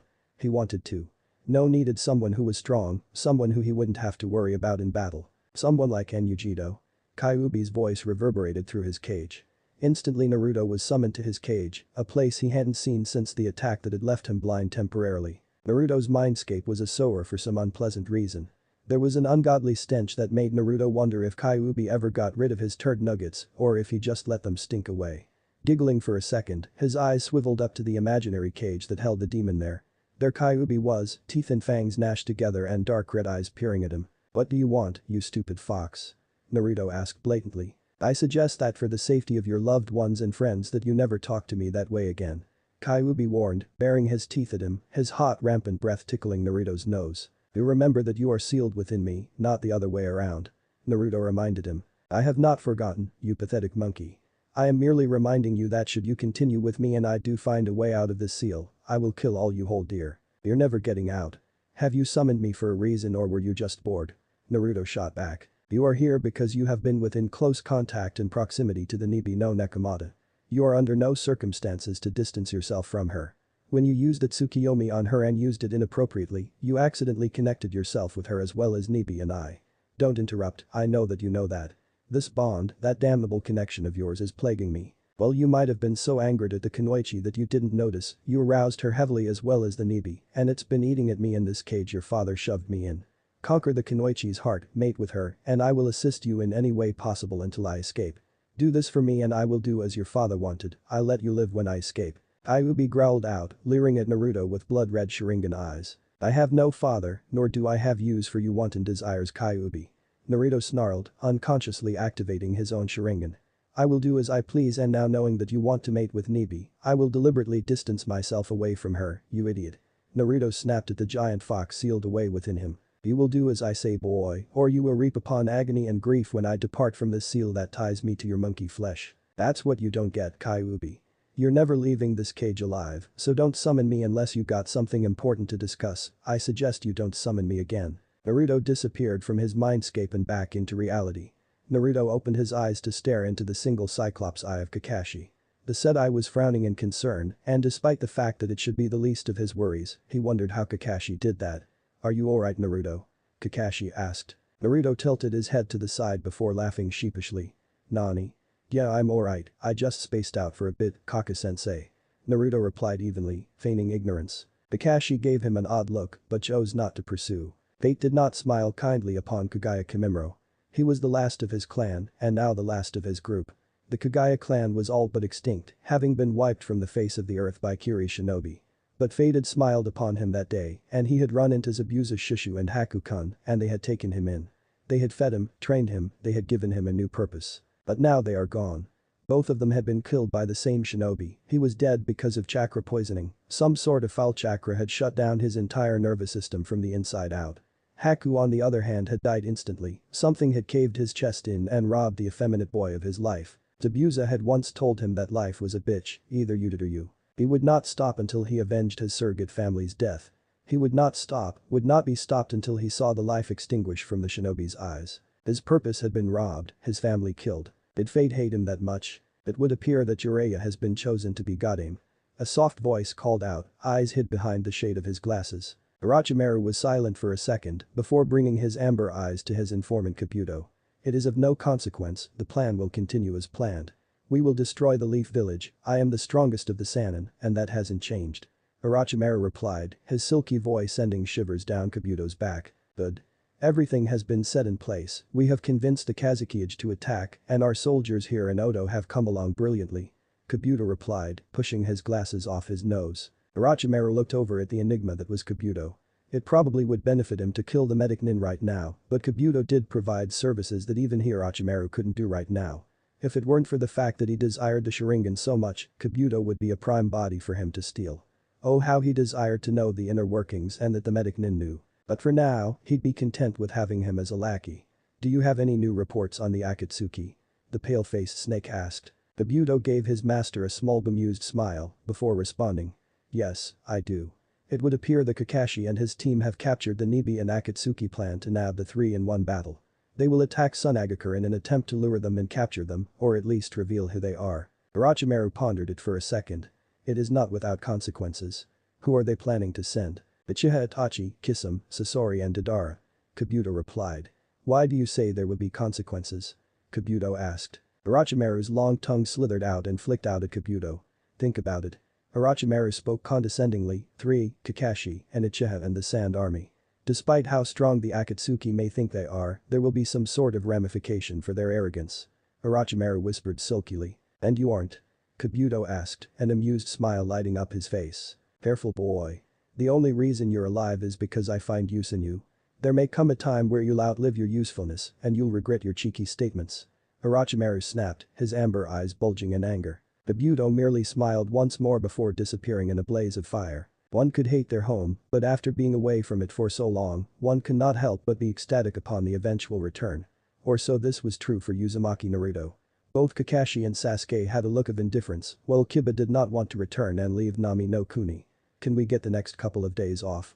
Kiba begged Kakashi and Akamaru barked in response. Kakashi stared at his student and crinkled his eyes into a twisted smile.